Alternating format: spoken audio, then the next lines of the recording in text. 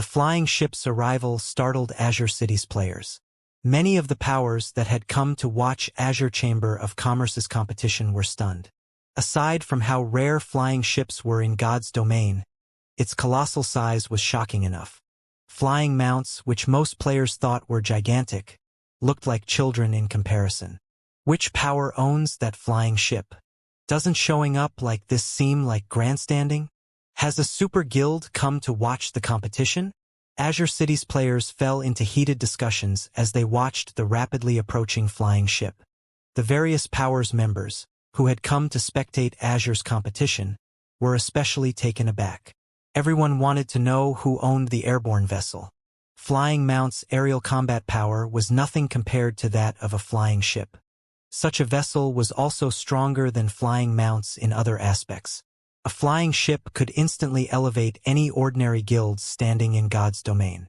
The guild's main force might even develop as quickly as the main force from a first-rate guild. While everyone discussed the ship's arrival, the flying ship drifted to a stop above the plaza in Azure's residence. When it landed, everyone eagerly stared at the ship's hatch, overcome with curiosity. Several cloaked players, all of whom had concealed their information and appearances, disembarked. One woman, however, wasn't wearing a black cloak. Rather, she wore luxurious, dark blue mage robes and instantly became the center of attention in the plaza. Players didn't just stare because of her powerful aura. Everyone was also astonished that she had actually reached level 113. She was the highest-leveled player they had ever seen. The white-haired elder from Violet Sword had already reached level 112. Yet this woman surpassed him by one level. She was obviously an extraordinary expert. Silent Wonder? Isn't she from the Long family? A level 110, Tier 3 ranger, who had come to watch the competition, wondered when he saw her statistics. Since when did the Long family have a relationship with such an astounding power? To think that, aside from the Zeus Corporation, the Long family has the support of such a powerful entity. It's no wonder why the Long family isn't afraid of the Zeus Corporation. The various spectating powers' upper echelons were surprised when they saw Silent Wonder. They had never considered that the Long family would have such a powerful foundation. For a time, these upper echelons reconsidered their views of the Long family. What grandeur! They actually arrived in a flying ship. Long Wushang, who watched from within Azure's residence, clicked his tongue as Zero Wings members emerged from the Crimson Dragon flying ship.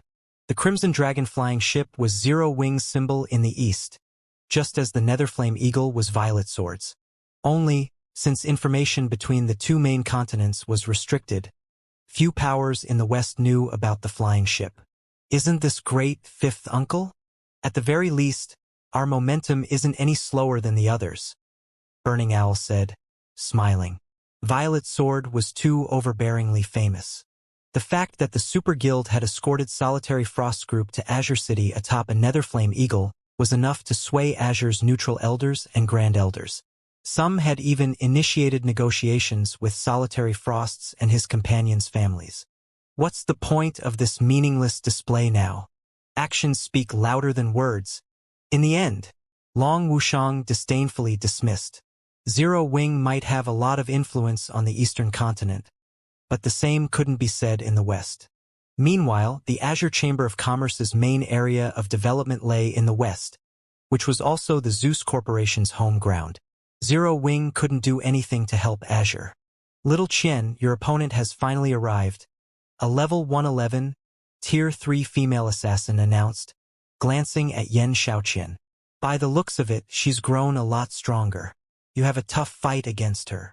A tough fight? Yen Xiaoqian only rolled her eyes. Calmly, she said, her alchemy techniques might be stronger, but she's no match for me in combat. The Long family's only decent fighter is Silk Moon. If she hasn't grown stronger since we last met, taking second place in this competition will be a breeze. Yen Xiaoqian's comment had been firm and without any hint of arrogance. She had said it as if it was just a normal fact. The female assassin didn't argue with her friend. What Yen Xiaoqian had said was true, after all. Their combat standards had considerably improved during their training with Violet Sword. and she had to admit that the veteran super guild was impressive. The Azure Chamber of Commerce was no match for Violet Sword when it came to nurturing experts. During Violet Sword's training, Yan Xiaoqian had grown tremendously. Many of Violet Sword's old monsters had even praised her for her talent. Now, she was only half a step away from the domain realm, and many of Violet Sword's old monsters were certain that she'd reach the realm soon. On the other hand, while Silent Wonder was an amazing alchemist, her combat talent was subpar in comparison. She hadn't even reached the Void Realm before the previous competition. Even if Zero Wing were capable and helped Silent Wonder reach the Void Realm, since that wouldn't change anything. Even between Void Realm experts, there was a massive difference in strength. While the female assassin and Yan Xiaoqian conversed, a middle-aged man with a chilling aura and pale complexion approached. This man was Duan Hanshan, the strongest member of the Duan family's second generation. Xiaoqian, I'm afraid you'll be disappointed this time. We just received news that Silk Moon won't be attending the competition for some reason. Nobody can get in touch with her. The entire Long family is panicking over the matter. Duan Hanshan interjected. Silk Moon isn't coming? Doesn't that mean the Long family is finished? The female assassin asked. Silk Moon was the Long family's last hope of securing one of the top 3 positions in this competition. If she had succeeded in earning one of those positions, the Long family would have retained its reputation. However, now that Silk Moon couldn't make it, the Long family had a bleak future ahead.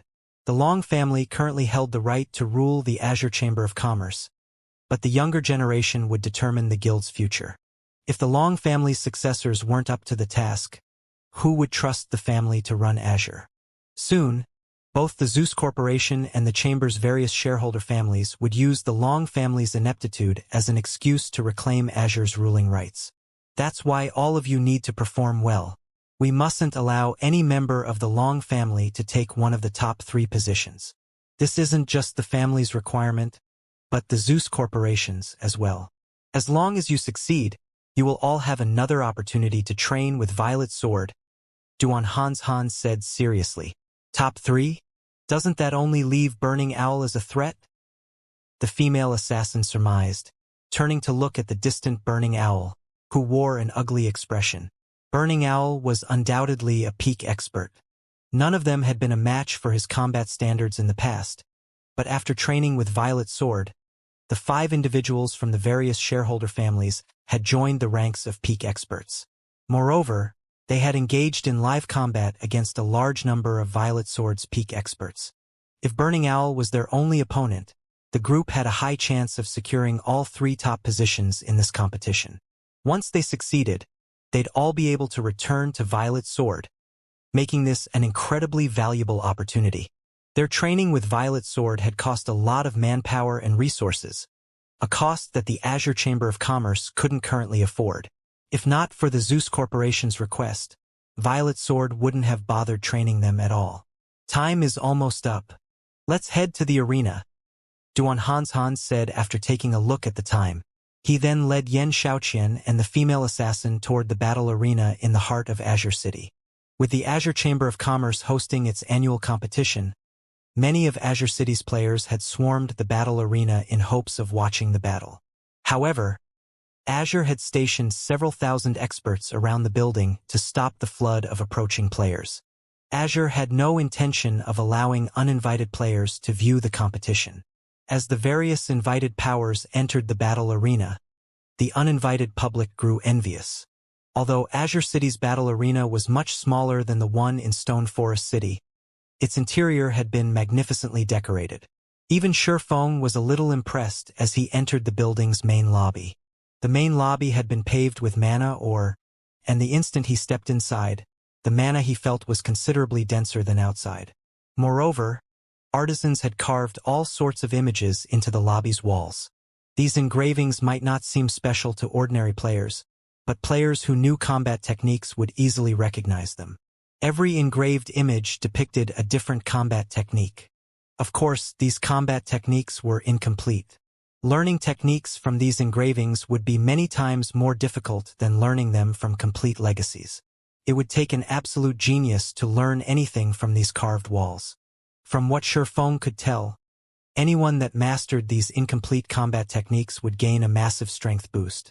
Most of these incomplete techniques were advanced rank or higher. Following an NPC, Sure Feng's group soon arrived in the largest arena within Azure City's battle arena. The room could easily accommodate over 10,000 spectators, and all of the stages within had been made with Mana Oregon. On these stages, players would be able to exhibit extraordinary combat power, making their fights far more interesting. By the time Sure Feng's group reached their seats, most had already been filled. The majority of the spectators were either talented newcomers from the various powers or Azure's core members. Excitement filled the air as everyone watched Azure's younger members approach the center stage, one after another. We already know who's taking first place, but I wonder who will earn second place? I think Vice Guild leader Burning Owl from the Long family has a high chance. He's already been acknowledged as the third strongest member of Azure's younger generation. I've also heard that he's recently mastered an advanced footwork technique, so he should have grown significantly stronger. Burning Owl might have been strong before, but times have changed. There's a rumor that quite a few members from the other families have reached the Void Realm. I think Burning Owl will have a hard time claiming one of the top 3 spots. All of the spectators had their guesses of who would secure the competition's second place. Everyone was certain that there were 6 candidates that could vie for the position, and all 6 had reached the Void Realm. However, nobody was certain which of these 6 candidates would succeed. After all, players could gain a massive amount of combat power from a single moment of inspiration once they had reached the Void Realm. Hence, all 6 candidates had a chance of taking second place. While the audience chatted amongst themselves, a middle-aged man in light gray leather armor with 2 long swords across his back took his place on the center stage. This man didn't look very old. At most, he should be in his 40s. His aura wasn't all that intimidating either. On the contrary, his aura was as calm as the surface of a lake on a summer day. When he took the stage, however, the arena fell silent. Crap! He's presiding over the competition this time. The GCPs it cost to watch this competition were really well spent. When the crowd saw the middle-aged man, their eyes glowed with excitement. This man was Sinful Flame, the Azure Chamber of Commerce's strongest member. It was rumored that he could even fight Netherworld Empire's #1 assassin and the commander of Mythology's strongest trump card legion to a standstill. He even ranked as one of the top 10 experts on the God's Domain experts list. Sinful Flame rarely appeared in public and generally focused on training for his rematch against Netherworld's assassin and Mythology's commander. With such a mythical individual before them, how could the crowd contain their excitement? Furthermore, during Azure's annual competitions, the first-place winner had the privilege of fighting the host. This meant that the audience would get to watch Sinful Flame in action. This was an incredibly rare opportunity. I won't bore you with nonsense. During past competitions, we have chosen 6 members from the first phase to participate in the main event. However, Azure has gained much over the last year. As many as 7 of our members have reached the Void Realm and beyond. Rather than the usual 6, we will choose 8 individuals to participate in the main event this year, Sinful Flame announced, glancing at the youngsters before him. Any of you who wish to challenge yourselves may begin, but because we have quite a few who have reached the Flowing Water Realm, every member may only challenge 2 opponents instead of the usual 3. Choose wisely. When Sinful Flame finished his opening statement, the central stage split into 8 smaller stages, each with a 60-yard radius. It gave Tier 3 players more than enough room to display their skills. In addition, the same rules applied to every stage. All players' basic attributes would be equalized. This would ensure that the fighters had to rely on their combat standards to win. Once the 8 stages settled in place, Solitary Frost and the other Void Realm or higher experts split up, choosing a stage. The other members from the various families hesitated to approach the 8th stage, however. Solitary Frost's team of 7 clearly had incredibly high combat standards, but the rest of the participating members had only reached the Flowing Water Realm. Challenging these 7 would only result in one outcome: defeat. None of them were foolish enough to waste their 2 challenge opportunities. If they took the 8th stage, however, they'd be forced to face numerous opponents. While they might be able to secure consecutive wins, every battle would expose more of their strength. This, in turn, would reduce their chances of winning. Why isn't anybody taking the 8th stage? Sinful Flame demanded. Aside from the usual rewards the guild has prepared for the top 3 victors, the Zeus Corporation has promised to send the top 8 fighters to train in Violet Sword's magical secret land. You should all cherish this opportunity. With that, excitement flashed in the participating players' eyes. Violet Sword occupied a magical secret land that came with a training ground that had survived since ancient times. Although training in this secret land wouldn't be as beneficial as their prior training with Violet Sword, it could help players rapidly improve. If they could spend some time in that secret land, breaking through to the Void Realm would be entirely possible. They might even become an elder in the guild. Suddenly, every one of these players made a mad dash for the 8th stage. Is Second Sister holding back? Burning Owl wondered in confusion as he glanced at Silent Wonder, who remained still even after the announcement. While everyone fought over the final stage, Silent Wonder turned and walked toward the first stage, where Solitary Frost waited. That's Solitary Frost's stage. Why is Silent Wonder going there? She's going to challenge Solitary Frost. Challenge Solitary Frost? Is she insane? The players that had been competing for the 8th stage paused, watching Silent Wonder approach the first stage. They were all curious to see what she planned to do. Second Sister? Even Burning Owl was confused as he watched. Even if Silent Wonder wanted to secure one of the top 8 positions, she shouldn't have started with Solitary Frost. Solitary Frost had always been stronger than the rest of Azure's younger generation, and now, after his training with Violet Sword, he was on a completely different level. Anyone that challenged Solitary Frost would only waste one of their opportunities. Yen Xiaoqian was just as astonished as she watched Silent Wonder from her position on the second stage. She might not have been surprised to see the Long family's Silk Moon challenge Solitary Frost, since she would actually have a chance of winning, but why would Silent Wonder challenge that monster of a player? This competition wasn't like the previous alchemy competition. They weren't fighting monsters this time, and superior levels and equipment couldn't help Silent Wonder here. On these 8 stages, everyone's basic attributes would be the same. Players would have to rely on their combat standards and techniques to win. Silent Wonder could never be a match for Solitary Frost in these aspects. Meanwhile, the audience was in an uproar as it watched Silent Wonder. The Long family's elders and grand elders in particular anxiously sat on the edge of their seats.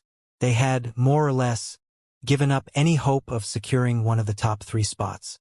They only hoped that Burning Owl could hold 4th place, and Silent Wonder would make it into the top 8. They could, to a certain extent, avoid embarrassment if 2 of their representatives ranked among the top 8 fighters. Whether or not the Long family retained its ruling rights over the Azure Chamber of Commerce would depend on Silent Wonder's obedience in training with Violet Sword. As long as she did, the Zeus Corporation would stop meddling in Azure's affairs, and the family would be safe. And yet, the foolish girl was about to waste one of her challenge opportunities on Solitary Frost. That girl is quite brave, Sinful Flame muttered, praising Silent Wonder as she stepped onto the first stage. Solitary Frost, on the other hand, showed no appreciation for Silent Wonder's courage. Rather, he seemed to look down on her. To challenge me directly, it seems you've improved quite a bit in Zero Wing Wonder, Solitary Frost said coldly. The selection for the 8 finalists had just begun, yet Silent Wonder had chosen to challenge him now. If she were truly powerful, she would be more than capable of facing off against him in the main event. By choosing him now, she was declaring to every player in the arena that he was an easy opponent. Essentially, she was trying to humiliate him. MHM, I have indeed improved in Zero Wing, so I'd like to test my limits on you, Silent Wonder honestly replied, nodding. I guess you're serious. Then, Solitary Frost reasoned, his anger subsiding as he realized that Silent Wonder wanted to fight him in earnest, not make fun of him. His expression shifted, becoming serious, and he pulled the silver greatsword from its sheath across his back. In that case, show me how much you've grown in your little guild. Thank you. Silent Wonder offered the words of gratitude, knowing Solitary Frost would take her seriously. There's no need for that. I appreciate all true challengers. I hope you won't disappoint me. During my training with Violet Sword, only Yen Xiaoqian withstood a few of my moves. The rest of our generation was too boring and weak to make me work for my victory, Solitary Frost said. By the time Solitary Frost finished his last statement, Sinful Flame had arrived in the center of the stage. Since you both agree, let the match begin, the older man announced after taking a good look at the two youngsters.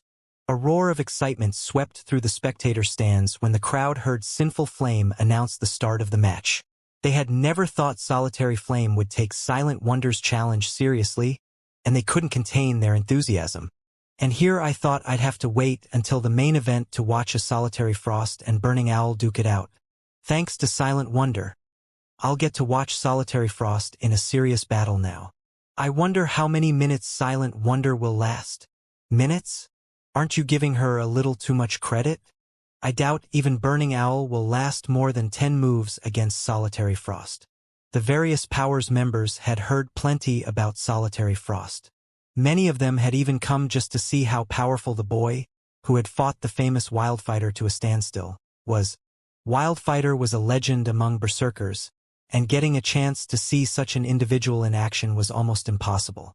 However, if Solitary Frost fought with all he had, they could get a feel for how strong Wildfighter was. Once Sinful Flame had initiated the match on the first stage, Solitary Frost and Silent Wonder moved to their designated positions and prepared for battle. I've heard that Yen Xiaoqian used to consider you a rival. In that case, I'll use the same move that defeated her against you. I hope you're ready. Solitary Frost wanted Silent Wonder, who stood 40 yards away. Suddenly, the young man split into 4 clones of himself. All 4 figures were identical and radiated similar auras, making them impossible to tell apart. The doppelgangers then split up and surrounded Silent Wonder. Are you kidding me? Solitary Frost is using 4 absolute phantoms so soon. The female Tier 3 assassin said from one of the other 7 stages, her jaw dropping as she watched Solitary Frost treat Silent Wonder as a true opponent.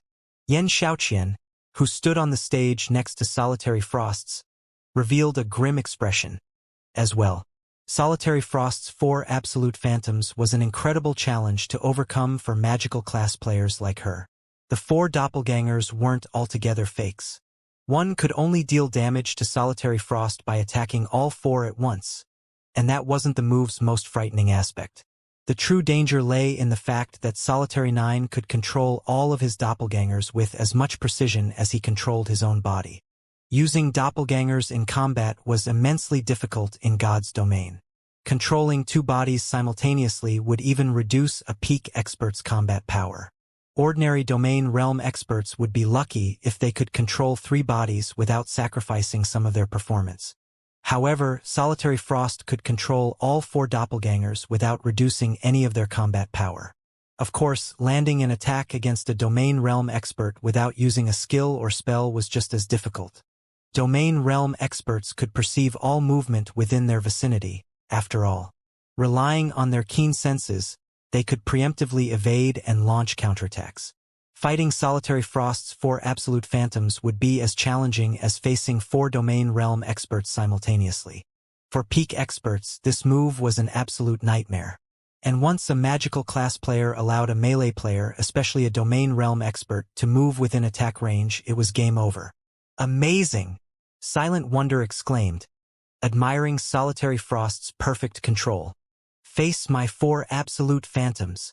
Silent Wonder's admiration wouldn't slow Solitary Frost down, and his 4 doppelgangers encircled their opponent, rapidly closing in. While Solitary Frost's doppelgangers drew closer, Silent Wonder began to wave her staff. For ice walls shot up from the stage around her, protecting her from all sides.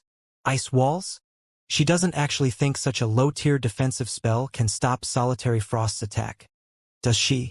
The female assassin couldn't help but laugh. The spell Ice Wall could only be enhanced to Tier 2. It wasn't anywhere near strong enough to stop a Tier 3 player's full-powered attack. The spell wouldn't even buy Silent Wonder any time. Boring. Silent Wonder's opening move disappointed Solitary Frost a little, but he didn't pause his assault. He immediately cancelled his 4 absolute phantoms before brandishing his greatsword. The weapon transformed into 3 identical copies before converging on the ice wall before him. Combat technique, triple heavy slash. Boom! As the greatsword crashed into the ice wall, a deafening boom filled the arena. How is that possible? Solitary Frost was stunned when his attack failed to deal any damage to the ice wall. Moreover, the recoil had left both of his arms numb, as if he had just struck an impenetrable wall. The audience was befuddled when they saw Solitary Frost's attack come to a grinding halt. It didn't break? But isn't it only a Tier 2 defensive spell? Did Solitary Frost mess up his attack? The players in the spectator stands were all extremely familiar with the spell Ice Wall. Before players had reached Tier 3, Elementalists had used the spell to help protect their MTs from Great Lord-ranked bosses' attacks. However, both Solitary Frost and Silent Wonder were both bona fide Tier 3 players. Although their basic attributes had been equalized, they both had the attributes of Tier 3 players. A Tier 2 Ice Wall could, at most, buffer a Tier 3 attack.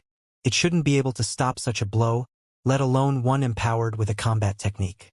A Tier 2 Ice Wall can actually stop a Tier 3 Berserker's combat technique at full strength? Burning Owl was just as confused as everyone else after seeing Silent Wonder's ice wall intact. He had fought Tier 3 Elementalists himself, but when they had used Ice Wall against him, the spell hadn't even stopped his normal attacks.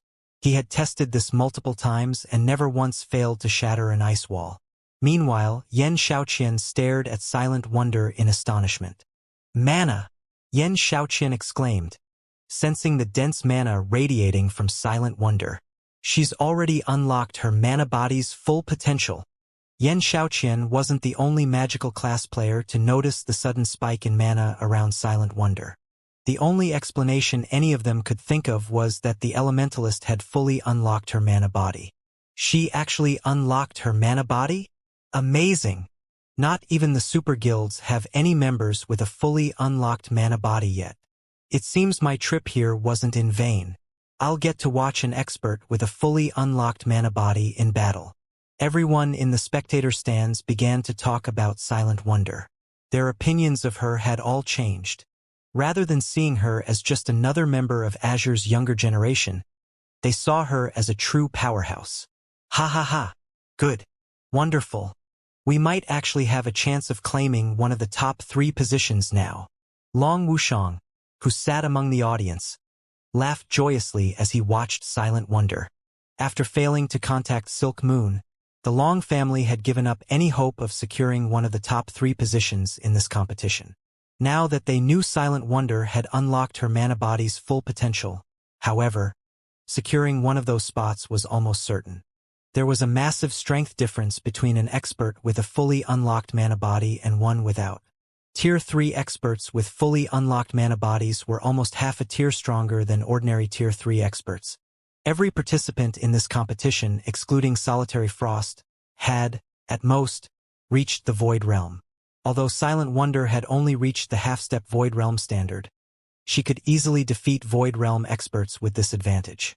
Not even Yen Xiaoqian, who was only a step away from the Void Realm, would be a match for her. You've fully unlocked your mana body? Solitary Frost's fighting spirit flared, a passionate flame dancing in his eyes, when he looked at Silent Wonder behind the ice walls. It's no wonder why you were bold enough to challenge me. I've never fought an expert with a fully unlocked mana body, so show me how powerful it truly is. The Berserker raised his greatsword and leaped into the air, aiming for the one area where Silent Wonder didn't have an ice wall's protection. Advanced combat technique, 7 consecutive flashes. The greatsword transformed into 7 streaks of light, covering the entire area within the ice walls and leaving Silent Wonder no room to dodge.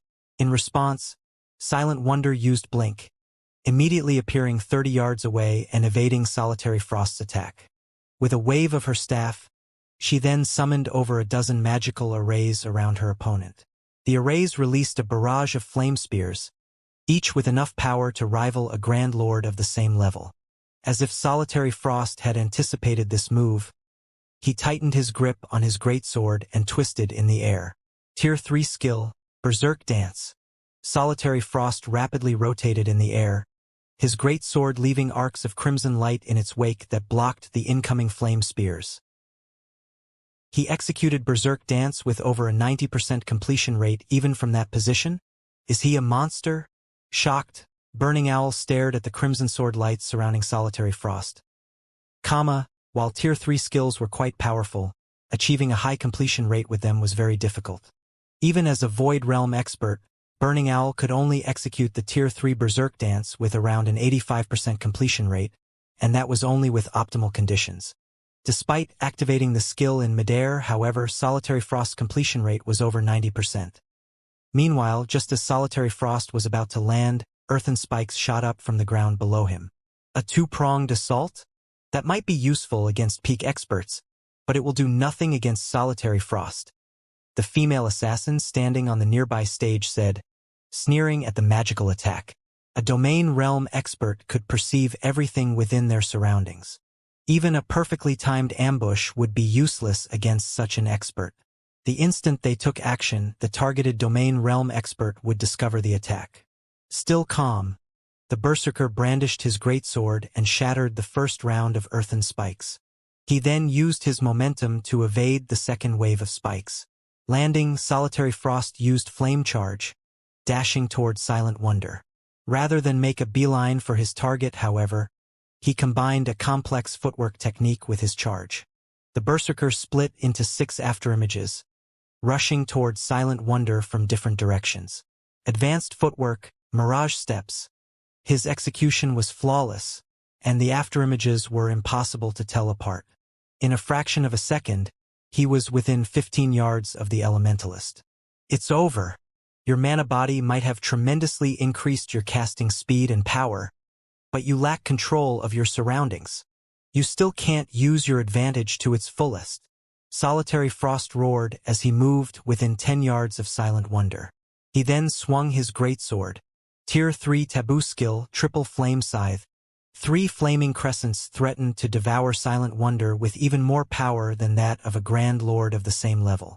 But, just before the attack landed, a gigantic, crimson magic array appeared beneath Silent Wonder's and Solitary Frost's feet. The instant the array completed, a towering pillar of fire exploded forth. Not only did the flames swallow the 3 flaming crescents, but it devoured Solitary Frost and Silent Wonder as well. What? A 3-pronged attack. She actually hit a red lotus of fire beneath her? Yan Shaoqian could not believe her eyes as she stared at the raging pillar of fire before her. Yan Shaoqian had assumed her rival had only prepared a 2-pronged attack. She had never dreamed that Silent Wonder would use herself as bait to lure Solitary Frost into the red lotus of fire, a Tier 3 curse. After 3 seconds, the flaming pillar subsided, revealing Solitary Frost's charred corpse on the stage.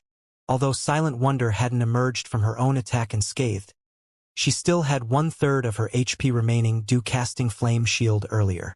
I might not have a good grasp on my surroundings, but when it comes to power and technique, I'm much stronger than you, Silent Wonder told the berserker's motionless corpse. From above the stage, a bell rang, signifying the end of the match. At the same time, the system announced Silent Wonder as the victory, momentarily silencing the stunned crowd. This is a joke, right? He even rivals Wildfighter. A player can become so strong after fully unlocking their mana body? Silent Wonder's victory flabbergasted everyone. There were quite a few peak experts in the audience as well as some domain realm experts. Hence, they hadn't had any trouble seeing and understanding what had happened in the battle between Solitary Frost and Silent Wonder. They were certain that Silent Wonder hadn't reached the Void Realm, and there was a massive difference between her and Solitary Frost. Even if her casting speed and spell power had greatly improved, thanks to unlocking her mana body's full potential, logically Solitary Frost should have been able to bridge the gap by relying on his superior combat standards when their basic attributes were on the same level. In fact, despite not being a match for the Elementalist head-on, Solitary Frost had evaded all of her attacks and targeted Silent Wonder's weak points during the first half of the match. In the end, however, Solitary Frost had still lost. How were they supposed to wrap their minds around this? Second Sister won? Just like that? Burning Owl was just as stunned as the players in the audience. He had thought that even if Silent Wonder was no match for Solitary Frost, no one else among Azure's younger generation could take on his second eldest sister. With her here, the Long family was practically guaranteed to retain its ruling rights in the Azure Chamber of Commerce. But he hadn't actually expected Silent Wonder to defeat Solitary Frost. Now, the other shareholder families had lost any excuse to threaten the Long family's position. Not even the Zeus Corporation would be able to complain about the family. Excellent. Magnificently done. Long Wushang was elated to see Silent Wonder still standing on the first stag, never dreamed that she'd be capable of launching a three-pronged attack against Solitary Frost. Not even his third eldest brother, Long Xianglong, would have the leeway to execute such a complex tactic against a domain realm expert. Long Wushang had assumed Silent Wonder would lose the match. He had never expected such a pleasant surprise. With this victory, Silent Wonder was now the strongest member of Azure's younger generation. Even if the Long family lost the Zeus Corporation's support, this achievement would ensure that the family wouldn't have to worry about its position in the Azure Chamber of Commerce. Now, the family's position was stronger than ever before. Just how did she manage to pinpoint her environment and opponent's behavior? Yen Xiaoqian muttered, staring at Silent Wonder. As a magical class player herself, Yen Xiaoqian knew Silent Wonder hadn't relied on luck to win the match. She had planned every move before the match had even begun. Although magical class players typically predicted their battle's progression beforehand, she had never seen anyone assess their opponent to such an extent. Silent Wonder's final move had been especially eye-opening, since she had taken into account how much damage her Tier 3 course would deal to her and her opponent. It was as if she had orchestrated the entire battle. Silent Wonder looked like a completely different person to Yen Xiaoqian right now. Her rival certainly hadn't shown such abilities during the alchemy competition. While everyone grumbled about their confusion and dissatisfaction over Silent Wonder's marvelous performance, Sinful Flame gazed up at the girl from below the stage, excitement flashing in his eyes. "Is something wrong, Elder Flame?" A Tier 3 guild elder, who acted as the deputy referee for this competition, asked when he saw Sinful Flame's elation. Sinful Flame had seemed bored when he had been tasked to host the family competition this year. He actually found the responsibility annoying, yet he now seemed excited and interested in a younger member of the guild.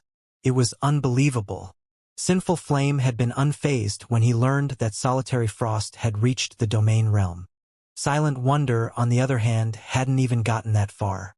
Although she had unlocked her mana body's full potential, she shouldn't be impressive enough to attract someone like Sinful Flame's interest. While unlocking one's mana body was a difficult endeavor for ordinary Tier 3 experts, it was only a matter of time for an expert of Sinful Flame's caliber. He was actually quite close to unlocking 100%, and would likely succeed in another 2 weeks or so.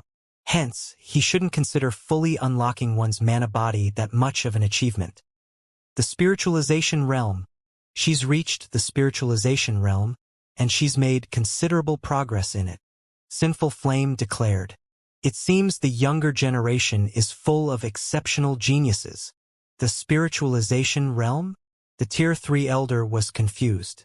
He had no idea what Sinful Flame was going on about. Before the elder could ask, however, Sinful Flame jumped onto the stage and approached Silent Wonder. "Isn't the match over already? What's Elder Flame trying to do? Was there a problem with the match?" The spectators were even more confused to see Sinful Flame on the stage. Normally, the system decided a match's outcome. Its judgment was far more accurate than players, after all. If both opponents died by the end of the match, the system could determine whether they had died at the same time or if there had even been a millisecond between their deaths. No player could do the same. This was why players relied on the main God system to judge all matches in God's domain, barring special circumstances. However, the results of Solitary Frost and Silent Wonder's match was clear. There was no chance either of them could have cheated since players weren't allowed to use berserk skills or tools on the stage. Players weren't even allowed to use the additional active skills they gained from their weapons and equipment. Hence, there shouldn't be any dispute over the outcome. However, The crowd began to doubt the fact as they watched the famous Sinful Flame take the stage. He would be able to spot far more details than they could, after all. Sinful Flame doesn't intend to deny the match's result, does he? The situation began to make Long Wushang nervous. We're talking about the system's judgment.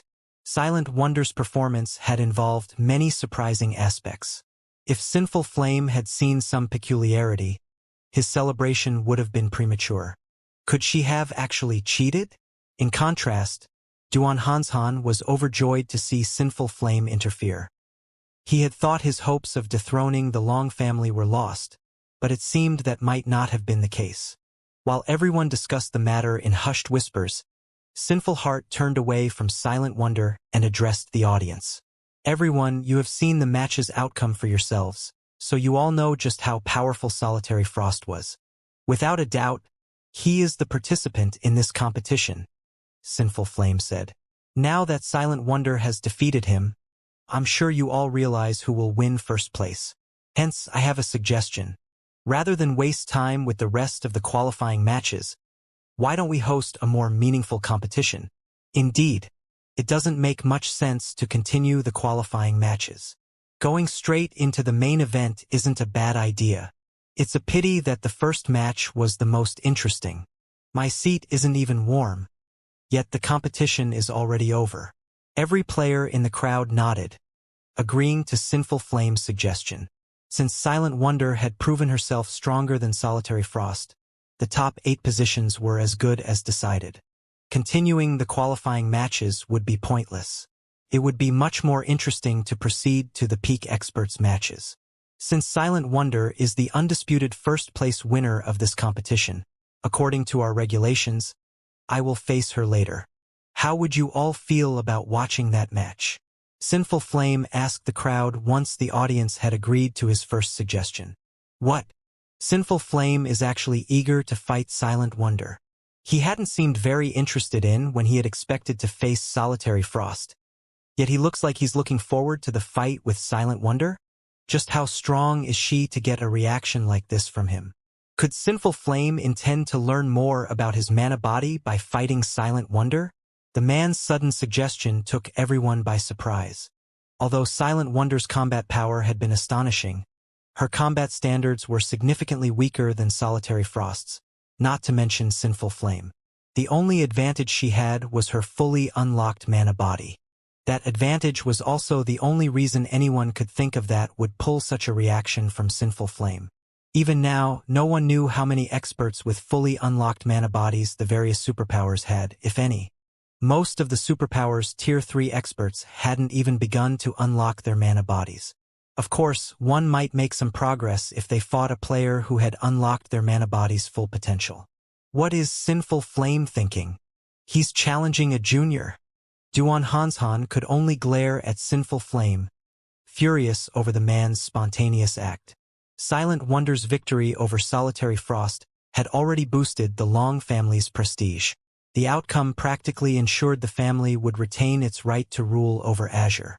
By challenging Silent Wonder, Sinful Flame would only elevate the Long family's reputation further. This would definitely drive many of the guild's neutral elders and grand elders to the Long family's side. Meanwhile, Yan Xiaoqian stared from a nearby stage, similarly stunned. How did things turn out like this? When at combat, Yan Xiaoqian had always been more talented than Silent Wonder. After training with Violet Sword, she had even grown beyond seeing Silent Wonder as a serious opponent. However, it turned out that she had been seriously overestimating her abilities. Not only was Silent Wonder much stronger than her, but one of Azure's old legendary individuals also wanted to challenge the Elementalist. This won't do. I must stop him. Otherwise, the Long family will become unstoppable in Azure. Duan Hanshan snarled, quickly contacting the competition's deputy referee. Just as the deputy referee, an elder working under the Duan family, was about to interfere, the spectators broke into cheers. You have my support, Sinful Flame. Stop wasting time and get this started. While I wouldn't have minded watching Solitary Frost face Sinful Flame, seeing the old man fight an expert with a fully unlocked mana body will be awesome. This is beyond awesome. This will go down in God's domain's history as a classic match. We'll get to see them pit power against technique. After their momentary shock over Sinful Flame's proposal, the various spectating powers members fervently voiced their support for his decision. Many people even began to shout, demanding Sinful Flame begin his match against Silent Wonder immediately. Good. Since the audience approves, what of our various elders? Sinful Flame asked, turning to address the various shareholder families' elders and grand elders, who were in the midst of trying to stop him. The audience followed his gaze, staring at the elders and grand elders, silencing them into complacency. If they dared to refuse Sinful Flame, they'd have to answer to everyone in the arena. Damn it! Sinful Flame is insane. Duan Hanshan turned ashen when he heard Sinful Flame's nonchalant question. Forget it. Let them fight. A white-haired old man in black robes said as he approached Duan Hanshan. This isn't necessarily a bad thing in any case. Sinful Flame might have raised that little girl standing, but if he kills her instantly, all of the glory the Long family just gained will be forgotten. Realizing the old man was right, Duan Hanshan and the various families' grand elders stopped trying to object. Since Elder Flame and the audience are so eager, this will be simple, Duan Hanshan said after calming down. He then looked at Sinful Flame and said, however, we need Wonder's agreement first. She just finished a match, and I'm afraid fighting a senior such as yourself so soon after. Sinful Flame nodded in response. His goal was very simple. He wanted to fight Silent Wonder. Some things could only be experienced firsthand, after all. He wanted to face the girl at her peak. However, before Sinful Flame could speak up, a crisp voice interrupted him. I'm fine. Besides, I'd actually enjoy a proper fight against Elder Flame to test the extent of my development, Silent Wonder said. Long Wushang, who watched from the stands, began to grow nervous. Why is this girl so foolish? That old ice demon is clearly provoking her. Anxiously, Long Wushang said, this won't do. I need to warn her. Even if the elders gave Silent Wonder some time to recuperate, it wouldn't be long, and even if she recovered all of the stamina and mana she had used during the prior match, her concentration couldn't recover that quickly. In a battle between high-caliber experts, concentration was more important than anything. Without her full concentration, this match might end as quickly as it began. If that happened, the glory Silent Wonder had earned for her family with her last victory would vanish. Long Wushang didn't have enough time to contact Silent Wonder before Sinful Flame returned his attention to the young woman. However, girl, while your fight with Solitary Frost was short, you expended a considerable amount of your concentration. I wish to fight you at your peak. I don't want to fight just for the sake of winning. I won't fight you in such a state. You best take some time to rest, Sinful Flame calmly said. Please, rest assured, Elder Flame. My match with Solitary Frost hadn't cost much effort. I don't need to rest, Silent Wonder definitively replied. Meanwhile, Solitary Frost, who had just resurrected below the stage, nearly fainted from rage. How arrogant! Silent Wonder was far too cocky. Even the spectating crowd seemed displeased with Silent Wonder's comment.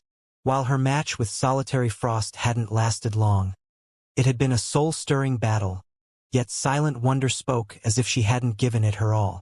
While it's good to be confident, Wonder, I don't want to hear any excuses when you lose too quickly, Duan Hanshan warned her softly. You worry too much, Elder Hanshan. A loss is a loss. I won't offer any excuses. Moreover, I haven't had enough training. There are many people in the guild who are stronger than me, even though we're the same age, so defeat wouldn't be unusual for me, Silent Wonder said. With her statement hanging in the air, the entire arena fell silent. Silent Wonder is so already strong. Yet she's saying that Zero Wing has members that are even stronger and around the same age? A boast. She must be boasting. The various super guilds don't even have many players that can rival Solitary Frost, much less Silent Wonder. That's right. Zero Wing might be quite famous in the East, but it shouldn't be able to nurture talents as well as super guilds. Azure's various shareholder families refused to believe Silent Wonder's claim, glaring contemptuously at her. Since that is the case, I have a suggestion.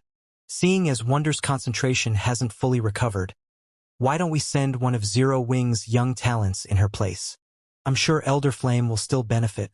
And didn't she just say that her guild has plenty of youngsters that are even stronger than her?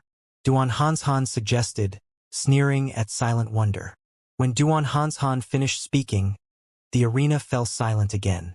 None of them had ever dreamed that he'd suggest such a thing. Vicious.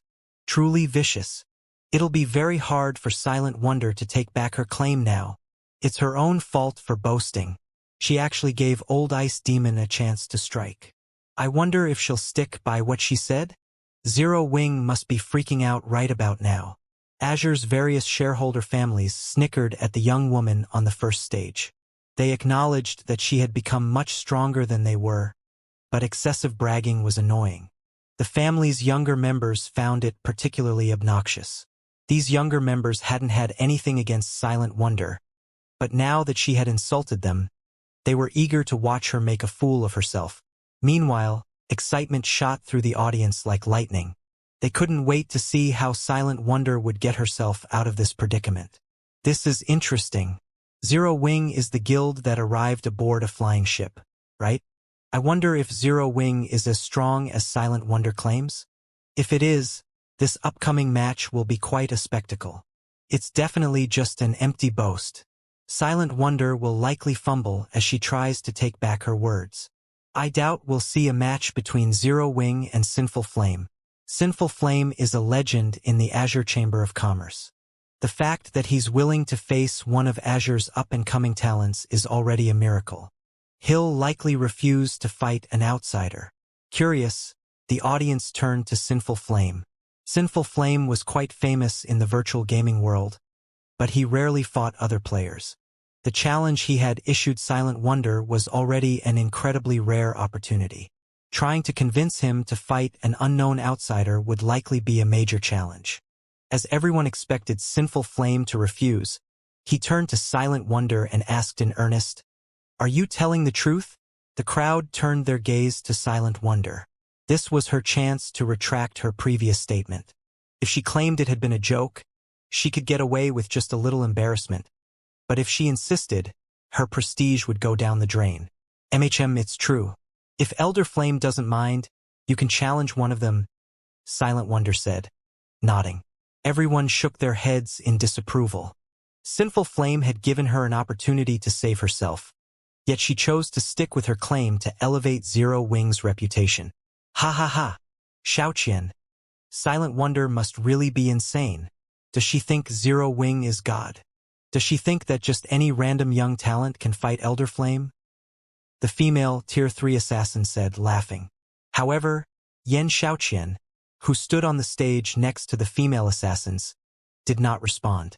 She knew that Zero Wing indeed possessed a monster capable of fighting Sinful Flame. That person was Zero Wing's guild leader, Black Flame. Black Flame was an individual that even Adolphe, the light saint of Divine Tribe, had to treat prudently. If Black Flame wished to salvage Zero Wing's reputation, he might actually face Sinful Flame. While Silent Wonder's reply surprised the crowd, Sinful Flame's eyes glowed with excitement. He then turned his gaze toward Zero Wing's members and asked, "May I know if anyone from Zero Wing is willing to take Wonder's place?" Sinful Flame's question hadn't been loud, but every word was laced with determination and power. He was obviously serious, and there was even a hint of anticipation in his tone. What? They're really going to fight? This is interesting. I wonder who Zero Wing will send. I've heard that Zero Wing's guild leader is extremely powerful, despite being relatively young. He is also one of the top 30 experts on the God's Domain experts list. It would be awesome if these two fought each other. The audience was beside itself, all too eager to watch the upcoming match. Everyone looked up to the top 30 experts on the God's Domain experts list. However, most players didn't get the chance to meet these experts, let alone watch a match between two of them. God's Domain was incredibly large, and barring special circumstances, the top 30 experts rarely crossed paths. The various major powers in the spectator stands weren't the only ones curious to see who Zero Wing would send to face Sinful Flame. Duan Hanshan was just as interested. In Duan Hanshan's opinion, the only person Zero Wing could send was Black Flame. During the alchemy competition, Black Flame had shocked everyone with his identity as a Tier 3 Sword King. Even the Long family's Long Xianglong had been forced to admit defeat. Since he had reached Tier 3 far sooner than anyone else, he was incredibly powerful. Based on appearances, Black Flame shouldn't be much older than Silent Wonder. Normally, as Zero Wing's guild leader, Black Flame wouldn't casually take action, but he might accept Sinful Flame's challenge to protect his guild's reputation. He was, after all, the only member of Zero Wing who could put up a fight. During the time the Long family and Duan family wondered if Black Flame would make a move, Shi Feng turned to the lithe figure beside him. "Violet, go fight him." "Understood." After a brief conversation, the woman beside Shi Feng bounced down from the spectator stands and onto the stage. She radiated the sacred aura unique to clerics. Is Zero Wing looking down on Sinful Flame? They're sending a cleric to fight. Everyone was shocked as they watched Violet Cloud make her way to join Sinful Flame on the stage. They never thought that Zero Wing would pull such a move. Even Azure's various shareholder families were astonished. Zero Wing was insane. While the cleric class played a role in combat, battle wasn't the class's priority. Sending a cleric against Sinful Flame, Azure's publicly acknowledged strongest member, was a mockery. Although Violet Cloud hid her statistics with a black cloak, she didn't bother to conceal her appearance. Everyone could clearly see that she was much younger than Silent Wonder, still a teenager. Not only had Zero Wing sent a cleric to face Sinful Flame, but she was also just a young girl. This was a blatant insult. Zero Wing is dead for sure now. Even if Silent Wonder's boast is true, does the guild have to send such a young lady to fight? Elder Flame must be furious. The female Tier 3 assassin covered her eyes with a hand. She could bear to watch what would happen next. Sinful Flame had always been a serious fighter, and to improve his skills, he pushed himself so hard that others thought him a lunatic. One could easily imagine how enraged Sinful Flame must be with Zero Wing mocking his strength. The man would definitely vent his anger out on Violet Cloud with a good beating. Sinful Flame chose this moment to release his aura, which burst from him, spreading to his surroundings like a powerful tsunami and threatening to devour all in its path. Even Solitary Frost, who stood below the stage, felt suffocated as he bathed in Sinful Flame's aura. "So, this is our guild's strongest expert?" Solitary Frost could not help his grin when he sensed the elder man's killing intent. Solitary Frost had assumed that he could put up a good fight, even if he couldn't defeat Sinful Flame. In this competition's matches, the fighter's basic attributes were equalized, after all. It would be a match purely involving combat techniques. However, looking at the man now, it seemed he had merely been dreaming. He'd be lucky if he survived a few moves against Sinful Flame, much less put up a good fight. However, despite sensing Sinful Flame's unrestrained aura, Violet Cloud leisurely walked toward the center of the stage, stopping before Sinful Flame. "Shall we begin?" Violet Cloud asked sweetly. The entire arena momentarily fell silent at Violet Cloud's words as everyone stared at the cleric girl in astonishment. Is she tired of living? Sinful Flame had already made his dissatisfaction with this upcoming match very clear through his behavior. If not for him serving as the host of this important competition, everyone was certain he would have slaughtered her already. While this was only a fighting competition without any death penalty, Sinful Flame could kill his opponent any way he wanted. Meanwhile, there were plenty of methods he could employ to humiliate Zero Wing. What is Black Flame trying to do? That's Sinful Flame. We'll lose the independent elders and grand elders' support if we anger him. Without them, how is Wonder supposed to negotiate with the Zeus Corporation? Long Wushang grew nervous as he glanced at Shi Feng, who remained seated calmly in the spectator stands.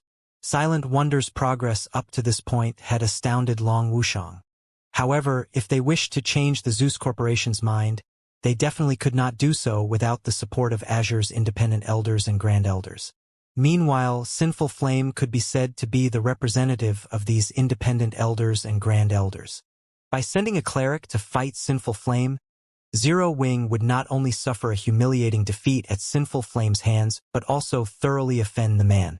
This was the height of foolishness. At this moment, let alone Long Wushang, even the members of the other shareholder families were at a loss for words at this situation.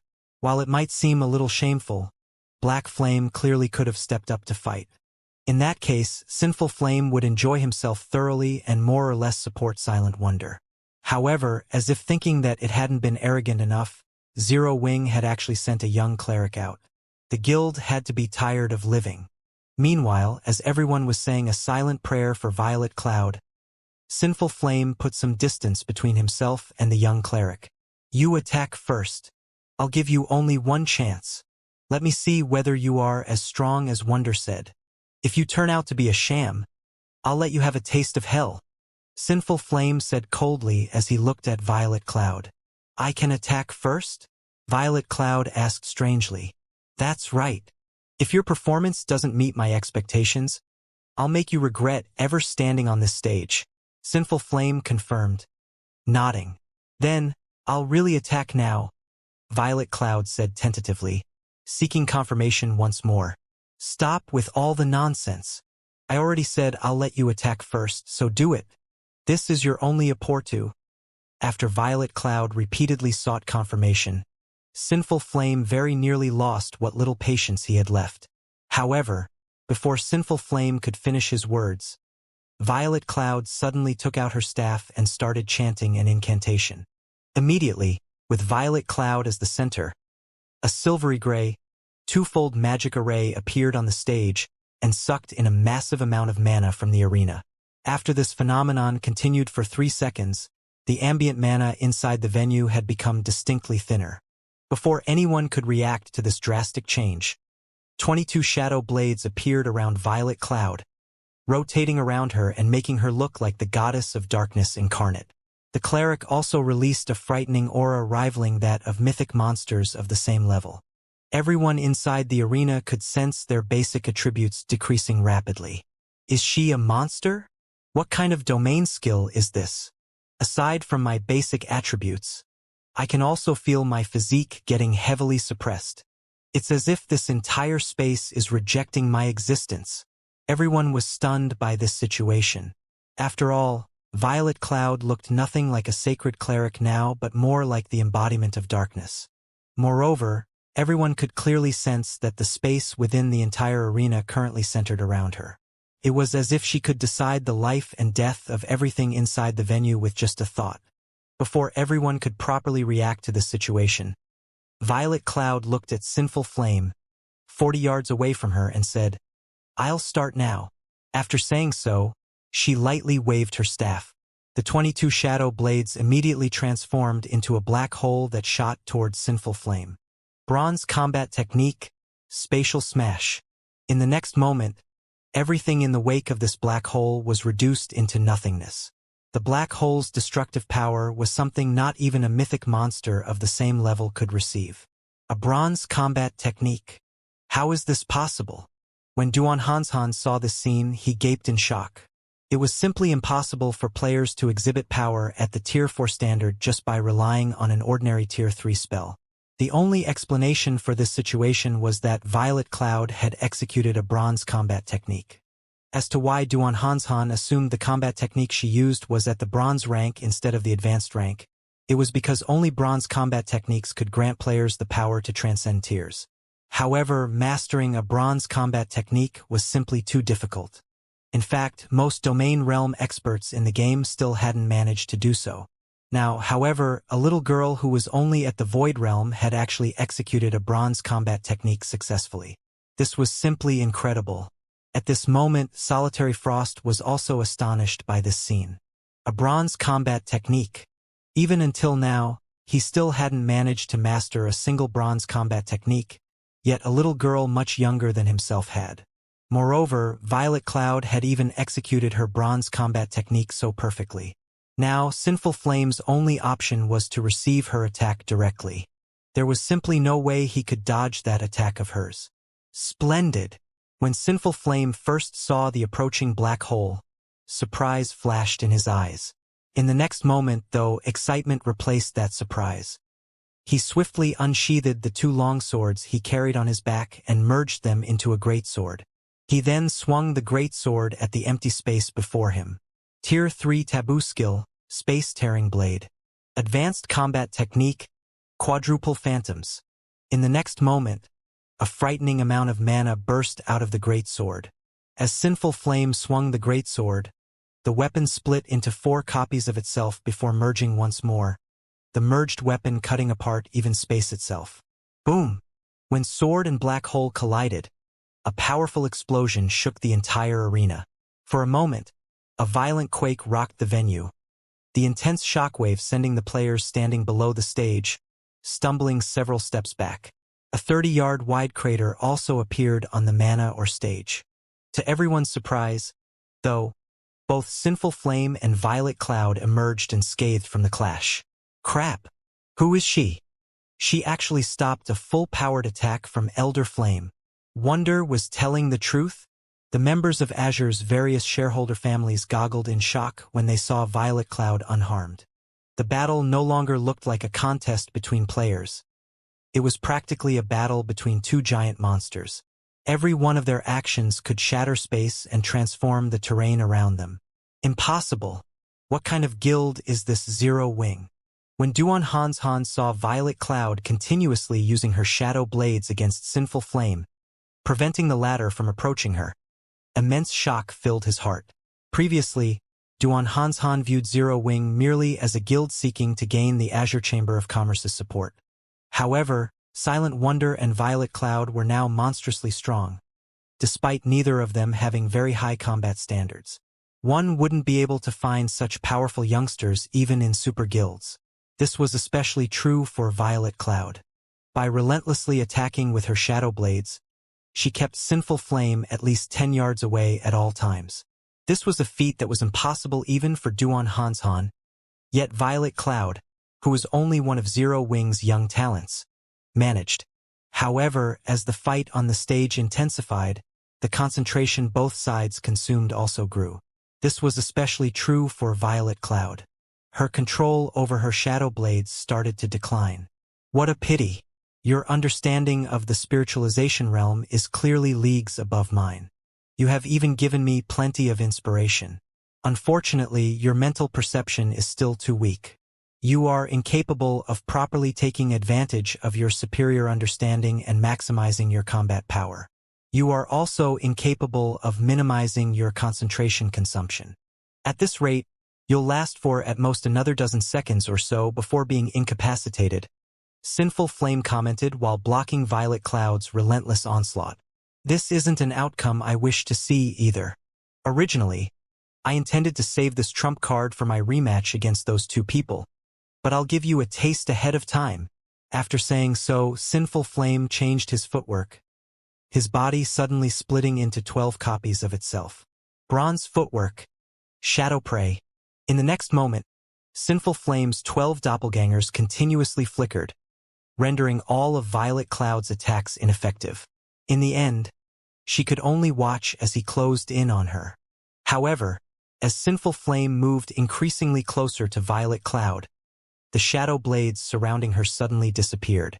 From an outsider's perspective, it looked as if she had given up on resisting and was waiting quietly for his arrival. What's going on? Did she give up? That's reasonable. Who could possibly stop such an attack? The fact that she lasted until now already makes her one of the top-ranking existences among the younger generation in God's domain. When the spectating crowd saw Violet Cloud apparently abandoning her struggle, none of them jeered or blamed her for doing so. It was very normal for Violet Cloud to suffer defeat. After all, even among the older generation of gamers, very few people could win against Sinful Flame. When Sinful Flame got within 15 yards of Violet Cloud, the cleric suddenly sighed and stabbed her staff into the ground. Indeed, just like the guild leader said, I am no match for you when it comes to combat standards. I am also incapable of bridging the gap, even with my mana body's potential fully unlocked. It seems I have no choice but to go all out. This is a trump card that even my guild leader isn't aware of. Violet Cloud's body started radiating much denser mana than before, her mana now many times stronger than Silent Wonder's. At the same time, The suppression effect of the cleric's domain became even more frightening. So powerful that the phantom's sinful heart had summoned had decreased from 12 to 8.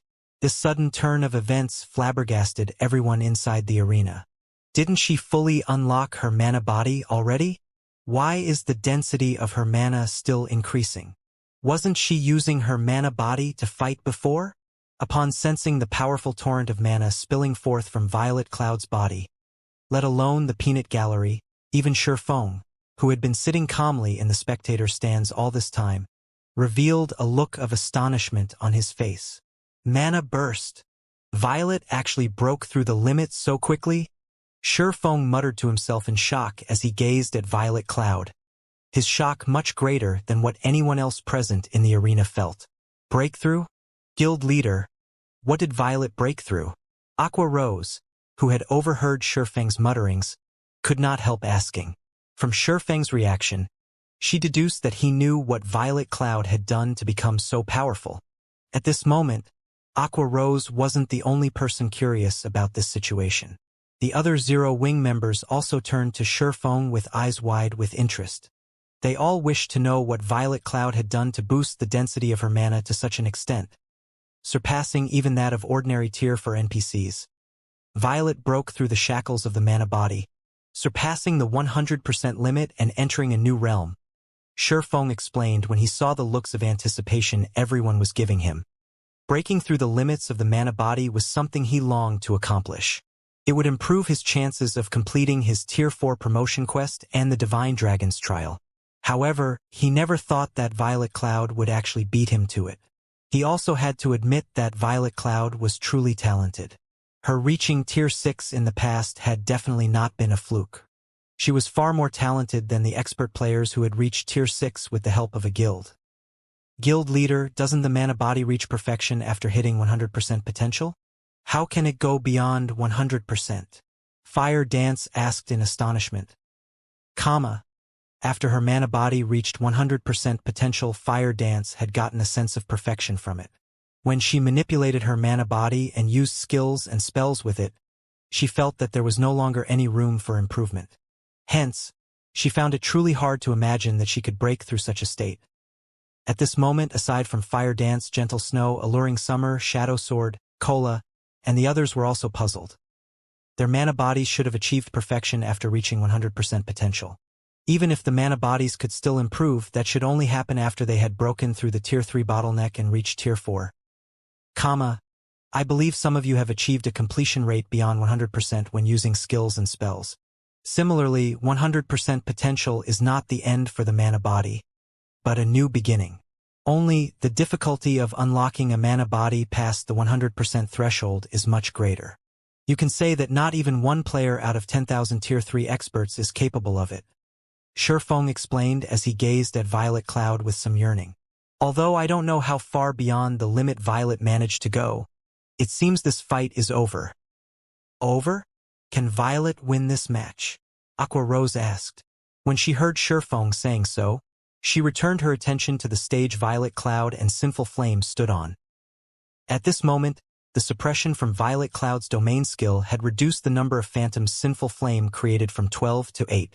This meant a 30% decline in Sinful Flame's combat power, at the very least. Even so, Violet Cloud's chances of winning still weren't good. After all, she still had to deal with a considerable number of phantoms. She might be able to slow down Sinful Flame's approach, but she wouldn't be able to stop him from reaching her. Meanwhile, so long as a magical class allowed a melee class to get within attacking range of them, the battle would be as good as over. It might be a different story if Violet Cloud's opponent weren't a melee player but a magical class player instead. In that case, victory would definitely be possible. After all, the mana Violet Cloud currently exuded was incredibly frightening. With such mana, she could exert a powerful influence over the ambient mana around her, making it difficult for nearby magical class players to wield the ambient mana. She would have an overwhelming advantage over her opponent. Unfortunately, not only was Sinful Flame a melee player, but his class was the peak hidden class, Shadow Knight. The Shadow Knight class was like a fusion of the Assassin, Berserker, and Guardian Knight classes. It possessed the agility of Assassins, the strength of Berserkers, and the defense of Guardian Knights. To top it all off, Sinful Flame also had incredibly high combat standards. These were the reasons why Sinful Flame was publicly acknowledged as the strongest player in the Azure Chamber of Commerce. With such an opponent, Aqua Rose found it inconceivable that Violet Cloud could win. After all, stronger mana simply made Violet Cloud's skills and spells more powerful. However, skills and spells that couldn't land on their targets were useless. At this moment, Aqua Rose wasn't the only person with such thoughts. Everyone spectating this fight shared similar thoughts. After all, this was common sense in God's domain. While having powerful mana was indeed helpful to players, this advantage came into play mainly when dealing with monsters. Amazing! You are actually capable of elevating your combat power that much. With just this move, you can confidently seat yourself among the top 3 of God's domain's younger generation. Sinful Flame praised when he saw the eruption of mana from Violet Cloud. However, he did not stop his actions in the slightest. On the contrary, he further sharpened them instead. When Sinful Flame got within 10 yards of Violet Cloud, he split his greatsword into 2 longswords again and brandished them to create over 24 phantom snakes. Not only was every phantom snake incredibly nimble, but they also accurately struck at Violet Cloud's blind spots and vital points, leaving her no room to dodge or block at all. Tier 3 skill, Shadow Assault. Advanced combat technique, Phantom Snakes. Sinful Flame had perfectly integrated his Tier 3 skill with his advanced combat technique, his attack making it seem as if more than 24 Grand Lords were attacking Violet Cloud simultaneously. Upon seeing this, everyone could not help but gasp. Is he still human? He's actually capable of launching over 24 attacks rivaling the power of a Grand Lord simultaneously. Who could possibly stop that? So, this is Sinful Flame's trademark move technique integration? If I could learn even a portion of this technique, I would be unbeatable in a kingdom. But that girl from Zero Wing really is amazing. She's forced Sinful Flame to reveal his trademark move time after time. Even if she loses, she'll still rank at the top among God's domain's younger players. Although the members of the various spectating powers were in awe of Sinful Flame's techniques, they also felt admiration and envy for Violet Cloud. After all, despite her youth, Violet Cloud was pressuring a legendary individual like Sinful Flame. With such talent, Violet Cloud's future would definitely be dazzlingly bright. Given a few more years, she might become a legendary individual herself in the virtual gaming world. Meanwhile, when the 24 or so phantom snakes arrived within 1 yard of Violet Cloud, the cleric finally made a move. Disappear, Violet Cloud commanded in a low tone. Every phantom snake trying to attack her instantly vanished. Before anyone could react to the situation, the dense mana surrounding Violet Cloud transformed into shadow blades once more. This time, however, Violet Cloud had summoned 36 shadow blades. Moreover, every shadow blade left behind a pitch-black wake as they rotated around Violet Cloud. Spatial tears? Impossible! Everyone was stunned at the sight of the shadow blades rotating around Violet Cloud. The power of the shadow blades Violet Cloud summoned previously had merely rivaled that of Grand Lords. Only when she executed a bronze combat technique using the shadow blades had she exhibited power at the Tier 4 standard. However, executing bronze combat techniques consumed a lot of concentration. Hence, Violet Cloud couldn't execute Tier 4 attacks anytime she wanted. She had to wait for an opportunity to land a decisive blow. Now, however, every one of her shadow blades carried power at the Tier 4 standard. The increase to her combat power was simply unfathomable.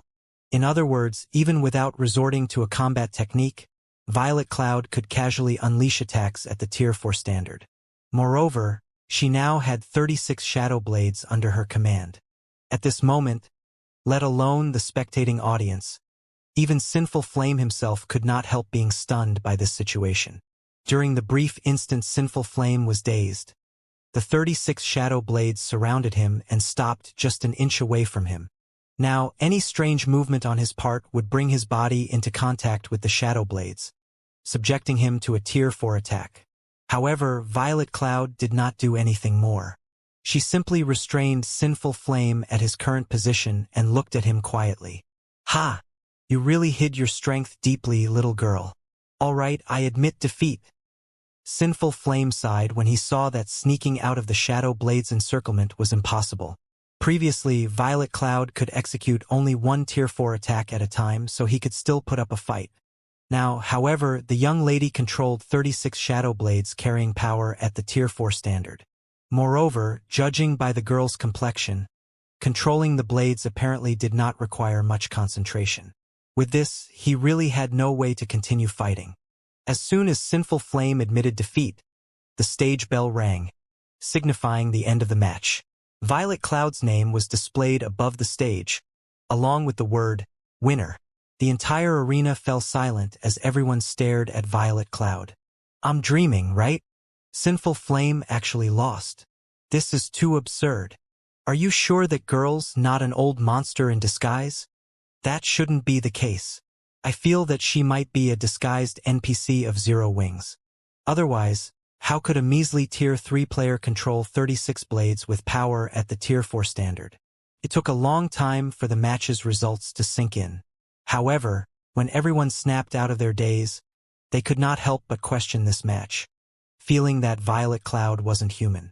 Sinful Flame's strength was deeply rooted in everyone's hearts. Nobody present had believed that Violet Cloud could defeat him. In fact, they had initially doubted that she could even get him to take her seriously. However, Violet Cloud had not only gotten Sinful Flame to use his full strength but even defeated the man. Moreover, she had achieved such an overwhelming victory that Sinful Flame couldn't retaliate and had no choice but to concede the battle. The spectators couldn't wrap their heads around the thought of such a huge disparity in combat power between Violet Cloud and Sinful Flame. Sinful Flame represented the very apex of players in God's domain, yet a little girl in her teens just surpassed this apex, and had even done so in a situation where both sides possessed equal basic attributes. Violet Cloud's achievement defied common sense. While everyone present had seen geniuses before, even those geniuses had their limits. Violet Cloud could no longer be considered just a genius. After all, her achievements were simply impossible for current players. At this moment, let alone the various spectating powers, even the members of Azure found this situation unbelievable. This was especially true for Solitary Frost and Duan Hanshan, who stood below the stage. Wonder wasn't bluffing. When Solitary Frost thought back to the words Silent Wonder said before, he was stunned. What kind of guild is this Zero Wing? When Silent Wonder declared that there were much younger and stronger people than herself in Zero Wing, Solitary Frost had felt that she was only trying to advertise and uplift her guild. Back when he was undergoing training at Violet Sword, he had sparred with many of Violet Sword's young talents. However, less than a handful of them managed to put up a fight against him, much less defeat him. The fact that Silent Wonder surpassed him was already a miracle. Moreover, even on the Eastern continent, Zero Wing was only a pseudo-superpower. How could such a guild nurture a youngster that was stronger than Silent Wonder? Now, however, it was proven that not only had Zero Wing produced a youngster that was much stronger than Solitary Frost, but the youngster in question was even stronger than the legendary Sinful Flame. How can a little girl from Zero Wing become that strong? Could this be why the Long family insists on letting Silent Wonder remain in Zero Wing? Duan Hanshan suddenly felt enlightened as he looked at Violet Cloud before turning his gaze to Long Wushang and the other members of the Long family. Duan Hanshan was well aware of Silent Wonder's combat talent. Let alone the Long family's Silk Moon, Silent Wonder was inferior to even Yen Shaoqian in this regard. Needless to say, she was even more inferior to the combat maniac Solitary Frost. Previously, when Silent Wonder defeated Solitary Frost, Duan Hanshan could still dismiss the feat as a result of Silent Wonder having an epiphany. After all, while Silent Wonder's talents were inferior to those of the other prodigies of Azure, she was still undoubtedly a prodigy herself. It wouldn't be strange for her to raise her combat power by a large margin after gaining fresh insight. However, Violet Cloud's performance forced Duan Hanshan to conclude that Silent Wonder's sudden growth shouldn't have anything to do with gaining enlightenment at all. Instead, Zero Wing was most likely the cause. After thinking up to this point, Duan Hanshan started pondering on new plans. For Azure's various shareholder families, the younger generation represented their future. The members of the younger generation would also serve as the guild's representatives in the future. Hence, nurturing the younger generation in Azure was of paramount importance. In virtual reality games, so long as one had sufficient strength, there wouldn't be a need to worry about lacking a path. This was especially true in God's domain, which functioned as a second world for humans. God's domain could even extend the lifespan people could experience by a large margin. For people with strength, God's domain's appearance represented the start of a golden era. This was also the reason why Azure's various shareholder families were desperately trying to retain the Zeus Corporation's support. In God's domain, strength was the foundation of everything. Without strength, one would be nothing. However, while Duan Hanshan was having such thoughts, Long Wushang, who stood some distance away from him, remained in a daze. At this moment, complicated feelings roiled Long Wushang's heart. He simply did not know whether to cry or laugh. Not only had Silent Wonder won against Solitary Frost and shone brightly in the family competition, but she had even received a challenge from Sinful Flame, which boosted the opinion of Azure's independent elders and grand elders of her. Now, Violet Cloud had even beaten Sinful Flame, a feat nobody had ever dreamed of accomplishing. Zero Wing's ability to nurture talents truly surpassed Long Wushang's imagination. With Zero Wing's help, the Long family might really be able to do without the Zeus Corporation's support. After all, the Long family had funds aplenty. What they needed were only the Zeus Corporation's various resources and connections. When Long Wushang thought back to how he was planning to negotiate with Zero Wing to have it stop hindering Silent Wonder's future, he found his thoughts laughable. Meanwhile, as everyone was expressing doubt and astonishment over this match, Sinful Flame walked up to Violet Cloud. "I don't care what others say. I am sincerely convinced of my loss," Sinful Flame said earnestly as he looked at Violet Cloud. "Only, may I ask you a question?" "What is it?" Violet Cloud asked. Since Sinful Flame was so open-minded about his defeat, she did not refuse his question. Upon hearing Violet Cloud's response, Sinful Flame quickly asked, "How did you manage to elevate the density of your mana to such an extent just now? Didn't you fully unlock your mana body already?" He was filled with curiosity about Violet Cloud's sudden transformation. At the start of the fight, he had already sensed the mana Violet Cloud's body radiated, which made him absolutely certain she had fully unlocked her mana body already. The spells she used later on only served to confirm his conjecture. However, at the end of the match, the density of the mana she radiated and the power of her spells had further increased by a large margin. He simply couldn't understand how she had accomplished this feat. "It's nothing. I just managed to break through the 100% limit of my mana body. Hence, I was able to release much stronger mana," Violet Cloud explained calmly. The fact that the mana body could be unlocked past the 100% threshold wasn't much of a secret. In her opinion, it was only a matter of time before an expert like Sinful Flame accomplished this feat as well. After all, if even she could break through the 100% limit, there was no way Sinful Heart, who boasted much higher combat standards than she did, could not. She had managed to do so much sooner than Sinful Flame only because of the many resources Zero Wing had provided. You can actually unlock the mana body past the 100% threshold?" Sinful Flame exclaimed in surprise. Currently, he was already close to unlocking 100% of his mana body's potential.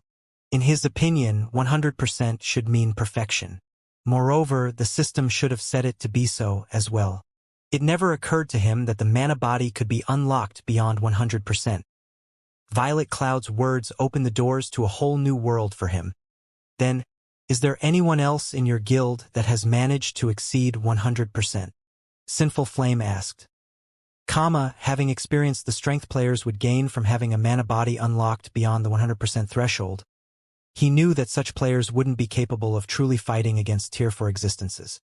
However, they would still be dosed to rivaling Tier 4 existences and were on a completely different level from ordinary Tier 3 existences.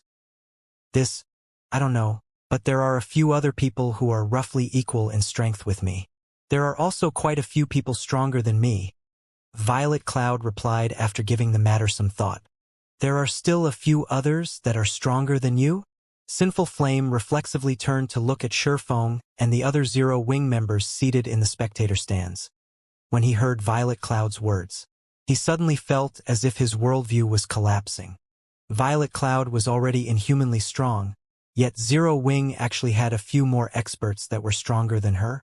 Just what kind of guild was Zero Wing? However, the discussions did not continue for long before Azure's family competition resumed. Only, the subsequent matches paled in comparison to the first 2 matches of this competition.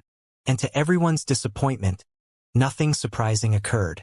In the end, Silent Wonder won first place in the competition, Solitary Frost came in second, with Yen Xiaoqian in third, and Burning Owl in fourth. The Long family thoroughly occupied the spotlight for the competition this time.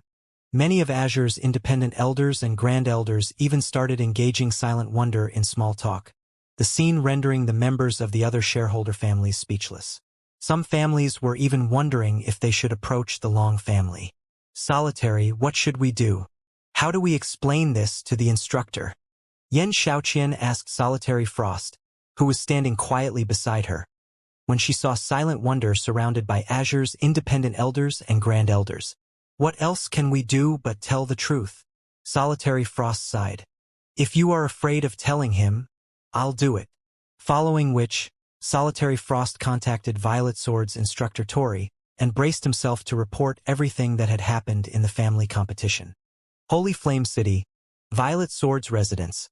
Inside an ancient castle made out of meteorite, over 50 level 100+ players were currently sparring and training various combat techniques. Not only did these players possess very high combat standards, with even the weakest person being at the Refinement Realm standard and the majority being at the Flowing Water Realm standard, but every one of them could also smoothly integrate their skills or spells with their combat techniques. Their level of skill was far superior to ordinary Refinement Realm experts. All of you work harder.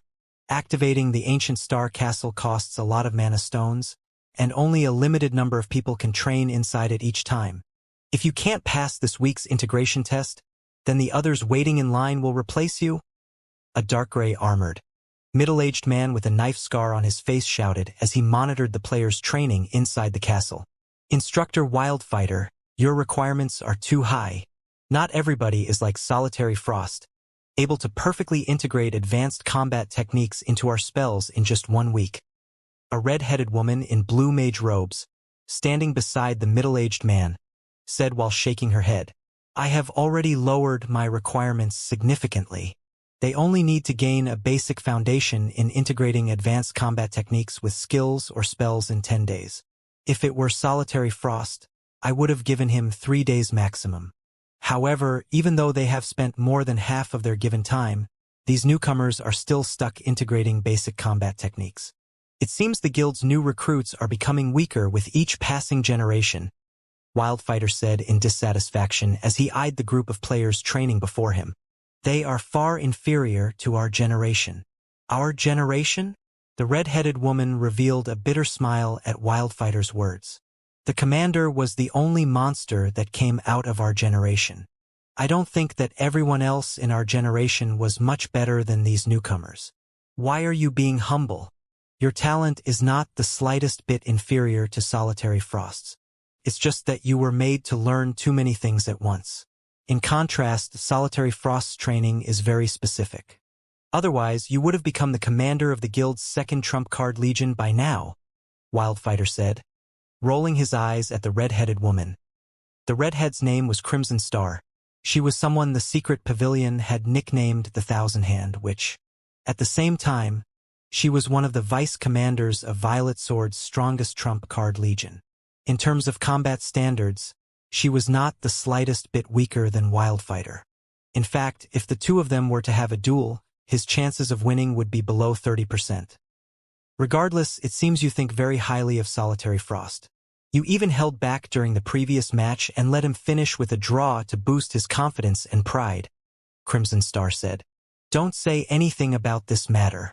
I might have held back that time, but only my trump card. Solitary Frost is still very young, with plenty of room for growth. It is only a matter of time before I lose to him, Wildfighter said, smiling. Moreover, Isn't it because of that battle that Instructor Tori became willing to teach him? That's true. I never thought that Instructor Tori would still be willing to teach someone. I was quite surprised when I heard about it. It's a pity that the guild lacks master lifestyle players, and producing that item takes too much time. Otherwise, Solitary Frost could enter the ancient secret land and receive Instructor Tori's personal guidance. If that happened, he'd definitely be able to beat you once he came out of the secret land, Crimson Star said, nodding in agreement with Wildfighter's words. I believe it won't be long before that changes. Now that Solitary Frost's group have returned to participate in Azure's family competition, the Long family's fate is sealed.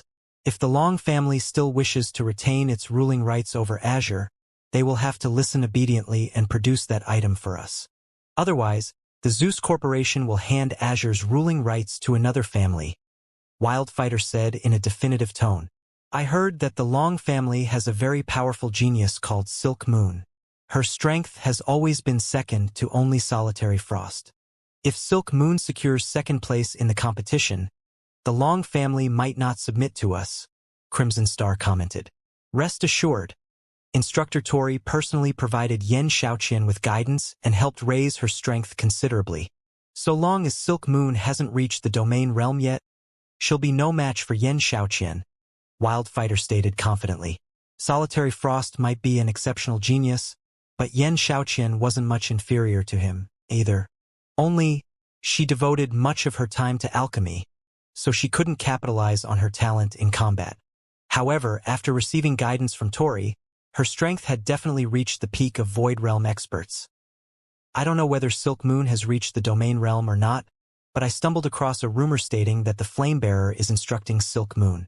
While I still haven't confirmed the specifics of this information, the friend I got it from says the source is reliable, so there's a 90% chance that it's true, Crimson Star warned. What?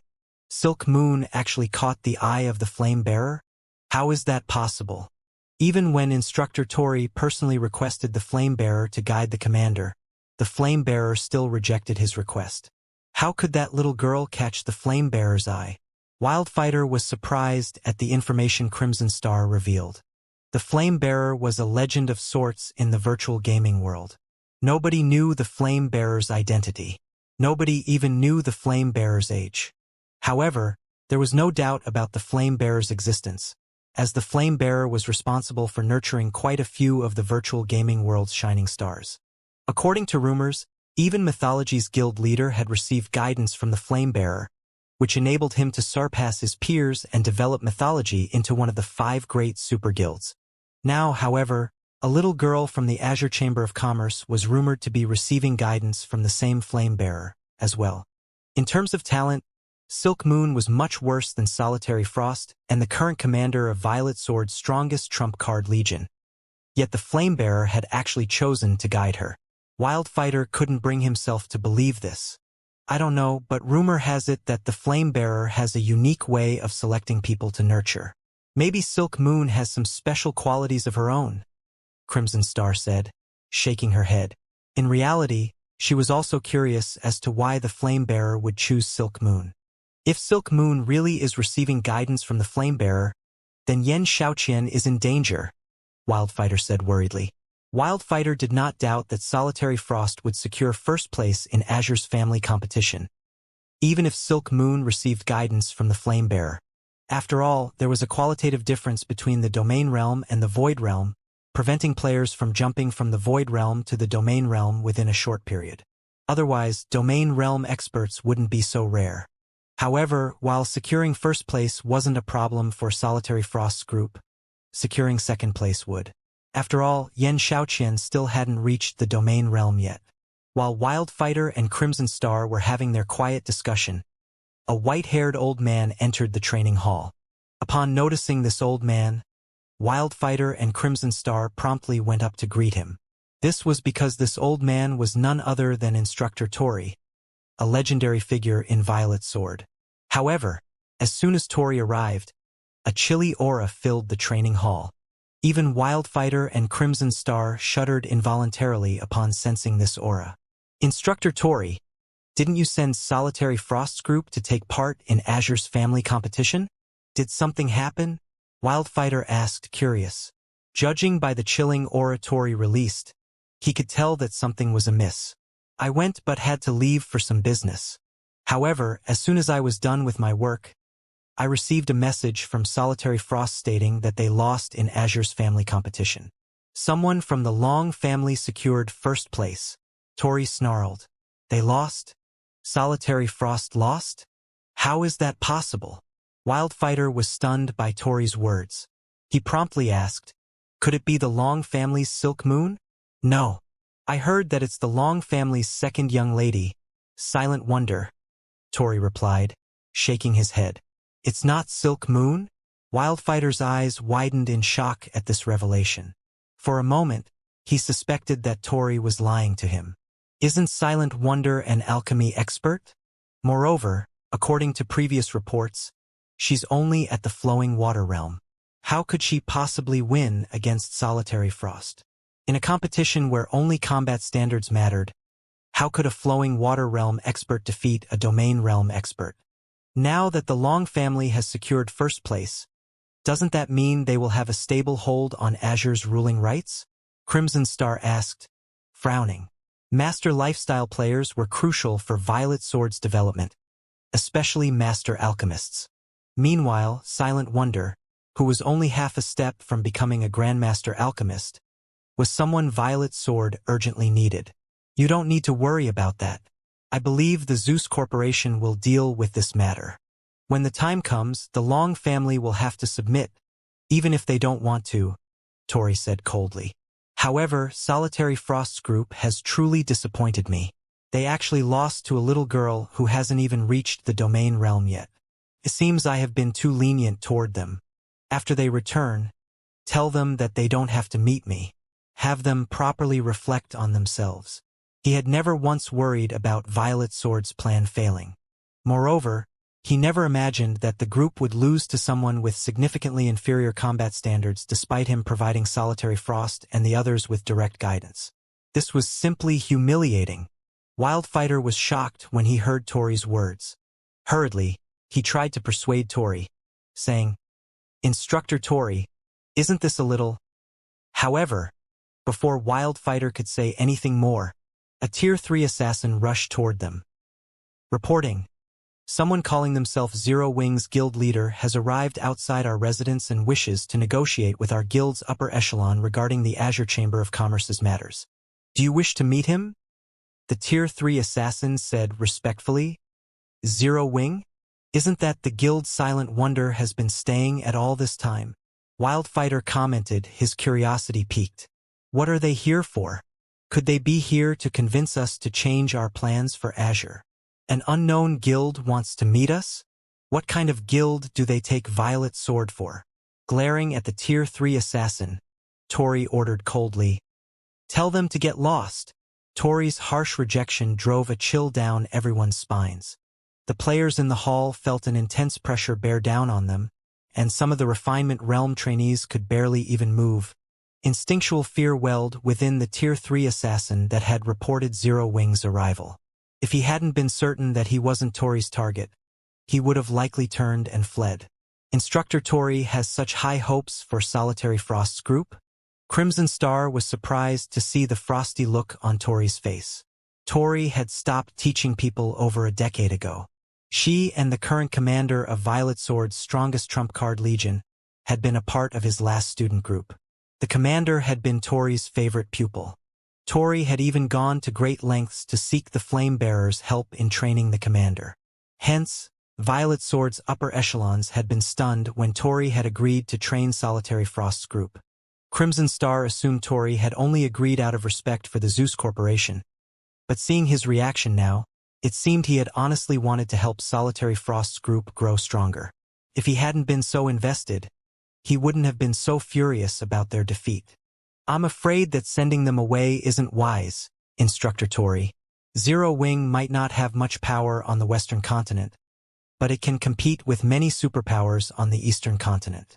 It even has control over the Dark World's teleportation gate. Since Zero Wing's guild leader has paid us a personal visit, others will criticize the guild if we turn him away at the door. Wildfighter tried to persuade Tori. Violet Sword was a veteran super guild. While Zero Wing wasn't based in the West, Violet Sword's intel network had investigated this smaller guild. They weren't entirely unaware of Zero Wing's background. Even if they hadn't researched the guild, it was difficult to avoid the name Zero Wing. The guild had become incredibly famous in the East after all, and many superpowers were talking about Zero Wing. Did Zero Wing's guild leader come alone? Crimson Star asked the Tier 3 assassin. No. He came with a group of a dozen or so people. The Long family's Long Wushang is with them as well, the assassin replied. The Long family? They certainly didn't waste any time. Wildfighter could not help but frown.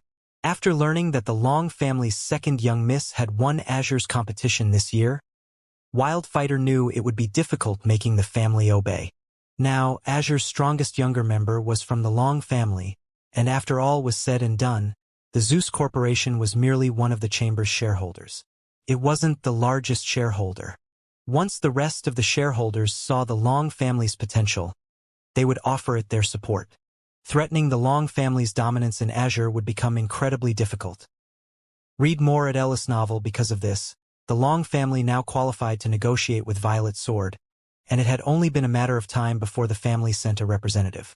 However, Wildfighter hadn't expected the Long family to act almost as soon as Azure's family competition had ended. It seems the Long family has found its confidence. Otherwise, they wouldn't have shown up so soon, Crimson Star said. It's probably because of Zero Wing. The guild has an alliance with Netherworld Empire, after all. In addition, Zero Wing is responsible for helping Silent Wonder win the competition. Obviously, Zero Wing is quite capable when it comes to nurturing talented players.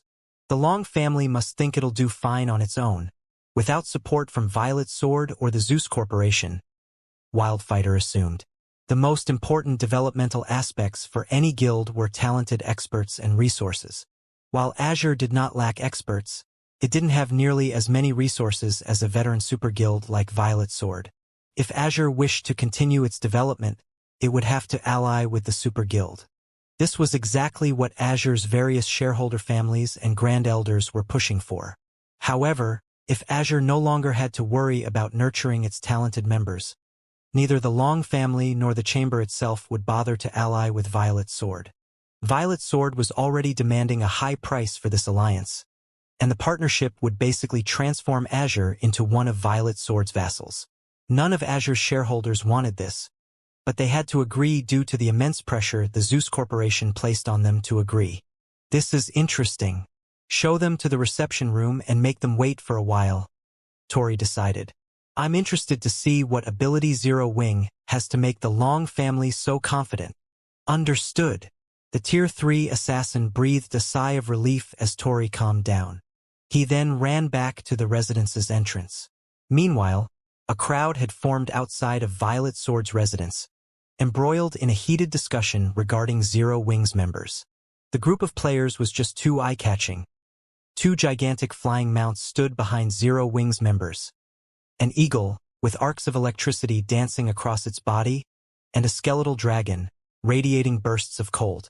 Both flying mounts had auras on par with Grand Lords of the same level, and when they stood side by side, they were impossible to ignore. Crap! Who are these people?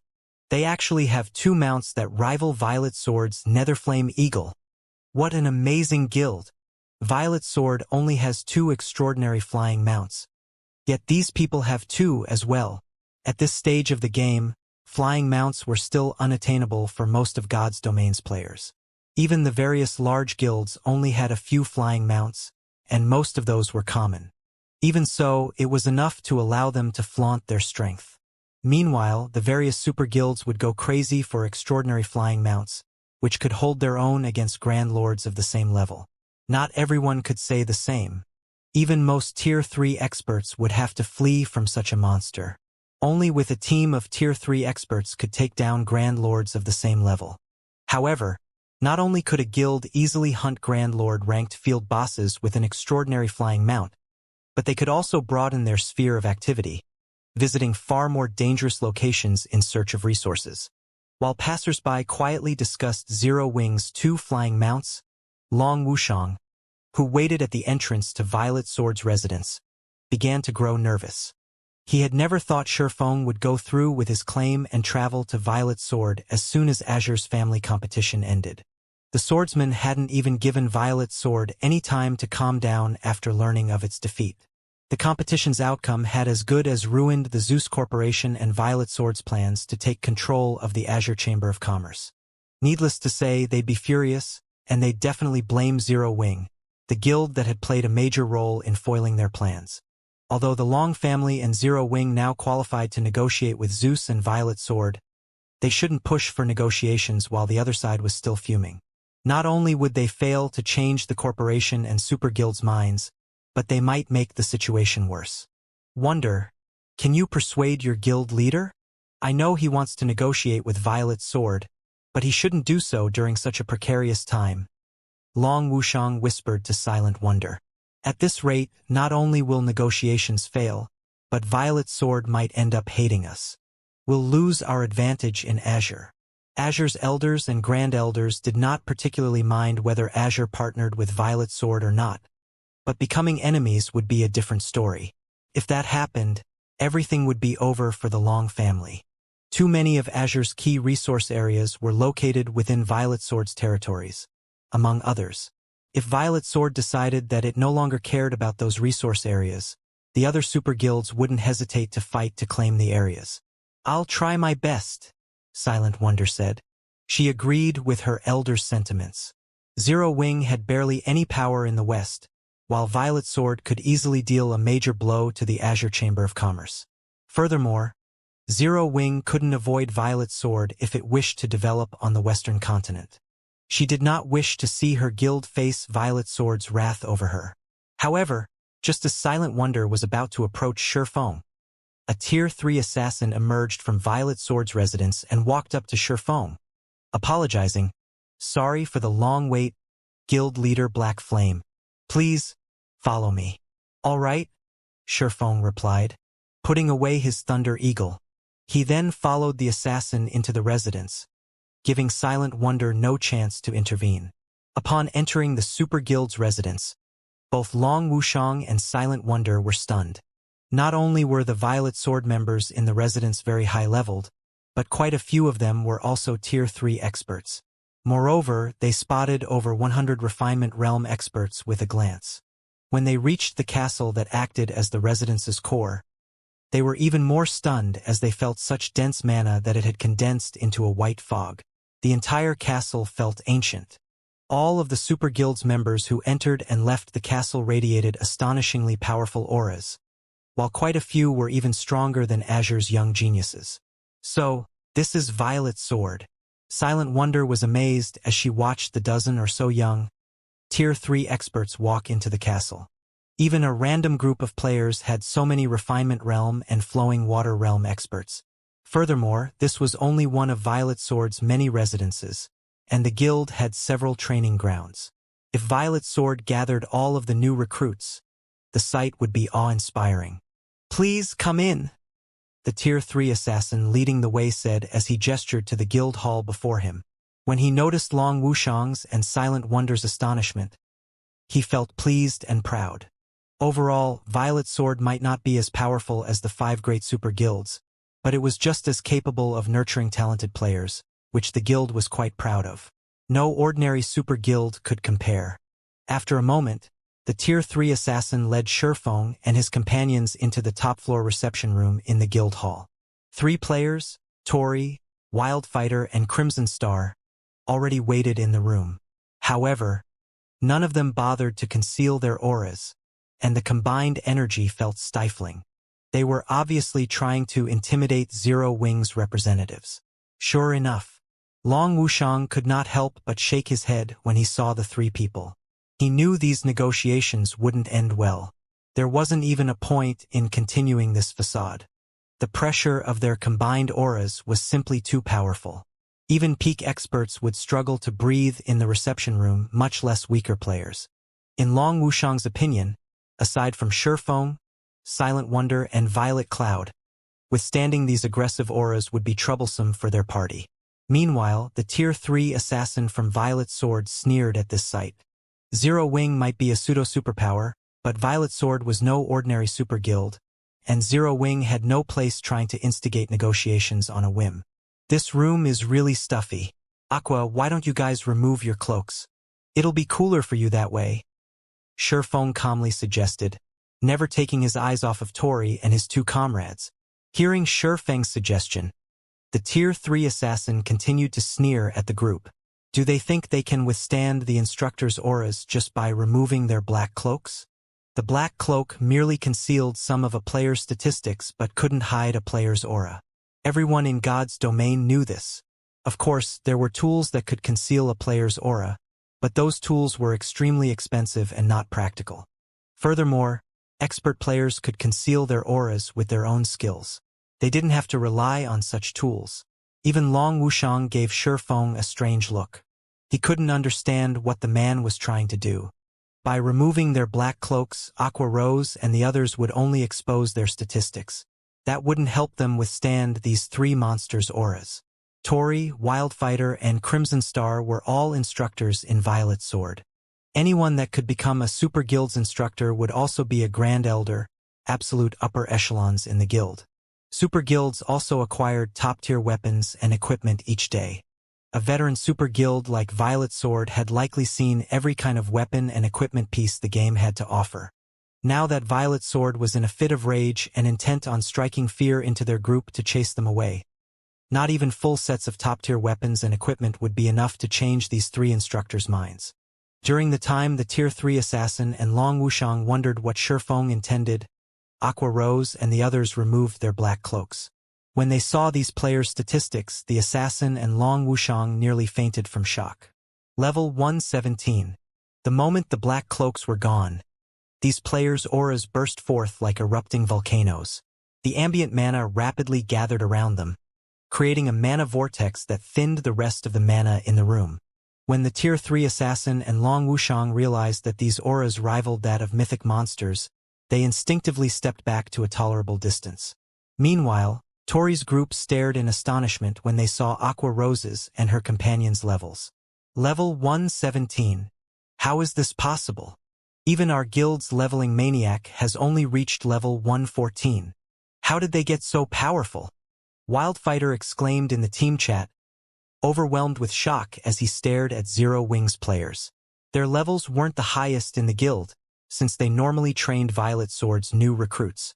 They didn't have time to devote themselves to grinding for levels. Even so, these three had never fallen behind the frontline players. The foreign energies in level 100+ maps were a burden, steadily corroding players' bodies and preventing them from grinding for long. Thus, as instructors, Tori and his comrades had to maintain their levels. Meanwhile, these three usually trained recruits while recuperating, and as a result, their levels weren't too far behind, even if their leveling speed wasn't the greatest. All three were currently level 112, which most peak experts hadn't reached yet. And yet, the players before them had 5 levels on them. How did they manage that? Moreover, Zero Wing didn't have just 1 or 2 players at that level. All 8 members who had removed their black cloaks had reached level 117. No, I can sense that all of these people have fully unlocked their mana bodies. They shouldn't have used any special grinding methods to achieve such a high level, Crimson Star said, shaking her head. In God's domain, the only way to level up quickly was to grind monsters. The stronger the monsters players fought, the more EXP they'd gain. If players tried to grind monsters that were 3 levels lower than they wouldn't even earn 50% of what they did when defeating monsters of the same level. If they tried grinding monsters 6 levels lower than they wouldn't get any EXP at all. While questing was also a reliable way to earn EXP, Quest's main objective was to provide coins, weapons, equipment, and special tools. The only way to level rapidly was to face powerful monsters of the same or higher level. Because of this, no player with a high level in God's domain was considered weak. In fact, most ordinary players saw a player's level as a direct representation of their strength. Still shocked, the 3 instructors didn't realize Shifeng had walked up to them. It had felt as if he had stood in the middle of the room all this time. Can we talk now? Shifeng asked, looking at each instructor in turn. Only then did Wildfighter and Crimson Star realize that Shifeng stood before them. Out with it. Why have you come to Violet Sword? Tori asked, giving Shifeng a serious look. He no longer displayed any rage or belittlement. If Zero Wing had had only one player at level 117, he would have, at most, been surprised and acknowledged the expert's strength, but not only did a whole group of level 117 players stand before him, but they had also unlocked their mana body's full potential. This achievement couldn't just be the result of personal strength. Rather, it was a representation of the guild's foundation and power. Since Zero Wing had so many high-leveled experts with fully unlocked mana bodies, the guild earned his basic respect. After seeing Silent Wonder and the others himself, Tori also understood why Silent Wonder had defeated Solitary Frost. There wasn't much of a difference between the basic attributes of a player with a fully unlocked mana body and one without, but there was a colossal difference between their combat power. It was almost the difference of half a tier, which wasn't a gap that could be shortened with combat standards and techniques. Although Solitary Frost was a domain realm expert, he was still quite young. He did not have much experience fighting opponents with more raw power. Hence, suffering defeat wasn't all that strange. You're surprisingly frank, Instructor Tori. In that case, I'll just come out with it, Shifeng said, smiling at Tori, who had paid close attention to him since the moment he entered the room. I'm here to discuss Silent Wonder's situation. Guild leader Black Flame, if you wish to insist that she's a member of Zero Wing, not Azure, and thus doesn't need to develop in Violet Sword, don't bother. I will suggest that my superiors leave Silent Wonder alone, Wildfighter said. Zero Wing didn't have much power on the Western continent, but its potential was incredible. Becoming this pseudo-superpower's enemy over Silent Wonder would be truly unwise. Besides, Violet Sword could still follow through with its plans, even without a half-step Grandmaster Alchemist like Silent Wonder. At worst, their plans might take more time to complete.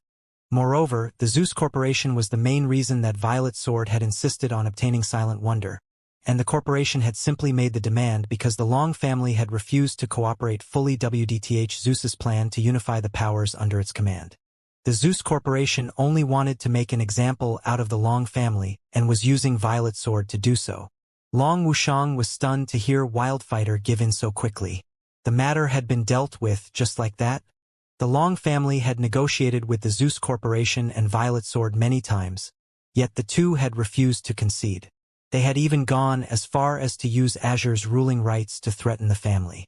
And yet, Shifeng had just visited Violet Sword's residence for the first time, briefly mentioned Silent Wonder, and Wildfighter had agreed to part with her. Long Wushang felt as if he stood in the wrong guild's residence. Even Silent Wonder's mouth hung open in shock. She had never expected these negotiations to progress so smoothly, just as everyone assumed the negotiations were over. However, Shifeng shook his head, saying, "No, I believe you've misunderstood something. I'm not here to talk about that. What do you wish to discuss, then?" Wildfighter asked, confused. Hadn't Zero Wing come to dissuade Violet Sword from its plans? Zero Wing would like to partner with Violet Sword. I know your guild has uncovered an ancient secret land, which requires special tools to enter.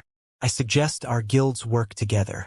Zero Wing only wants 100 entry slots in exchange, Shifeng said. The fact that Violet Sword had relied on an ancient secret land to boost its development speed on the Western continent hadn't been a secret in the past. The moment Long Wushang had shown up in Zero Wing's residence, Shifeng had remembered this secret land. This ancient secret land held the key to completing the Tier 4 promotion quest. It was the very reason that Violet Sword had nurtured plenty of Tier 4 experts in Shifeng's past life. In fact, this guild had commanded nearly twice as many Tier 4 experts as ordinary super guilds. Guild leader Black Flame, are you insane? Do you know how many slots the secret land has in total? You're asking for half of the slots we have right now. Crimson Star interjected. The ancient secret land was a huge opportunity for Violet Sword to rise to prominence. Hence, every entry slot was incredibly precious, yet Zero Wing wanted half of them. Despite her conservative personality, Crimson Star accused Shifeng of madness. Shifeng was merely offering the help of an advanced master alchemist. It wasn't as if Violet Sword didn't have any of its own. What if I promise that I can help you capture the ancient secret land? Shi Feng unhurriedly said, chuckling. Capture it? What kind of place do you think it is? Are you going to capture an ancient secret land with just 10 experts with fully unlocked mana bodies? Crimson Star mocked, smirking. All experts with fully unlocked mana bodies were indeed precious right now, but Violet Sword could nurture quite a few with another 2 weeks. Many of the Super Guild's experts had already made considerable progress, and the Violet Sword was more than capable of capturing the ancient secret land without Zero Wings experts. At most, doing so might take another 2 weeks. What if I offer the help of 100 Tier 3 experts with fully unlocked mana bodies? Shi Feng asked, flashing Crimson Star a smug smile. 100 experts with fully unlocked mana bodies. Silence dominated the room after Shi Feng's question. Even Tori's gaze sharpened in an attempt to detect the swordsman's lie. Are you telling the truth? Tori asked. The various superpowers urgently needed experts with fully unlocked mana bodies. Only these experts could cope with the environments and monsters within level 100+, super large-scale team dungeons and hostile secret lands.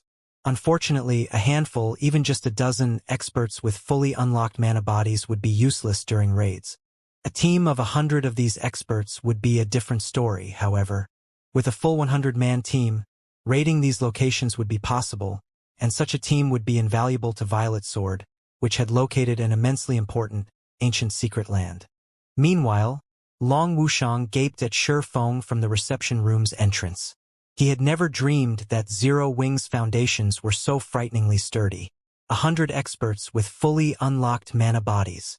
With these 100 experts, no superpower would dare provoke Zero Wing, even if it didn't have much power in the West.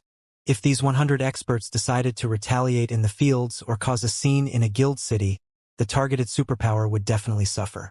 Of course, I wouldn't have come all the way here otherwise, Shi Feng confirmed, nodding.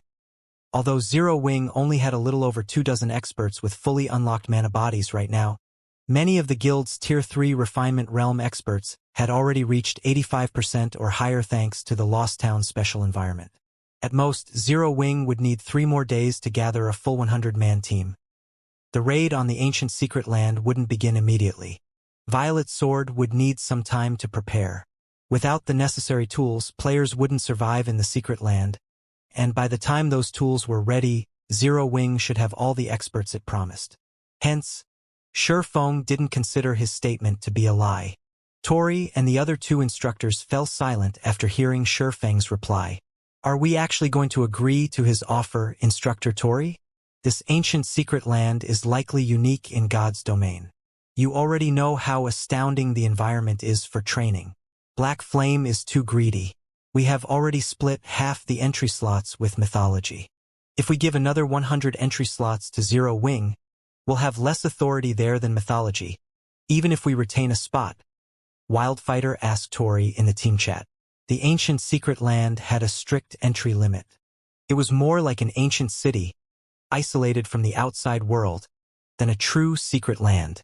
As long as players defeated the trial boss, they'd become ordinary citizens in the city, enjoying the city's various benefits.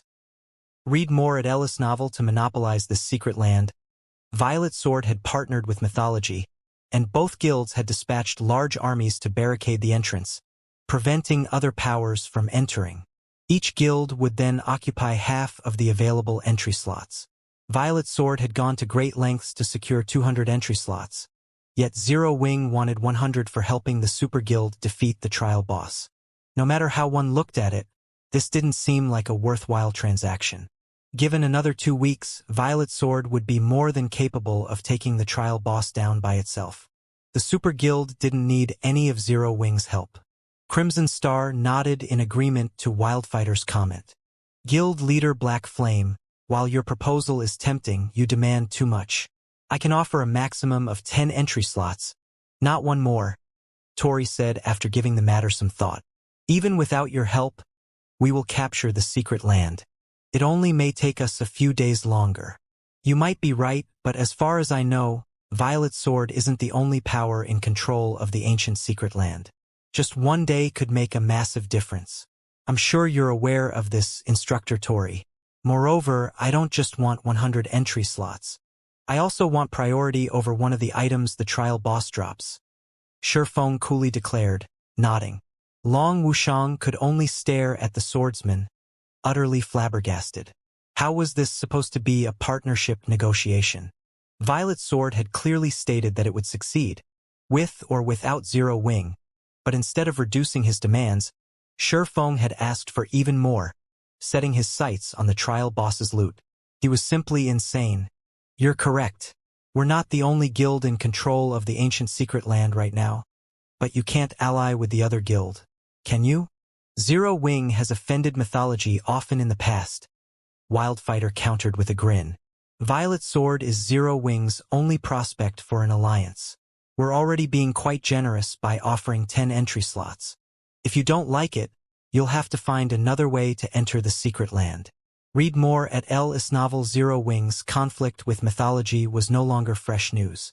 If mythology hadn't been the only other guild to control the ancient secret land, Violet Sword might have conceded to Shifeng's demands. There was no way mythology and Zero Wing would work together at this point. Shifeng was dreaming if he thought he could claim 100 entry slots and priority over the trial boss's loot. Convinced Shifeng was a madman, Long Wushang couldn't help but shake his head. Zero Wing was immensely powerful in the East. In fact, it was so powerful that not even several superpowers could take it down. However, Zero Wing's strength was limited to the Eastern continent. Even if the guild brought 100 experts with fully unlocked mana bodies to the West, it could, at most, annoy the various superpowers. Zero Wing couldn't reach the various superpowers' roots, let alone those of a veteran super guild like Violet Sword. What if we enter the secret land by ourselves? Shifeng asked, smiling. Enter the secret land yourselves? Crimson Star Parat, smirking. She then continued, Guild leader Black Flame, I don't mean to belittle you, but do you know how large of a force our two guilds have stationed at the entrance? Not even 1,000 experts with fully unlocked mana bodies could dream of setting foot in the ancient secret land without our approval.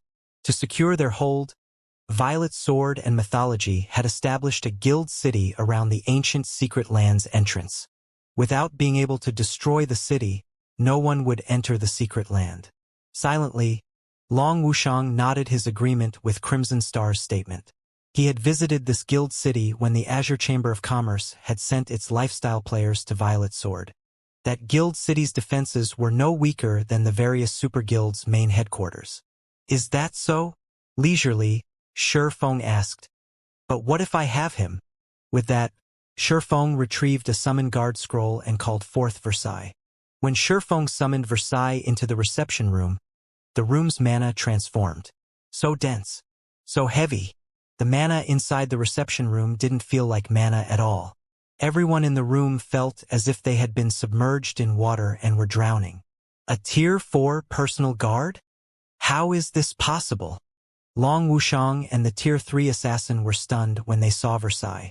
They had seen level 120 personal guards before. After all, every superpower in the game had a few by now, but those had only been Tier 3 personal guards. They had never seen a level 120 Tier 4 personal guard before. They hadn't even thought one existed at this stage of the game. Reaching Tier 4 was an immensely difficult feat, even for personal guards. Most player and power-owned guards couldn't even reach Tier 4. Fine-gold guards had a relatively high chance of completing their Tier 4 promotion quests, but reaching that milestone required a lot of preparation and a lot of time. Even the various superpowers' personal guards had just recently reached level 120. Thus, logically, getting one's hands on a Tier 4 personal guard at this stage should be impossible, yet Zero Wing had one. Tier 4 NPCs were the true big shots of God's domain. They qualified to rule major NPC cities and were beyond current players' reach.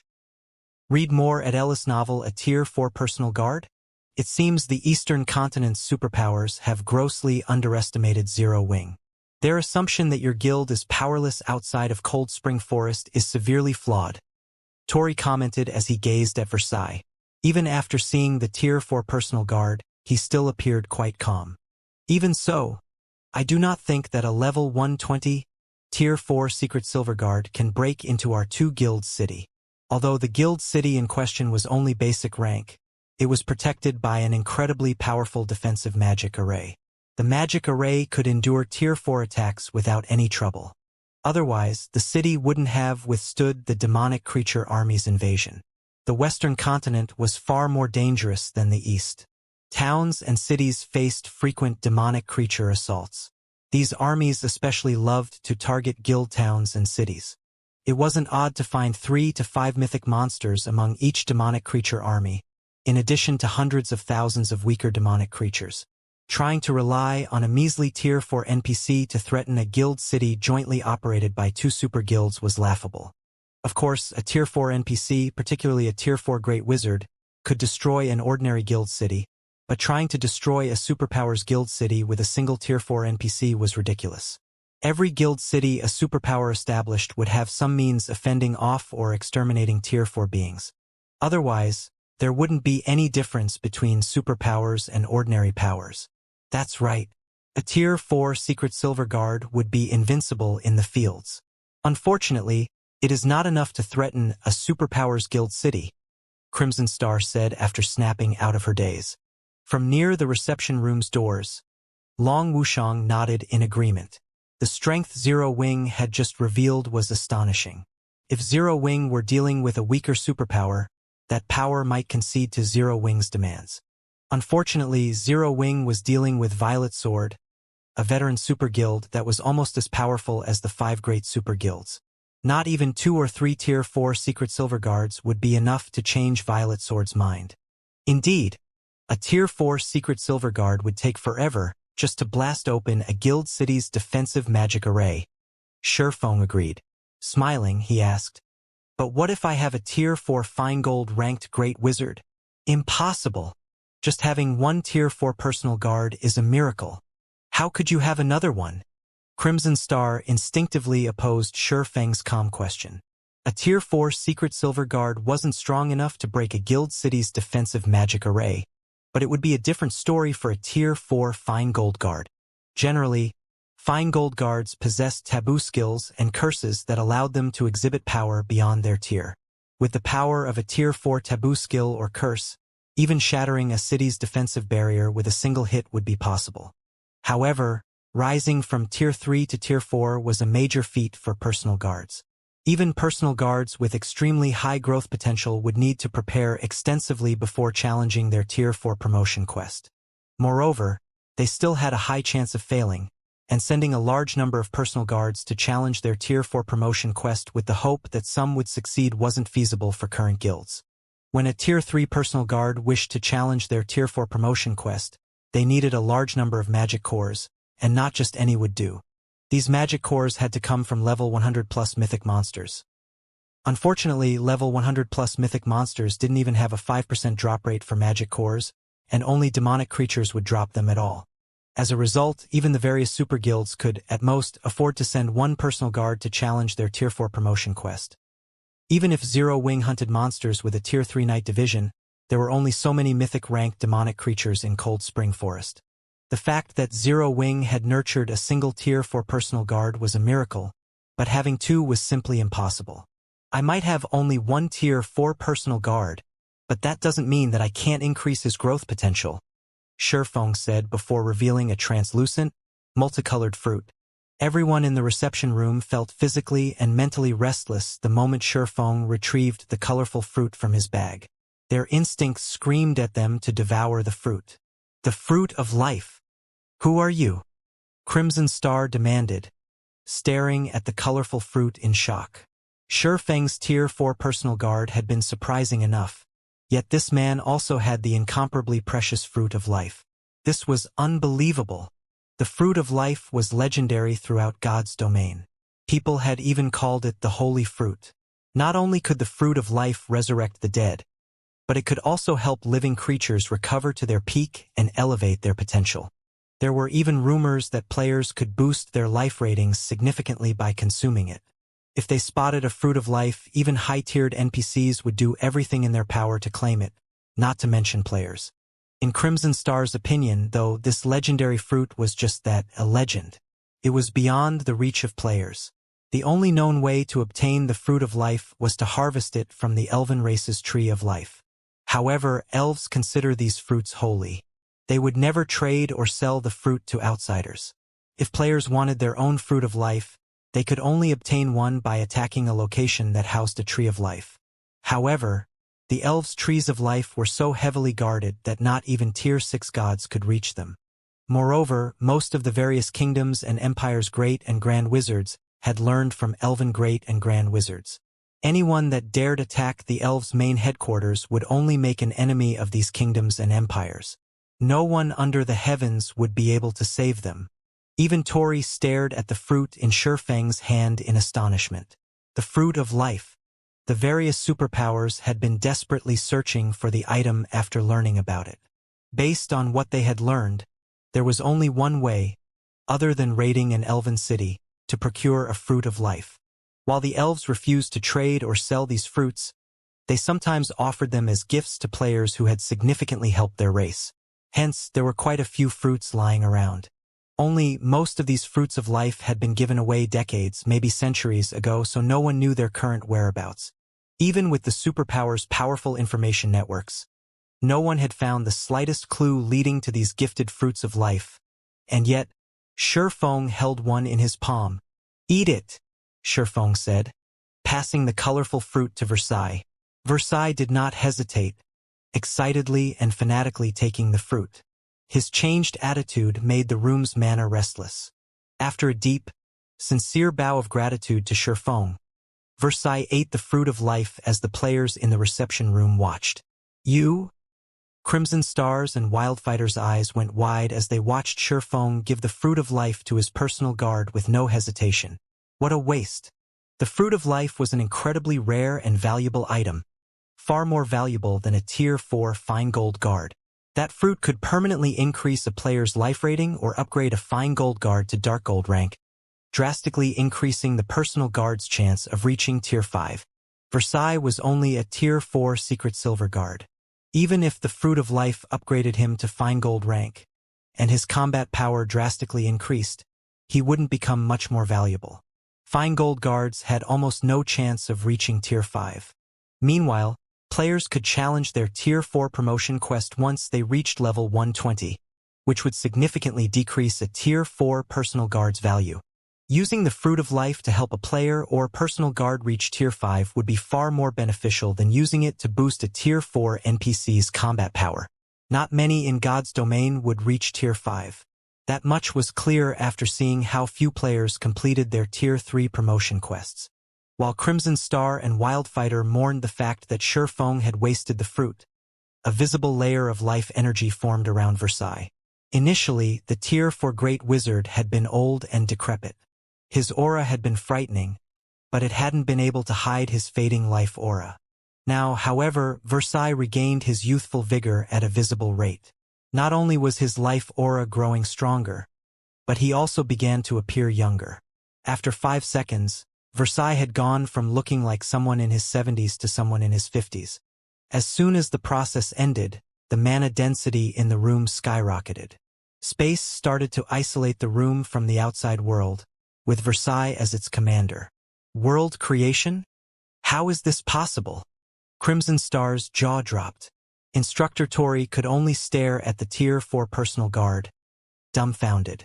Once God's domain's NPCs reached Tier 4, they almost always gained a personal domain. These domains were the reason that Tier 4 NPCs were so powerful. The domains NPCs gained weren't a result of a skill or spell, but naturally formed. They also weren't limited like domain skills. Not only could Tier 4 NPCs easily suppress their enemies with their natural domains, but they could also elevate their own combat power. These domains were also the reason that Tier 4 NPCs could effortlessly take on a large group of Tier 3 NPCs of the same level. If players tried to challenge a Tier 4 NPC without a Tier 4 combatant, it wouldn't matter how many Tier 3 players they had. They'd all die. This was also why Tier 4 NPCs qualified to serve as magistrates in major NPC cities, while Tier 3 NPCs did not. If players tried to attack a major NPC city without strong enough fighters, they'd accomplish nothing, regardless of how many combatants they had. NPCs weren't like monsters. Tier 4 monsters were only powerful due to their basic attributes, while players relied on skills, spells, and numbers to make up the attribute differences. Even Tier 2 players could defeat Tier 4 monsters with a large enough team. NPCs, however, had an overwhelming advantage with their mana control. A Tier 4 NPC could use their mana to suppress every enemy within range. If players couldn't break free from the mana's bindings, they wouldn't even be able to put up a fight. However, Versailles had gone past obtaining a natural domain, now able to use world creation. Versailles had mastered his mana control before, but now he ruled over it. With his will alone, he could manipulate mana, bending it to his rules as if creating a new world around himself. Normally, however, only Tier 5 NPCs could command world creation. Even Shifeng was astonished. He had never realized how amazing Versailles was.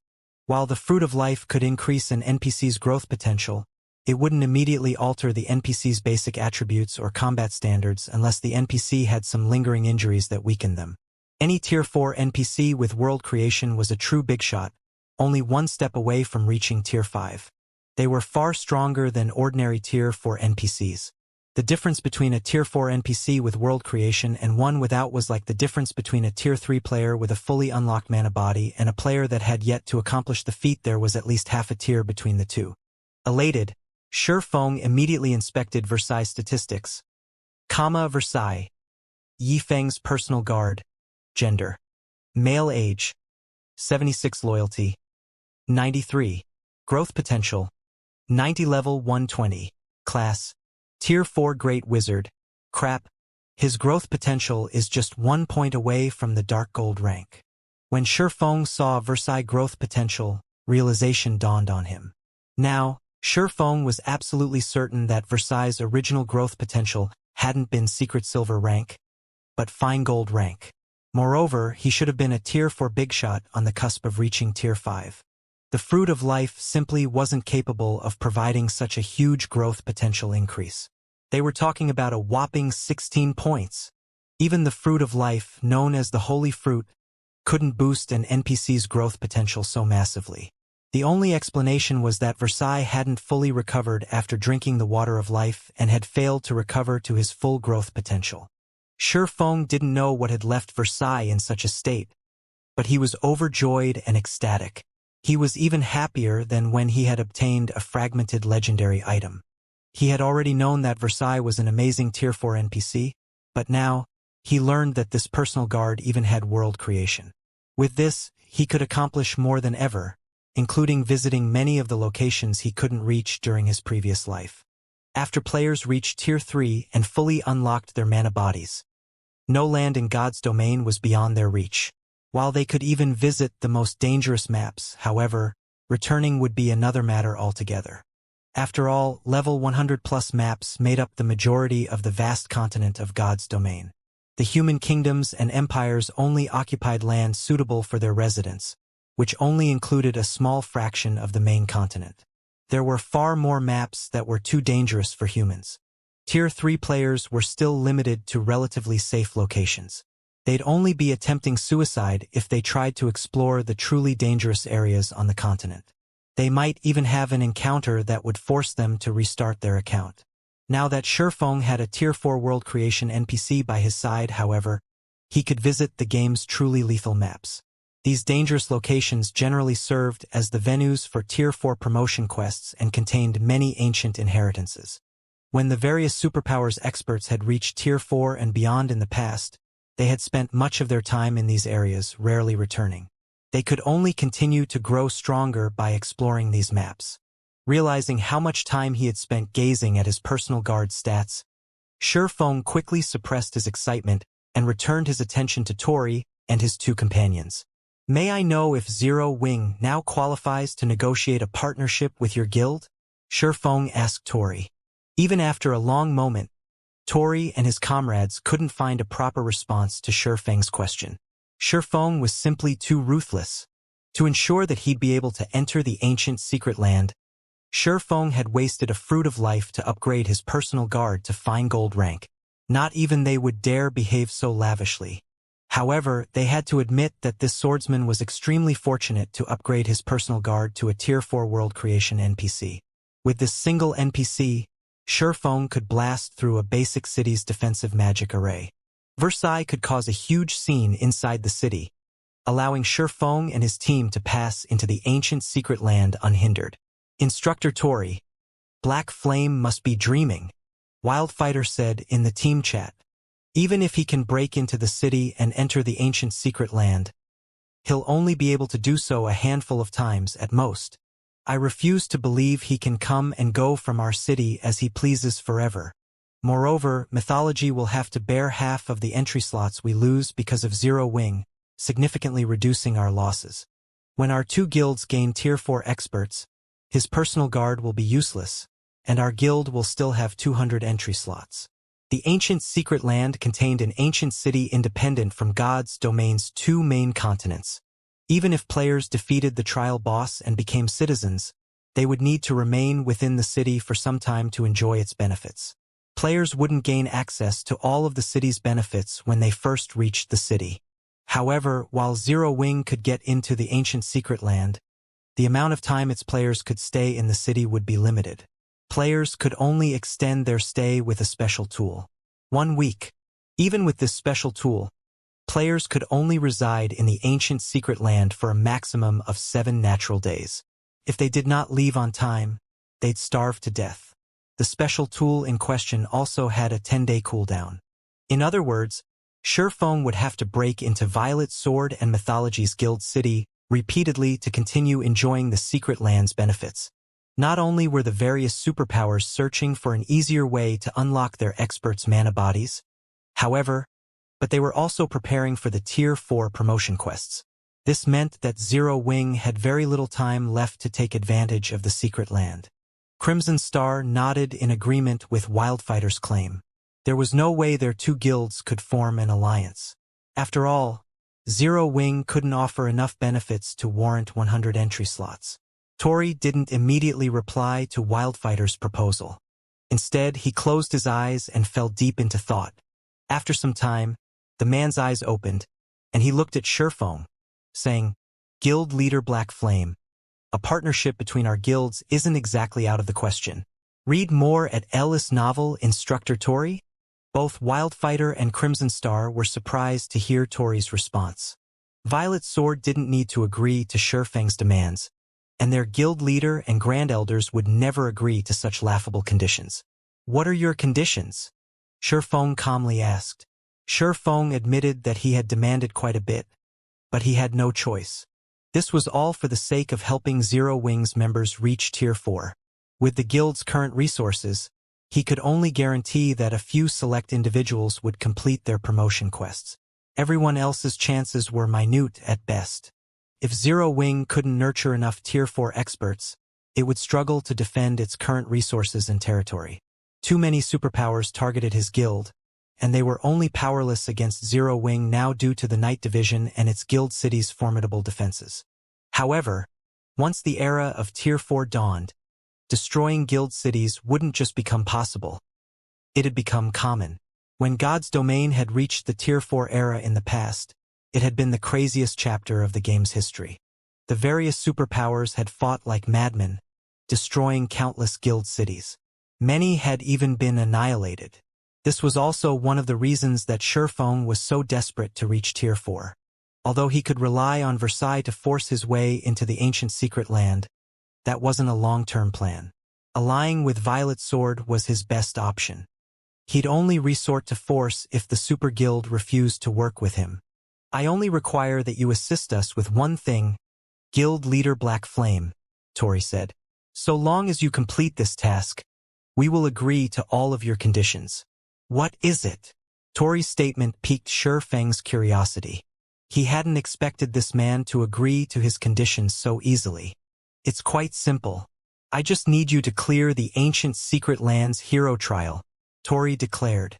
"Once you clear it, we'll agree to your demands, but if you fail, we'll ask you to leave.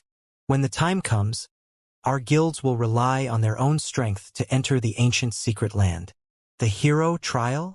Shurfeng was a little confused. As far as he could remember, the ancient secret land's trial only had 2 difficulties, and neither was called hero. "The hero trial?"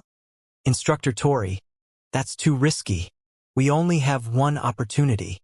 We will not get another chance if we fail. How can Zero Wings people possibly complete it? Wildfighter anxiously complained. The Ancient Secret Lands trial only had two difficulties on the surface: normal and elite. However, as a bonus for activating the Ancient Secret Land, they had the opportunity to face an even harder trial, the Hero Trial. As long as players cleared the normal trial, they'd become official citizens in the ancient city, enjoying the various benefits the city had to offer. However, based on Violet Sword's research, clearing the Hero Trial would instantly grant the players noble status. There was a huge difference between the benefits a noble had access to and those of an ordinary citizen. While players could improve their rank, rising to noble status would require a ridiculous amount of time and effort. Unfortunately, Violet Sword only had one chance to attempt the Hero Trial. They had originally intended to wait until the Hero Trial's time limit was up, which was in roughly 30 days. That way, they'd have the best possible chance of clearing the trial. However, not only had Tori just suggested they face the Hero Trial sooner than planned, but he also requested Zero Wings members clear it. While Zero Wings members had fully unlocked their mana bodies, their combat standards were far from satisfactory. Asking Zero Wings members to clear the Hero Trial would be a huge waste. If you fail the Hero Trial, I'd like Zero Wing to refrain from targeting the Ancient Secret Land for 10 days. Are you willing to accept this challenge? Guild Leader Black Flame, Tori asked Shurfong. As Tori finished his question, realization dawned on Wildfighter and Crimson Star. While using the Hero Trial to gain a 10-day buffer was somewhat extravagant, it would give Violet Sword more than enough time to prepare for the normal trial. Once Violet Sword completed the trial, and its members became ordinary citizens in the ancient city, Zero Wing wouldn't be able to affect the guild's development over much, even if they made it into the Ancient Secret Land. In fact, Zero Wing might not be allowed in the city as a result. Of course, Shurfong had to agree to the challenge first. Guild Leader Black Flame, do you dare to accept this challenge? Violet Sword has spent an enormous amount of resources to secure this ancient secret land. We can't simply hand over half of our available slots for nothing. You, at least, need to prove that Zero Wing can earn these slots, Crimson Star prodded, faintly smiling at Shurfong. Deal. I agree to your conditions, Shurfong replied after giving the matter some thought. However, I have an additional requirement. If you can agree to it, we will sign the contract immediately. Otherwise, as Instructor Tori has said, we will have to rely on our own strength to get into the secret land. What's this requirement? Wildfighter asked, curious. Earlier, I stated that I want the first pick of the trial boss's loot. That condition still stands, but I'm sure you're aware of how difficult the hero trial is. 100 Zero Wing members won't be enough to clear it, Shurfong calmly stated. Hence, I need your full cooperation. I repeat, your full cooperation. I will choose the 200 raid team members from among my people. Of course, you can send a few dozen players as well. Once we clear the trial, we'll each take half of the given entry slots. I'm sure that's a fitting trade-off, don't you think? By the time Shurfong finished speaking, Wildfighter and Crimson Star were stunned. Neither of them had expected Shurfong to make such an outrageous demand. They had thought this swordsman would propose a more excessive condition, such as requiring Violet Swords members to serve as cannon fodder. They had mentally prepared to watch their members die several times. However, they had never dreamed that Shurfong wouldn't demand an even higher price, but offer to include more of his guild members in the raid. Even Aqua Rose, Long Wushang, and the others near the reception room's door were flabbergasted. Shurfeng's last condition meant Zero Wing would do all the work for Violet Sword. It was insane. That won't be a problem. As long as you clear the hero trial, select any raid members you want. In fact, we won't even impose a penalty if our guild members die in the raid, Tori said. Although he was similarly surprised by Shurfeng's proposal, he nodded in agreement. However, our people will ignore your orders if they think the raid is impossible, and you ask them to throw their lives away. Violet Sword had already prepared for multiple team wipes if it meant clearing the hero trial. Since Shurfeng's condition would reduce the number of casualties their guild suffered, Tori was more than willing to agree. If that's the case, I agree, Shifeng said, nodding. Give me 3 days. I'll lead my men to the ancient secret land in 3 days. Meanwhile, Silent Wonder will remain here to help you. 3 days should be enough time for you to prepare the necessary tools. 3 days. Wildfighter frowned slightly. He hadn't thought Shifeng would want to act so soon. He had assumed they'd have around 5 days to prepare. Including the agreed-upon 10-day buffer, Violet Sword might have been able to gather enough experts to complete the elite trial. That won't be a problem. You may enter Violet Light City in 3 days. We will be waiting for you there, Tori said. Following which Shifeng and Tori signed a contract. If Zero Wing cleared the hero trial, Violet Sword would surrender 100 entry slots to the ancient secret land. If Zero Wing failed, the guild would be prohibited from setting foot in the secret land for 10 days. With the contract signed, Shifeng promptly left Holy Flame City. Guild leader, 3 days isn't enough time. We can't even transfer 100 players to the Western continent within 3 days. And why did you offer to bring even more of our people into this raid? Aqua Rose asked from behind Shifeng on the Thunder Eagle. Exploring secret lands always had a high casualty rate. While a team could reap plenty of benefits, Zero Wing would only receive a fraction of what this secret land had to offer. Violet Sword would gain the most benefit. Zero Wing didn't need to sacrifice so many members just to help this super guild gain access. Long Wushang found Shifeng's decision a bit odd as well, but since he wasn't a member of Zero Wing, he was in no position to question the swordsman. If this were an ordinary secret land, I wouldn't have offered to contribute so much manpower, but we're talking about a secret land that has survived since ancient times. Moreover, we're going to challenge this land's trial, Shifeng said, smiling. What do you think a trial is? Isn't it a test of strength that grants bountiful rewards when cleared? Aqua Rose replied, confused by her guild leader's question. That much was common knowledge in God's domain. You're only half correct, Shifeng said, shaking his head. Half? Aqua Rose's confusion grew. What do you mean? A trail is also an excellent training opportunity, Shifeng explained. It is true that God's domain's trails test players' strength, but a larger part of the reason for their existence is to help players grow even stronger. This is especially true with the trials from ancient times. The rewards are only a bonus for clearing these ancient trials. The trial itself is far more valuable. These trials contain complete legacies from ancient times. Even breaking past the mana body's 100% limit could be possible if we can comprehend a fraction of these legacies. Why else would there only be one opportunity to challenge the ancient secret land's hero trial? Before players had reached Tier 4 and began to explore the game's truly dangerous locations in the past, everyone had regarded trials like dungeons, nothing more. However, once players had reached Tier 4 and begun exploring these areas, they had found one ancient trial after another. As these Tier 4 experts continued to clear the ancient trials, they continued to grow stronger. Everyone realized how important God's domain's trials were after this discovery, especially those that had survived intact since ancient times.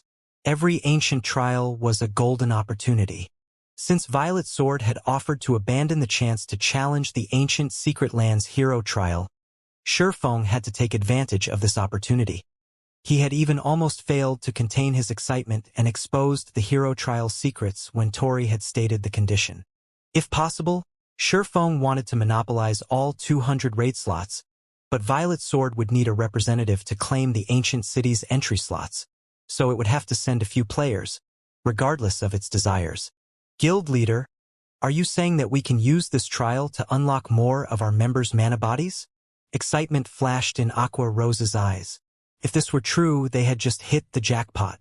She had experienced ancient times training systems personally. The best example was the Extraordinary Tower. Her training was many times more efficient in that tower than anywhere else she had been in God's domain. It was also thanks to the Extraordinary Tower that she could fight domain realm experts, despite only having reached the Void Realm. If she and Zero Wing's other members could improve their combat standards and mana control, they'd have a much easier time with their Tier 4 promotion quests. Why would it be that easy? We only have one opportunity to face the trial. Whether you gain anything from it will depend on you, Shifeng replied, rolling his eyes. Not even 1 in 10,000 Tier 3 experts would cross the mana body's 100% threshold. How could all of Zero Wing's members make a breakthrough after facing a single trial? This was just like with the Extraordinary Tower. Despite the tower's exceptional training mechanisms regarding the realms of truth, many Zero Wing core members had yet to reach the truth realm. Even so, this is an excellent opportunity. At least we have a chance to grow stronger. Some among us might even make a breakthrough like Violet, if we're lucky, Aqua Rose said, smiling. Long Wushang, who sat nearby, was tempted as he eavesdropped on the conversation. He had never realized that ancient trials offered such a benefit either. He had seen the strength one gained when they unlocked more than 100% of their mana body. Violet Cloud hadn't even reached the domain realm, yet she had defeated Sinful Flame. In the end, Long Wushang couldn't contain himself and asked Shifeng, Guild Leader Black Flame, may I know if you'd be willing to sell some of the entry slots to Azure? Of course, we will pay a sufficient price. You may state any demands you wish. Long Wushang's request surprised Aqua Rose and the others a little. They had never expected the man to suggest a partnership with Zero Wing. Long Wushang was an extremely prideful man. Even after Zero Wing had put on an outstanding display of strength during Azure's family competition, his attitude toward them and their guild had only improved from indifferent to normal. Rather, he merely saw Zero Wing as an equal now. The Azure Chamber of Commerce rivaled super guilds, after all, and while it might not be a match for Zero Wing and Violet Sword's gift for nurturing talented players, the Chamber's influence, resources, and manpower were far beyond that of Zero Wing.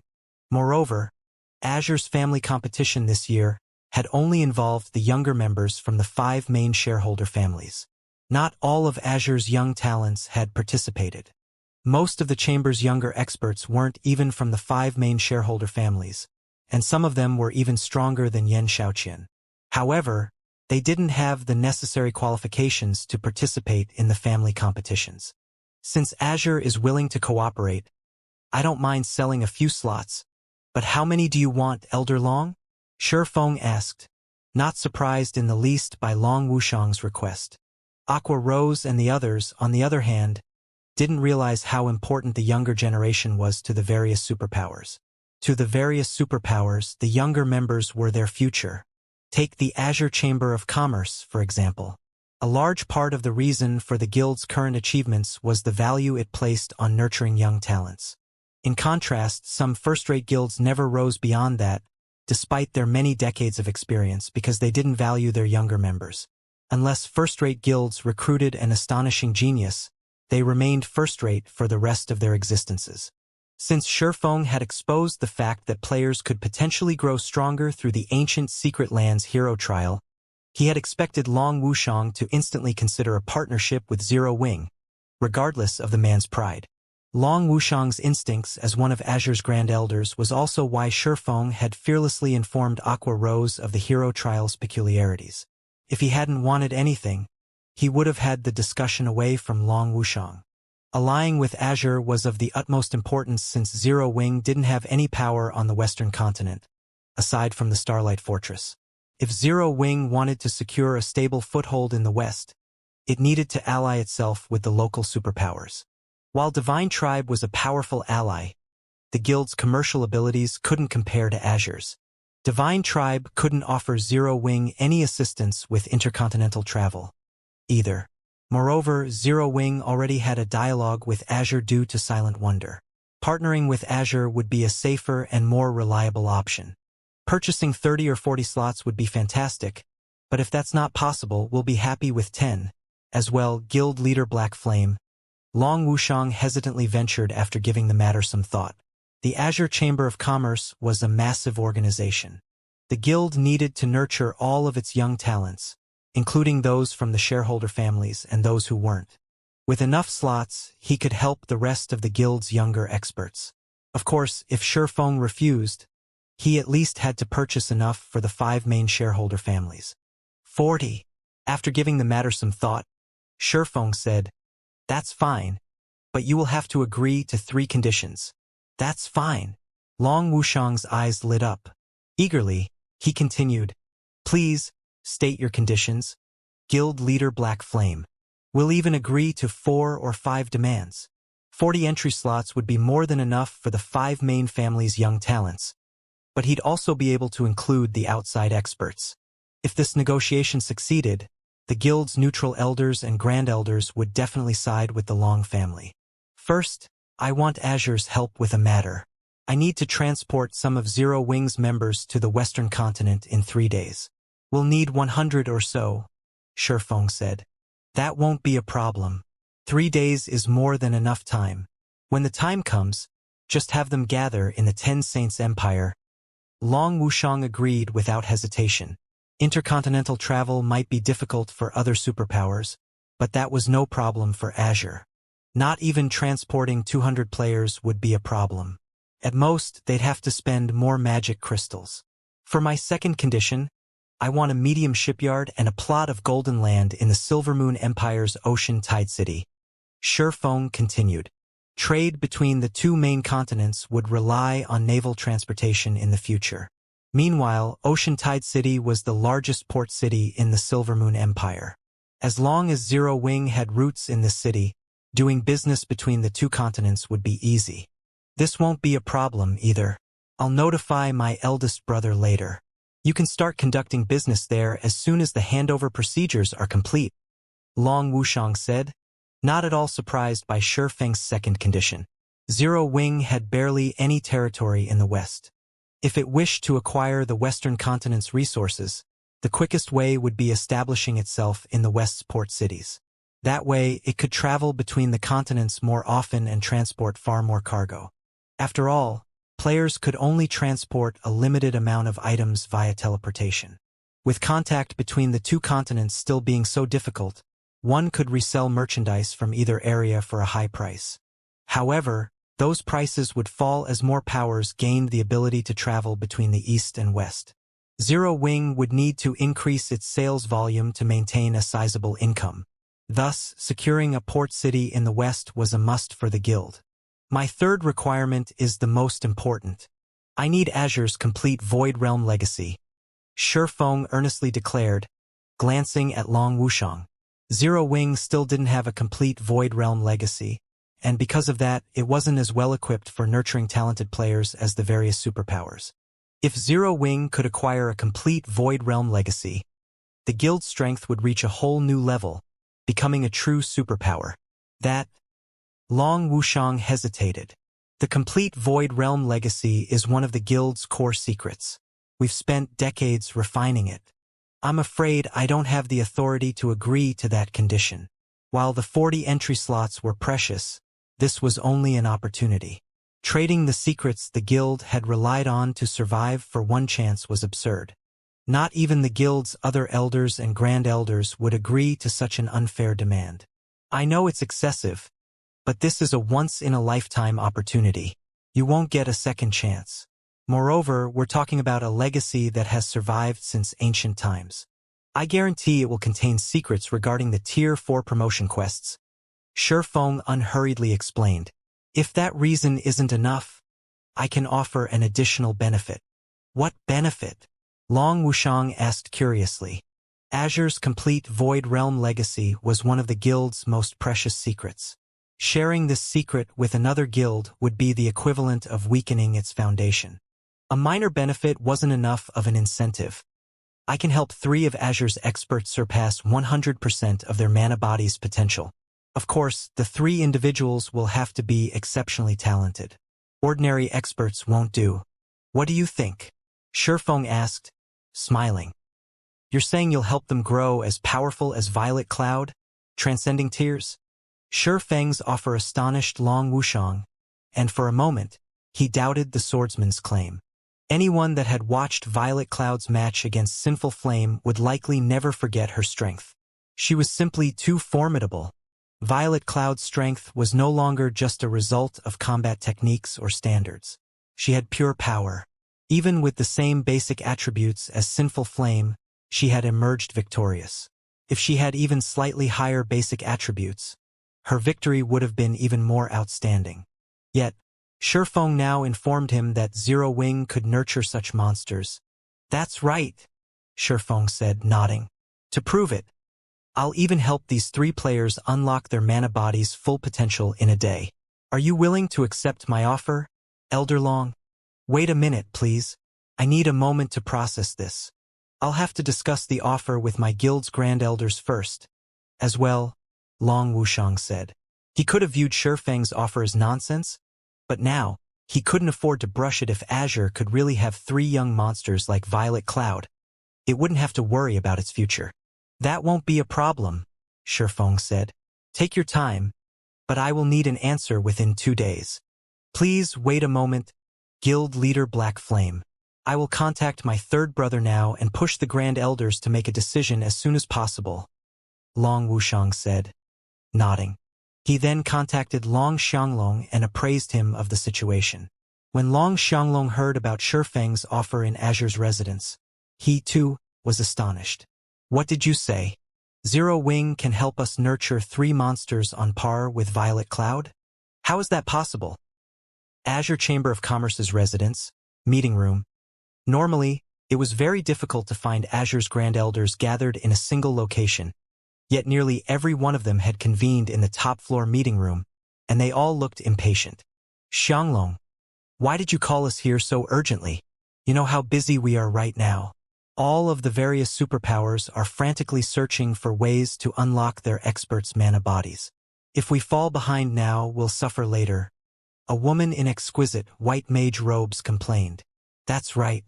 If this isn't something important, you'll have to pay for our losses. A robust, middle-aged man with crimson eyes and covered in glowing runes agreed, nodding.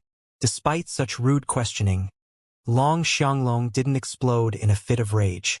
He tolerated these 2 not only because they were Grand Elders in Azure, but because their strength was second only to Sinful Flames as well.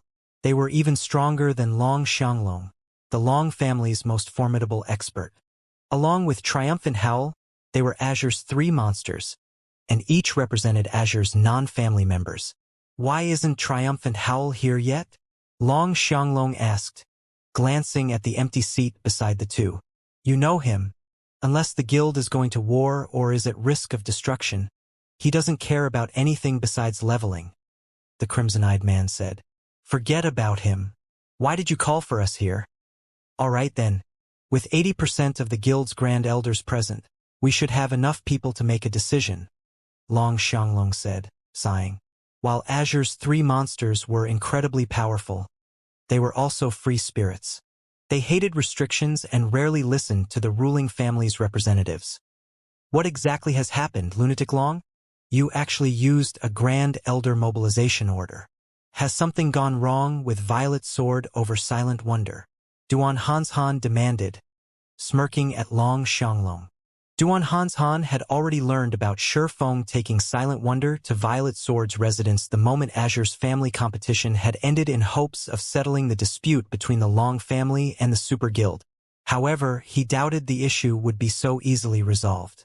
The Zeus Corporation's reputation was at stake, and if the Long family refused to cooperate, it would set a bad example for the other powers under the corporation's command. Even if Silent Wonder were of little significance to the Zeus Corporation's plans, it wouldn't let the matter rest so easily. Meanwhile, Zero Wing didn't have enough power in the West to convince Violet Sword to budge. If the negotiation didn't go well, Violet Sword might even move against the Long family and Zero Wing directly. I'm afraid I'll have to disappoint you, Old Ice Demon. The matter regarding Wonder has already been dealt with, Long Xianglong shot back. As a matter of fact, I've gathered you all here today to discuss good news. This matter might even affect Azure's future. Something that can actually influence Azure's development? Long Wushang left with Zero Wing to visit Violet Sword. Have we secured a partnership with the Super Guild over the ancient secret land?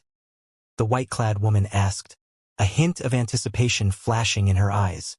The only thing she could think of that might affect Azure's future was the ability to nurture experts. Based on the information Azure had obtained, Violet Sword had discovered an ancient secret land that included an ancient training ground. If Azure's young experts could use this training ground, they could grow significant strength. You're half correct, Long Xiangong replied, chuckling. Half? Have we not negotiated an alliance with Violet Sword? Duan Hanshan asked, confused. Correct. We're cooperating with Zero Wing. Long Xianglong said, nodding. Black Flame is willing to sell us 40 entry slots into the ancient secret land. But in exchange, Black Flame wants our complete Void Realm legacy. Is Black Flame insane? You're talking about our guild's foundation, yet he wants it for 40 measly slots? Only a fool would agree to such a partnership. Have you really gone mad, lunatic Long? Duan Hanshan said, sneering. What a joke. Azure's Void Realm legacy was the fruit of several decades of hard labor. They'd be crazy to share it with Zero Wing for a few training slots. This data was enough to help an ordinary power become a superpower in just a few short years. In fact, a large part of the reason most guilds didn't become superpowers was that they lacked effective training methods. However, as long as a guild had enough time, money, and this data, it could easily grow into a superpower. This was why the various super first-rate and super guilds rarely sold their research into the realms of refinement. Xianglong, if you've called us here to tell us this, I think it's time the Long family found a new representative. The crimson-eyed man coldly criticized. Everyone in the room gave Long Xianglong frosty looks. The Azure Chamber of Commerce did not belong to one family. It was the result of the 5 main shareholder families and a large number of non-family grand elders' exhausting work. It was unacceptable for any one member to sell the guild's secrets. I know, Long Xianglong said, not surprised by everyone's attitude in the least. He simply smiled back at them and continued. What I'm going to say next is the important part. What could possibly be so important that you felt the need to waste our time? Don't tell me Zero Wing can nurture a group of monsters? The white-clad woman said disdainfully. You've hit the nail right on the head, Belle. Long Xianglong replied, nodding at the white-clad woman named Butterfly Belle. Black Flame has promised that he can help us nurture 3 monsters that can unlock more than 100% of their mana body's potential. He's even promised that he'll help the 3 selected players reach 100% within a day. Cross the 100% threshold? Isn't that what the little girl from Zero Wing accomplished? Duan Hanshan exclaimed. Everyone that had watched the family competition had learned of how frightening Violet Cloud's combat power was. Not even a legendary expert like Sinful Flame had been her match. She was inhuman. Most ordinary powers thought unlocking 100% of the mana body could be accomplished given time, but anyone that had tried knew that the closer they got to 100%, the better their mana body performed. Unlocking 100% of one's mana body should be the maximum.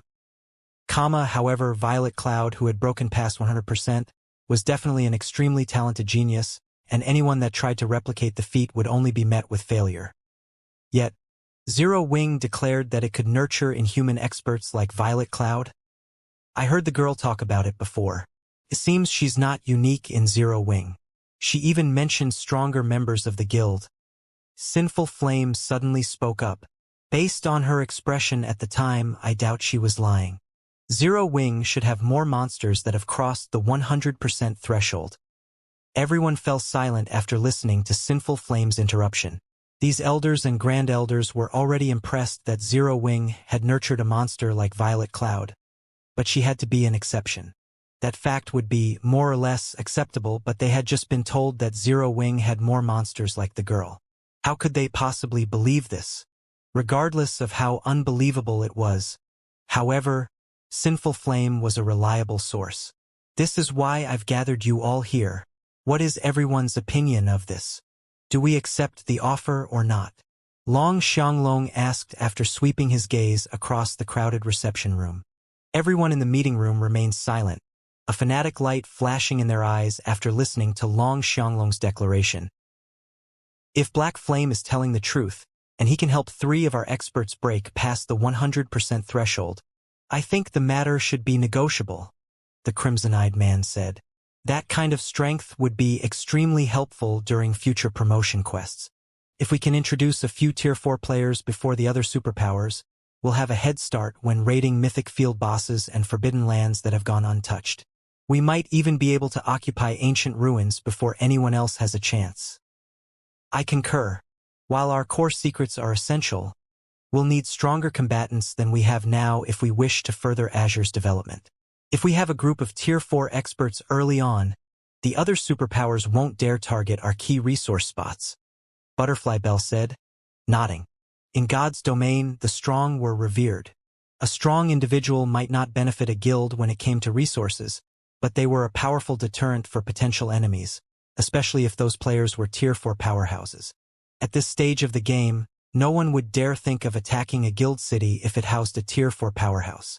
Numbers wouldn't be nearly enough to bridge the gap between a Tier 3 expert strength and that of a Tier 4 player. With 3 Tier 4 experts, specifically experts with extraordinary combat power for their level and tier, Azure would have an effective deterrent. Even without Violet Sword, Azure could safeguard its current resource areas. The chamber might even be able to secure more. On the other hand, keeping a tight hold on the guild's Void Realm legacy would only ensure that Azure's foundations remain steady. It wouldn't help the guild grow.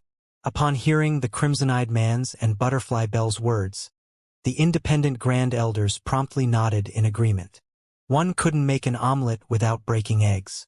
Now that their potential gains were clearly greater than their potential losses, they had no reason to refuse Zero Wing's offer.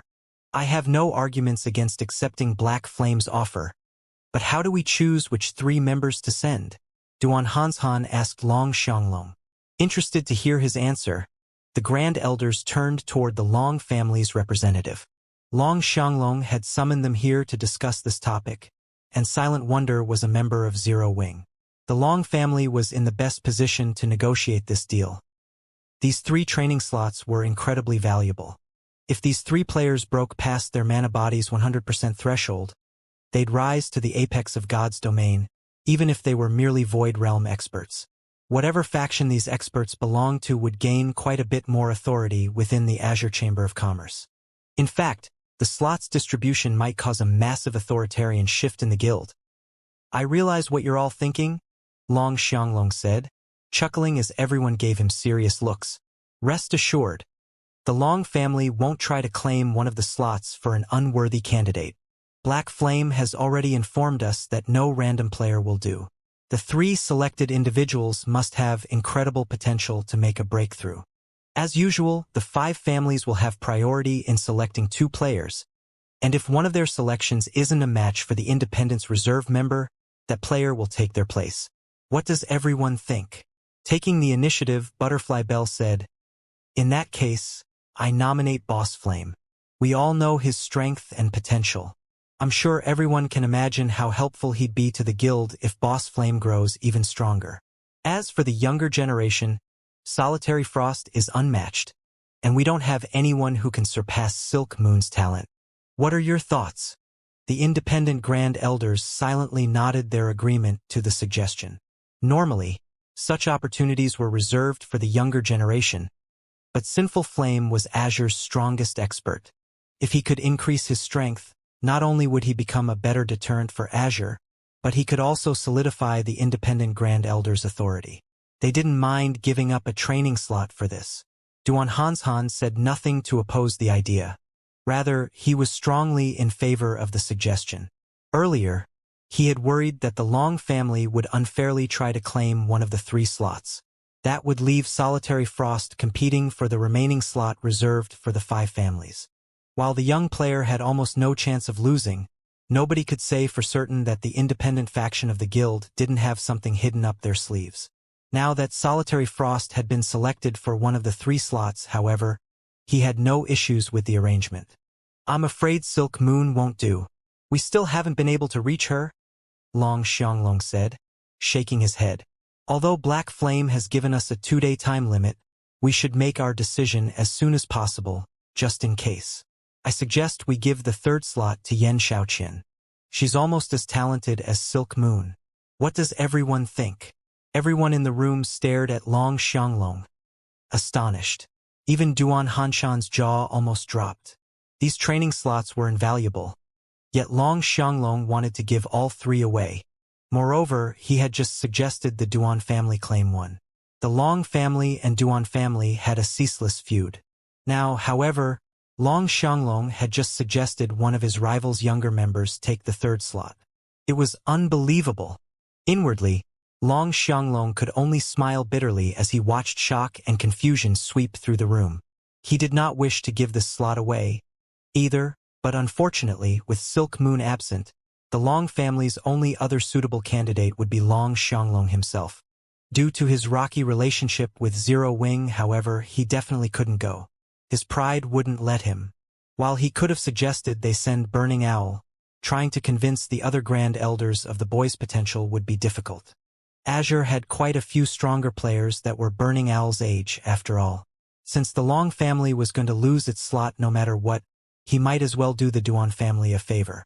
In any case, the Long family still had Silent Wonder, and because of her, it would have plenty of chances to benefit off of Zero Wing. Moreover, sending Yen Xiaoqian instead of Burning Owl would allow Azure to fulfill Shifeng's requirements and make training easier.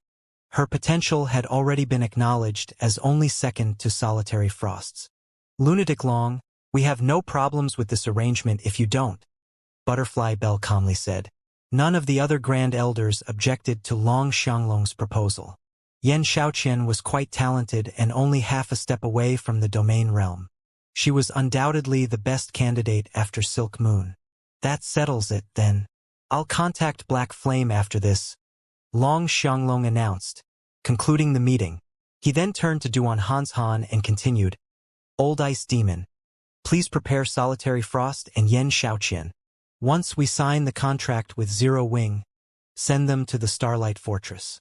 It will be taken care of. Once the contract has been signed, I'll take them there myself, Duan Hanshan said, nodding. Following which, everyone proceeded to discuss who they would send to Violet Sword's ancient secret land. As soon as they reached a conclusion, the Grand Elders were dismissed, leaving to prepare for the raid. An hour after the meeting had ended, Long Wushang represented the Azure Chamber of Commerce in signing a cooperative contract with Shifeng. In no time at all, not only had Shifeng gained the rights to one of Ocean Tide City's medium shipyards and golden lands, but he had also received a small warehouse in the city as a gift. Meanwhile, in Azure City's teleportation hall, are we really going to train with Zero Wing, Uncle Hanshan? Yen Xiaoqian asked Duan Hanshan, who wore a serious expression. I'm afraid it'll be difficult to rejoin Violet Sword's training if we do. Instructor Tori might just give up on us. Although she and Solitary Frost were members of the Azure Chamber of Commerce, and where they trained at was none of Violet Sword's business, these two were considered Tori's disciples.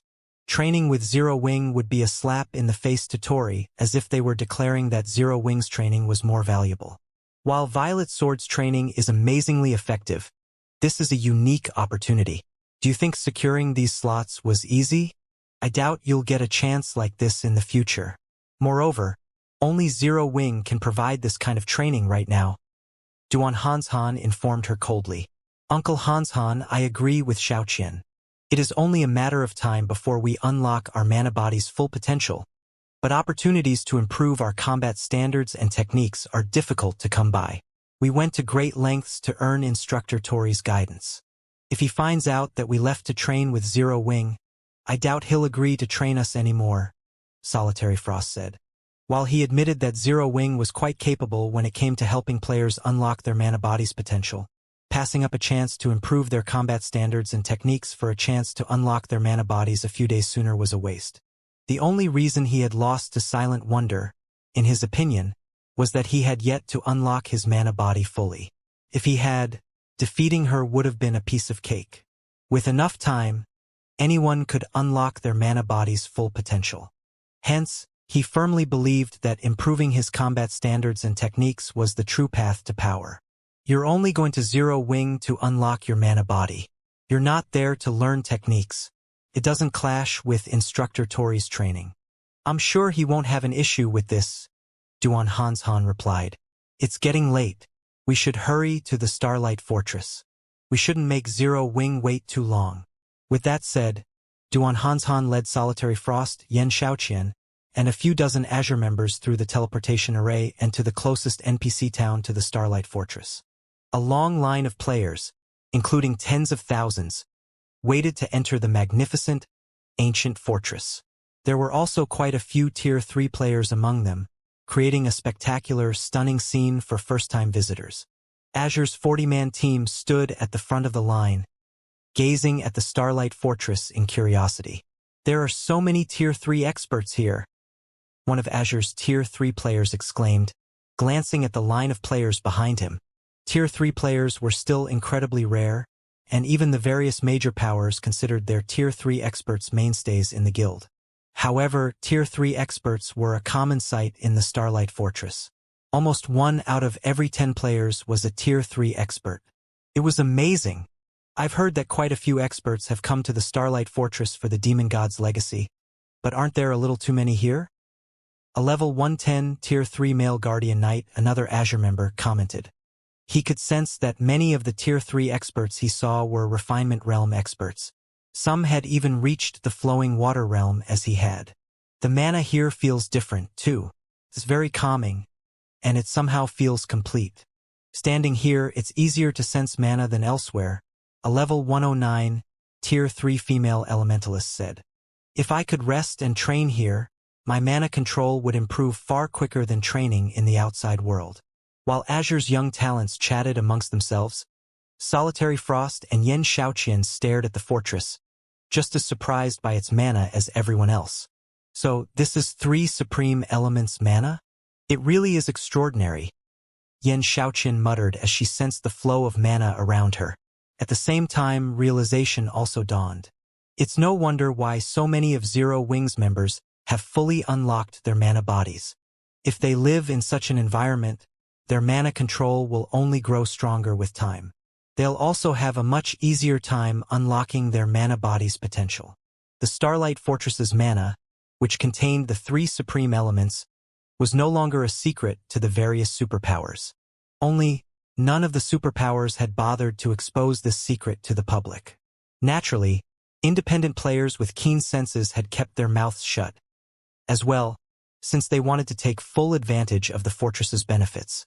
After all, the Starlight Fortress could only house a limited number of player residents. This environment is only a close match for that of ancient times? Solitary Frost wondered, shocked as he bathed in the fortress's mana. He hadn't thought the fortress's environment, which supposedly rivaled that of ancient times, was overly important. It was only close, not the real deal. How could any location in God's domain still have the same environment as before the Great Destruction? In his opinion, the past had only had so many more powerhouses than the present because of how many complete legacies had been available during ancient times. There was no way it could have been because of some ancient environment. Of course, the environment during ancient times had been incredibly mana-dense, but all of the various superpowers had their own special training grounds with high mana density. Some of those training grounds even had mana that was far denser than during ancient times. After reaching the Starlight Fortress and experiencing its mana firsthand, however, Solitary Frost realized how sorely mistaken he had been. Even as a melee player, he could feel his mana affinity growing. Although his affinity didn't increase much, only 10% to 20% at most, this had already significantly improved his mana control.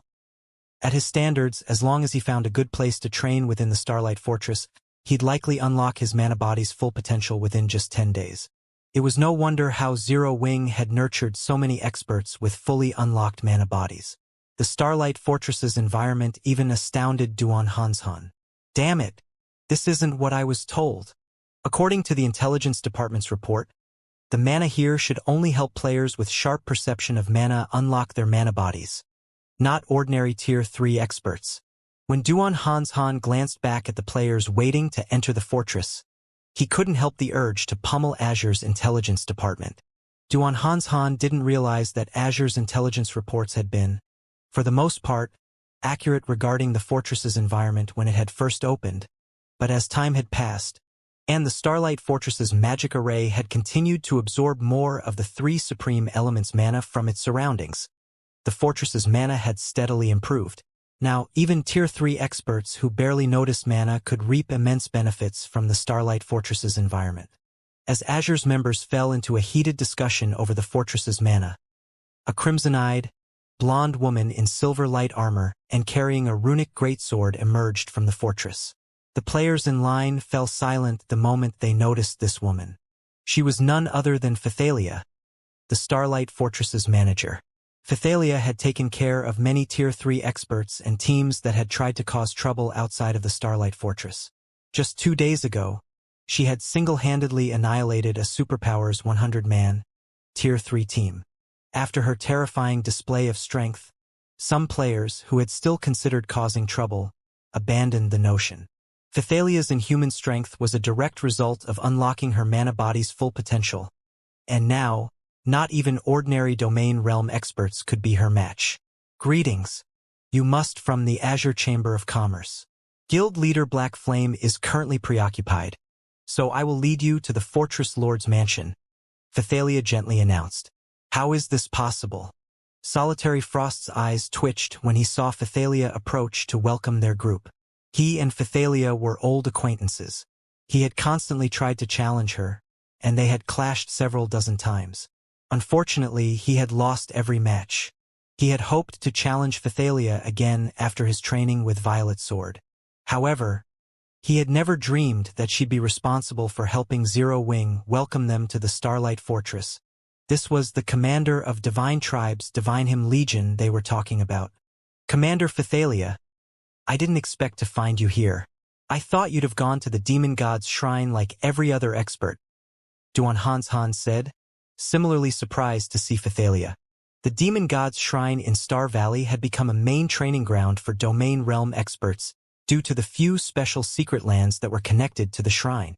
Not only could players acquire treasures in these secret lands, but they could also use the areas to grow stronger.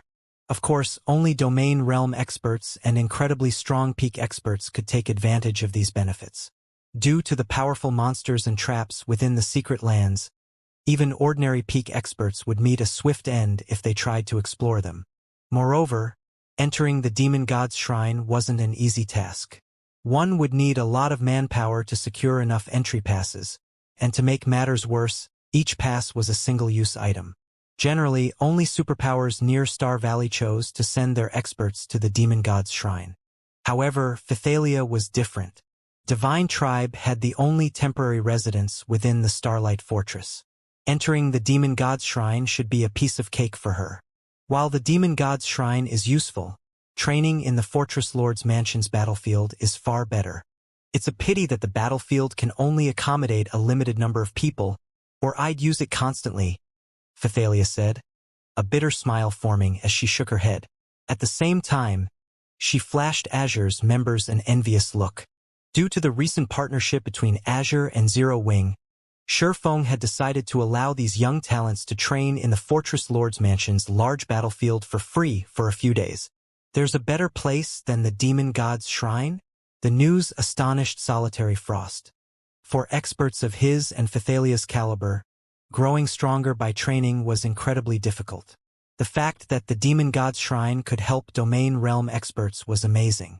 If not for the problem of distance and manpower, Azure's domain realm experts would have long since made their way to the shrine. And yet, Phythalia insisted that training in the Starlight Fortress's Fortress Lord's mana was even more effective than training in the Demon God's shrine. How could he possibly believe such an outlandish claim? Let's pause our conversation for a moment. Our time is limited. We should head to the mansion immediately, Phythalia said, ignoring the confused looks Azure's members gave her and leading these players straight to the Fortress Lord's Mansion. Starlight Fortress, Fortress Lord's Mansion. As the heart of the Starlight Fortress, the mana within the Fortress Lord's Mansion had changed significantly. From the outside, it looked as if the mansion and its surroundings were encased in a layer of crystals, and the breathtaking sight attracted every passerby's attention. Amazing! The mana here is at least 50% denser than in the outside world. It's no wonder why you deem this to be an excellent training ground, Commander Phythalia, Duan Han praised as he marveled at the glittering castle before him. The Starlight Fortress's mana density had already been extraordinary. It had been so high that it had even rivaled, possibly surpassed, the various superpowers' special training grounds. However, the Fortress Lord's Mansion had even denser mana. One would be hard-pressed to find another location on the Western continent with such dense mana. If players could train in such rich, special mana, their efficiency would skyrocket. Even domain realm experts like Duan Hanshan could likely benefit from an environment with such abundant mana. However, Phythalia merely chuckled in response. Without comment, she led Azure's group into the heavily guarded Fortress Lord's mansion. When they stepped into the mansion grounds, Duan Hanshan and his entourage from Azure were utterly stupefied. Aside from the multitude of Zero Wings experts, over 50 personal guards stood guard around the courtyard. Even the weakest of these NPCs was a secret silver guard, and there were as many as 8 fine gold guards present. These NPCs could even annihilate a 1,000-man team of Tier 3 experts. Once their surprise subsided, Azure's members realized how refreshed and light they felt, as if newer, better bodies had replaced their old ones. What's going on? Why do I feel like I have so much more physical control? Solitary Frost exclaimed as he sensed the changes. Dense mana shouldn't have such an effect. It's not just our physical control. I can feel my mana control significantly improving, as well, Yen Xiaoqian said in the team chat.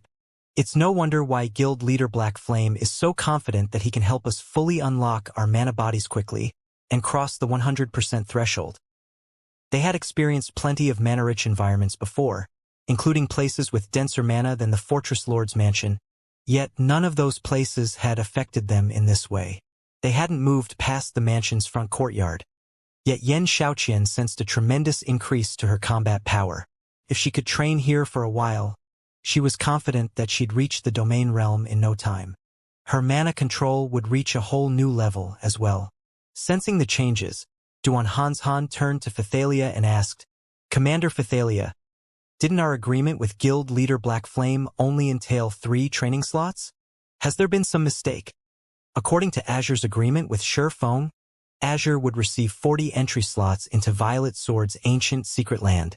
As a bonus, Zero Wing would also help 3 of Azure's members unlock their mana body's full potential and break past the 100% threshold.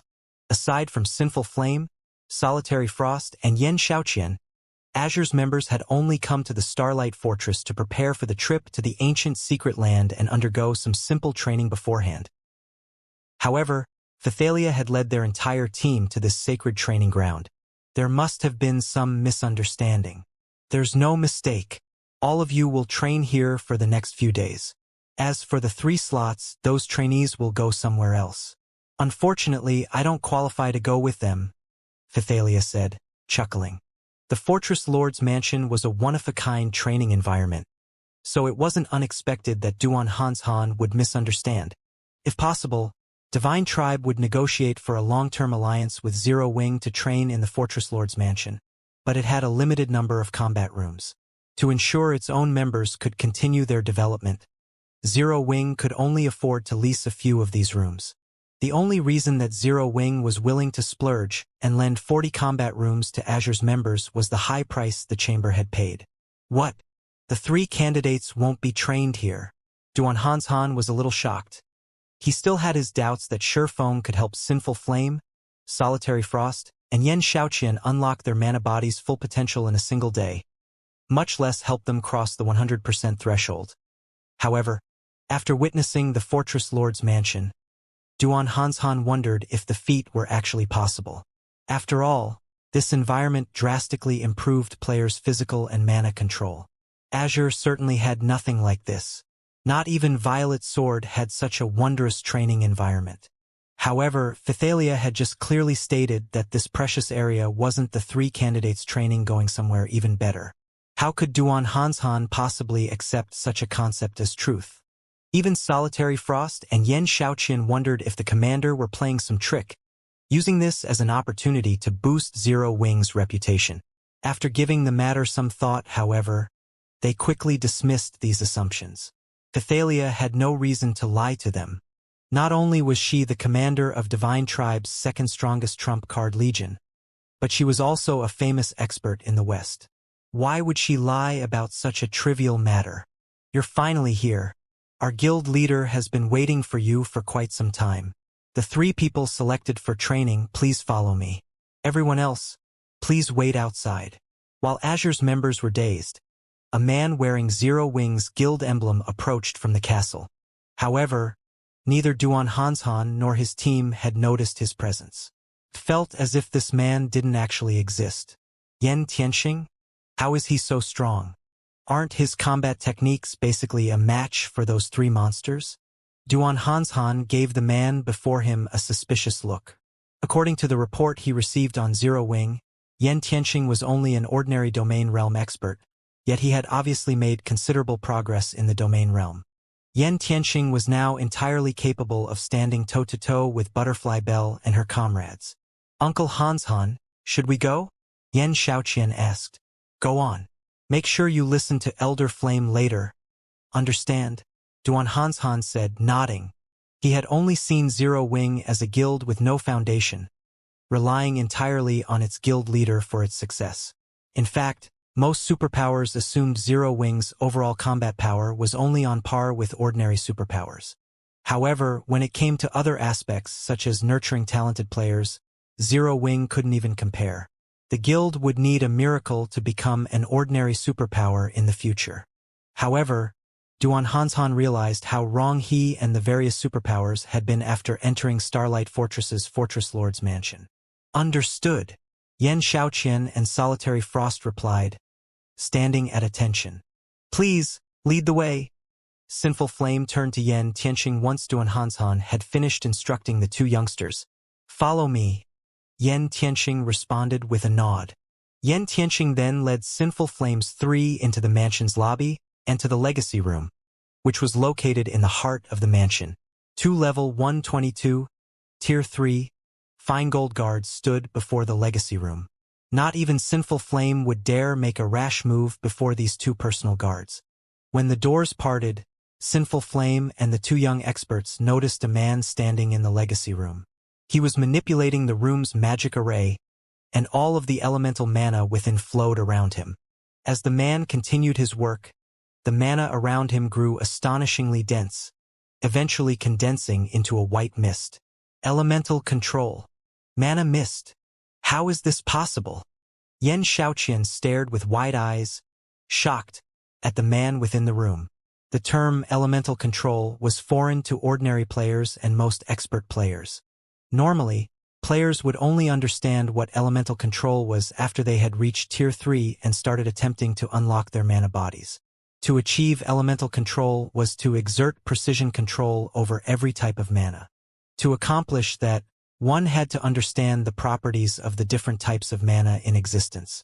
At the very least, one had to grasp the principles behind driving the four major elements. At this stage of the game, however, let alone gaining precision control over the various types of mana, the superpowers were still clueless about the operating principles of the four major elements. Hence, even domain realm magical class players were incapable of elemental control. Yet, to Yan Xiaoqian's surprise, the man standing inside the legacy room was controlling the ambient mana within the room as if it were a part of his own body, and was even using it to strengthen the room's magic array. This was an ability all magical class players in God's domain sought. However, what truly surprised her was the identity of this man. Black Flame. After all, melee classes were inherently less attuned to mana than magical classes. In addition, melee players used mana much less frequently in battle than magical class players, so they should be less familiar with mana than magical class players. Yet, despite being a tier 3 Sword King, Shifeng had actually achieved elemental control. You're here, Shifeng said, and promptly accelerated the operation of the legacy room's magic array. He then continued, the room's magic array is nearly fully operational. The three of you will be learning how to unlock your mana bodies here. In a while, each of you will have 5 minutes to experience what it feels like to have a fully unlocked mana body. What you need to do during this time is memorize the feeling of how the mana inside your body flows. Afterward, you will have to think of ways to replicate this feeling. Remember, each of you has only one opportunity. Experience a fully unlocked mana body for 5 minutes? Yan Xiaoqian was surprised at Shifeng's words. Although the experience lasted only 5 short minutes, if she knew what her fully unlocked mana body would feel like, she would have a much easier time unlocking it afterward. Moreover, she wouldn't have to worry about going astray and taking a long detour. She could simply head straight to her goal. So, This is the secret behind Zero Wing's strength? Solitary Frost similarly gazed at Shi Feng in astonishment.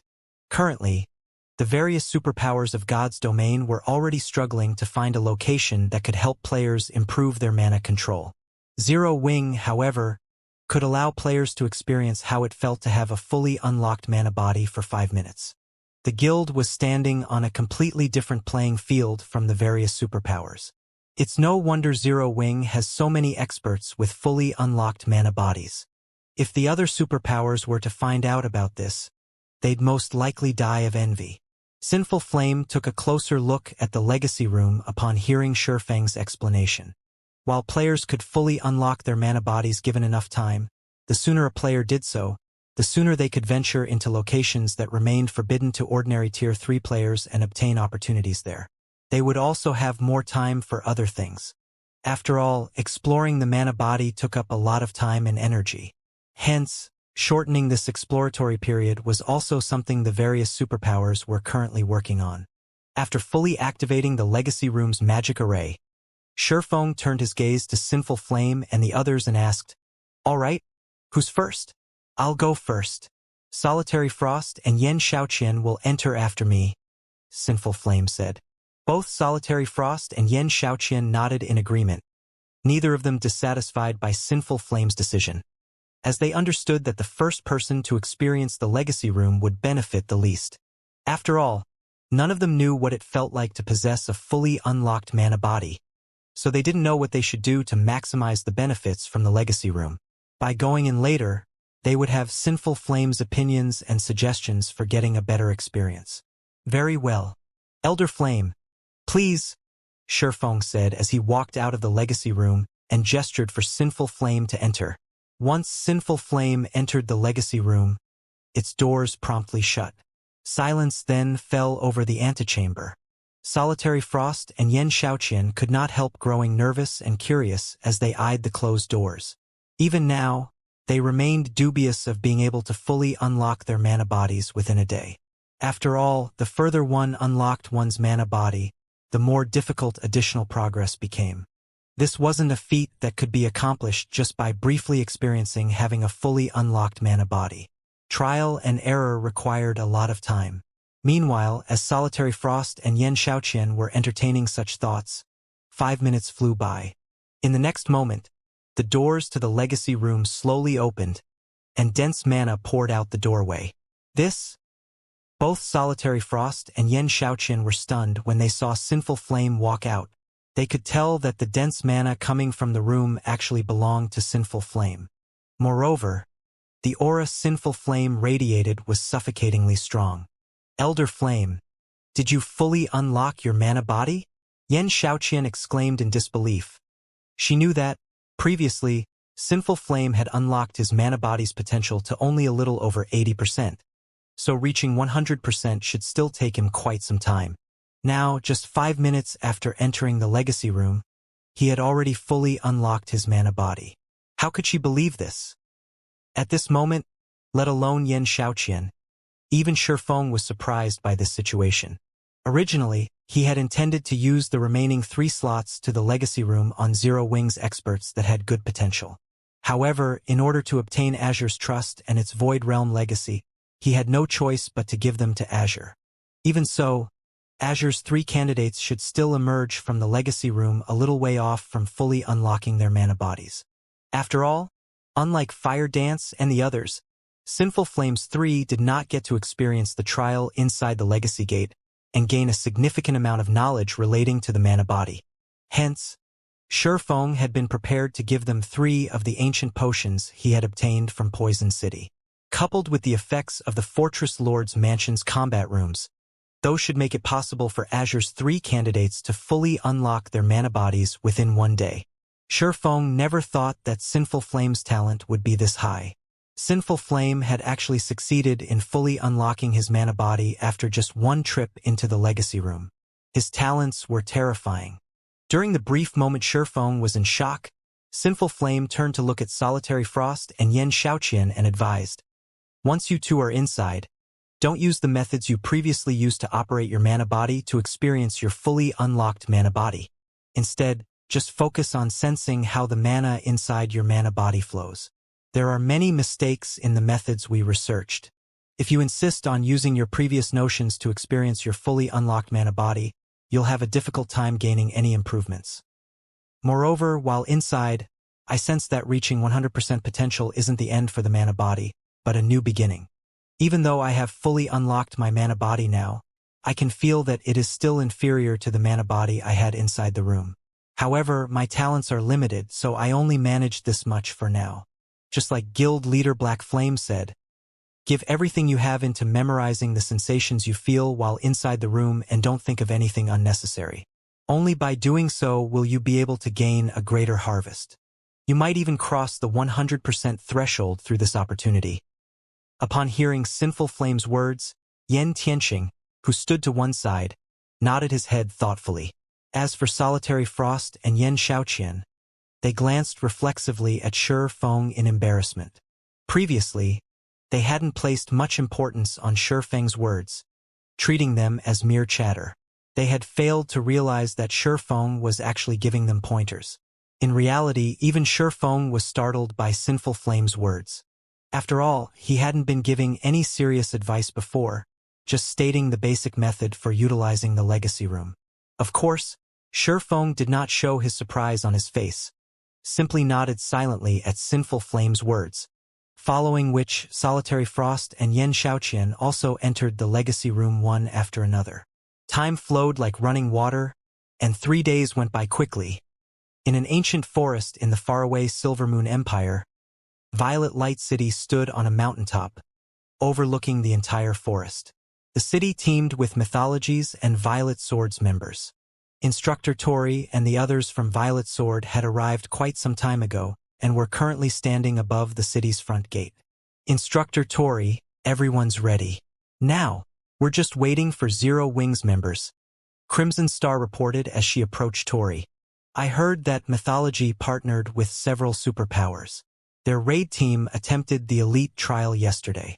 The 200-man raid team consisted entirely of bona fide Void Realm experts, some of whom even have fully unlocked mana bodies. However, I heard that even a fully unlocked mana body was of limited help inside the trial. In the end, Mythology's raid team failed to defeat the trial boss. Although Zero Wing has a lot of experts with fully unlocked mana bodies, they hardly have any Void Realm experts in the guild. I wonder if they can even reach the Hero Trial's trial boss. Wildfighter said, smirking. I'm afraid that's going to be difficult. I really don't know what Black Flame was thinking back then to suggest filling the majority of the raid team with Zero Wings members. If he finds out about Mythology's failure, he'll most likely die of regret, Crimson Star said, smiling. Once they team wipe a few times, I bet he'll come asking us for reinforcements. The Ancient Secret Lands Elite Trial already reduced the advantages of a fully unlocked mana body by a large margin. If not for Mythology's raid members having extremely high combat standards, they wouldn't even have reached the Elite Trial's trial boss, much less get the chance to fight it. If even the Elite Trial placed such a heavy suppression on the mana body, the suppression in the Hero Trial would naturally be much greater. In that case, the chances of Zero Wing's raid team, which barely had any peak experts in it, meeting the Hero Trial's trial boss were practically zero. While Wildfighter and Crimson Star were conversing, a steel behemoth and several gigantic flying mounts approached Violet Light City, their arrival causing a commotion throughout Violet Light City. They're finally here. When Wildfighter saw the approaching Crimson Dragon flying ship and flying mounts, he revealed a faint smile on his face as he commented, "What a grand entrance.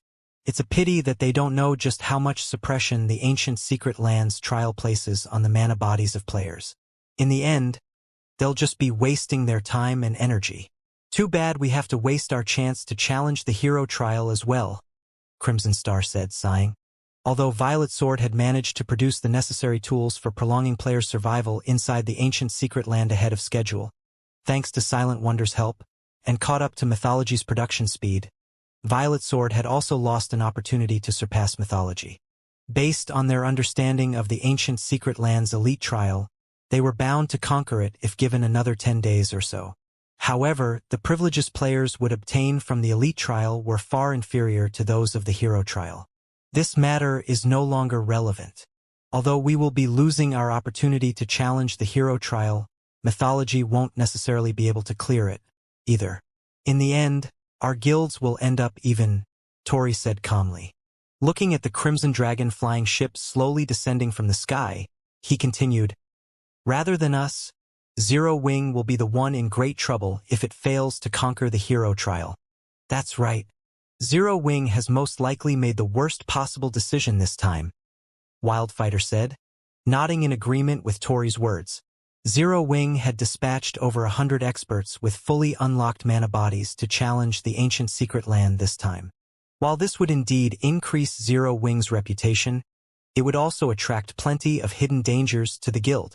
In the current god's domain, the competition between the various superpowers was intensifying. If a guild capable of threatening the livelihoods of the superpowers were to appear, the fate of this guild would go without saying.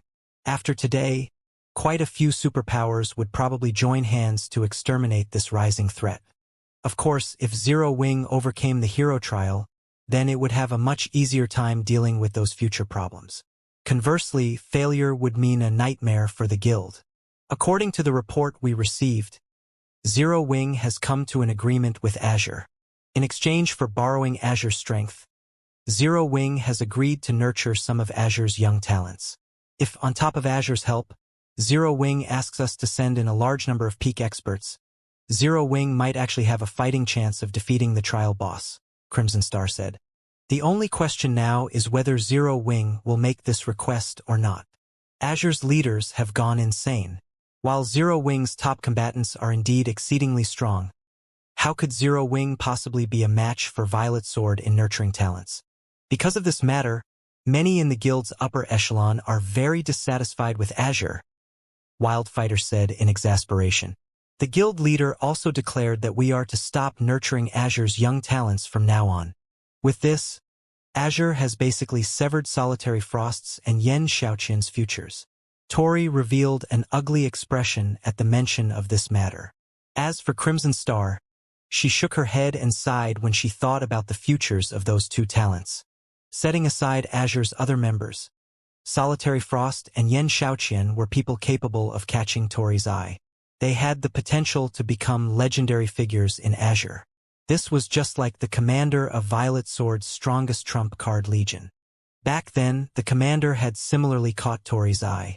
Now, he had already become a legendary figure in Violet Sword, his strength rivaling even the 5 great super guild's old monsters. Such experts could bring prosperity to an entire guild.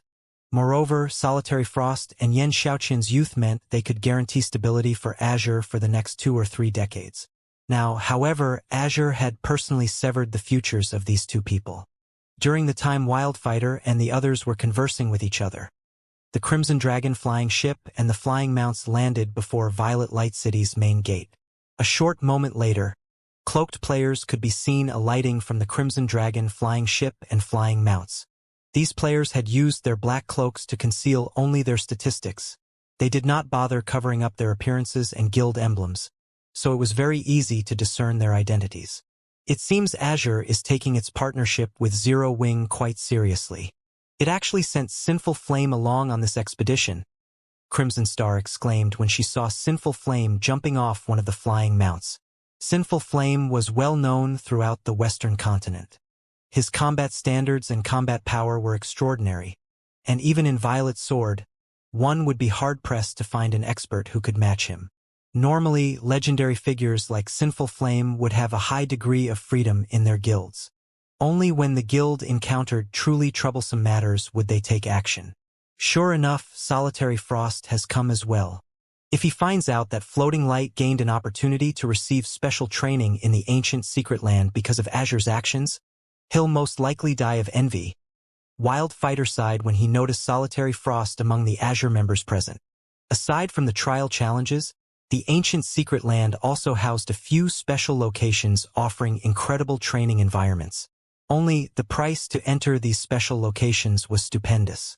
Originally, out of respect for the Zeus Corporation and instructor Tori, Violet Sword had been hesitant to assign the last 2 entry slots it held.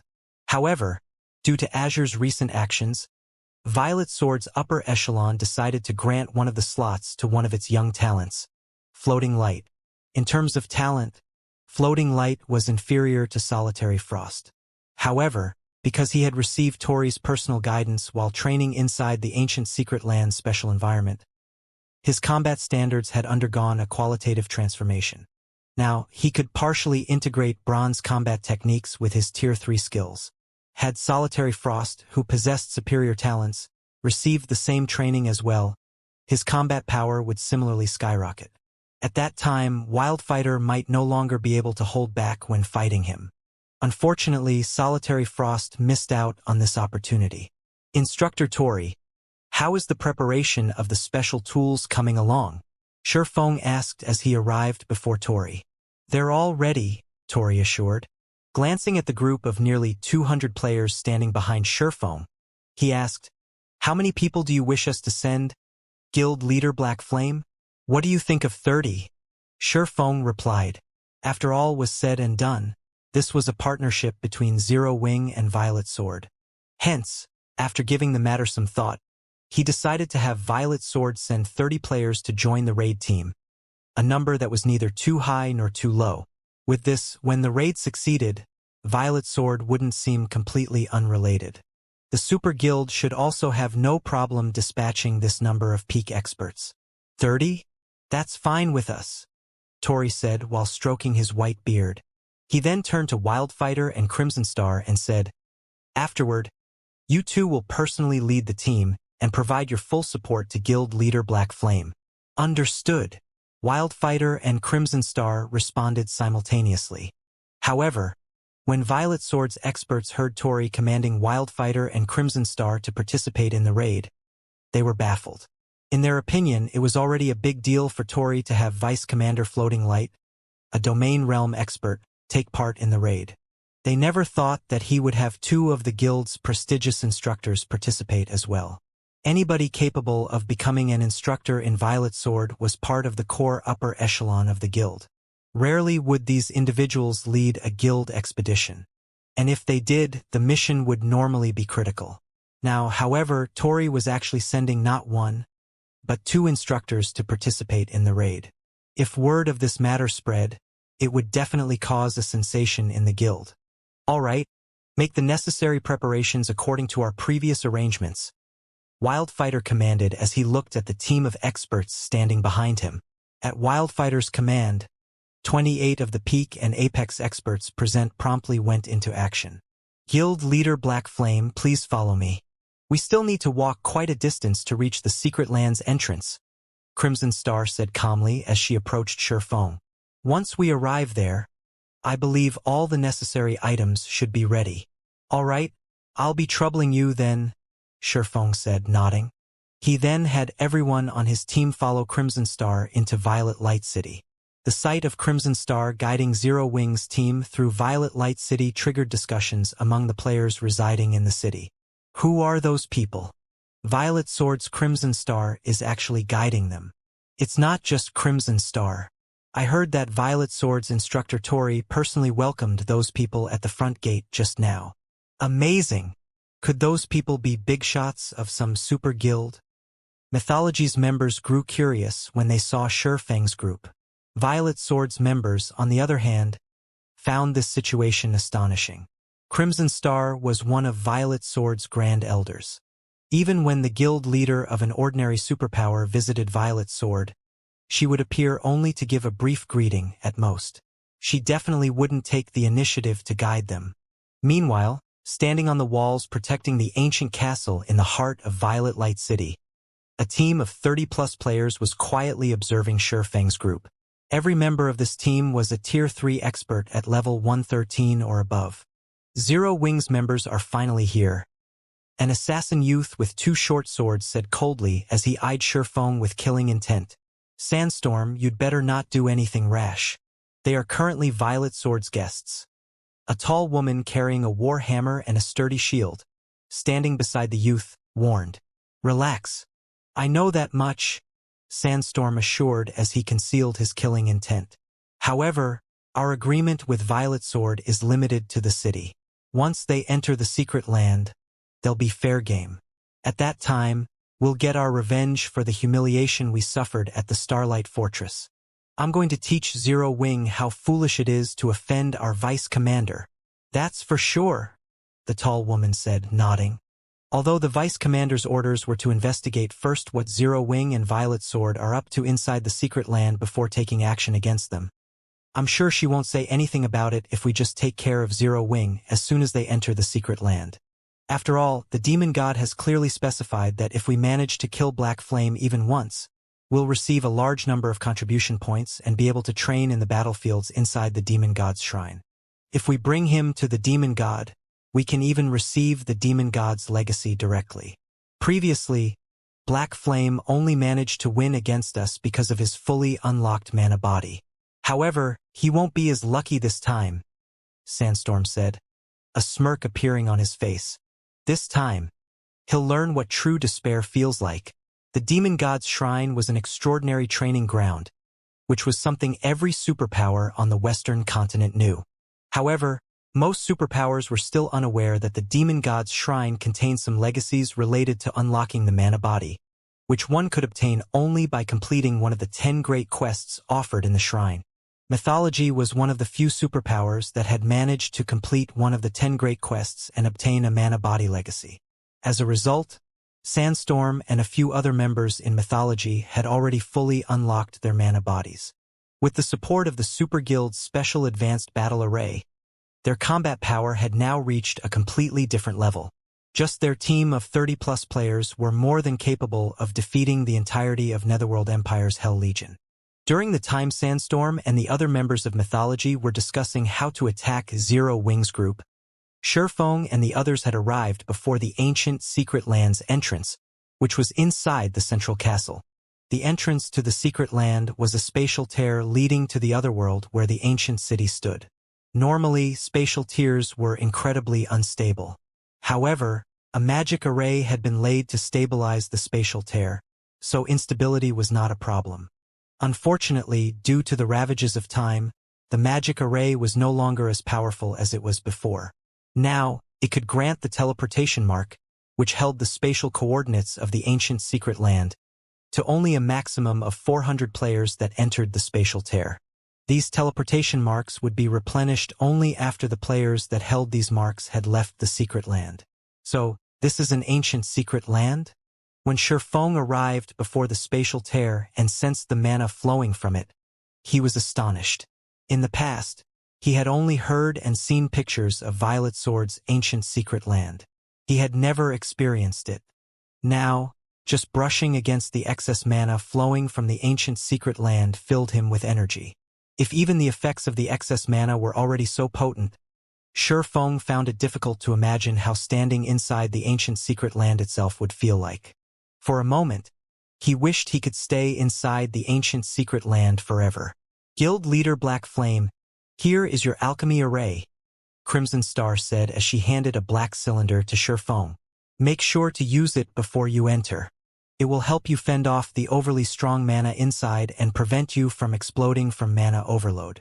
At the same time, it will allow you to regulate the flow of your mana effectively, so that you won't die from energy exhaustion. Thanks. Shurfeng nodded and accepted the black cylinder from Crimson Star. He then activated the magic array on the device. A special rune appeared on his body, followed by a faint layer of light wrapped around him. Although the ancient secret land was an excellent location for training, for current players, it was both a curse and a blessing. Incredibly dense mana filled the ancient secret land. The ambient mana in the secret land was so dense that players would have their mana's volume and flow rate forcibly increased to a point where they would lose control over their own mana. As a result, their energy consumption rate would increase drastically, which led to death by starvation within half an hour of entering the ancient secret land. If players wished to survive inside the ancient secret land for longer periods, they had to rely on alchemy arrays to regulate their mana.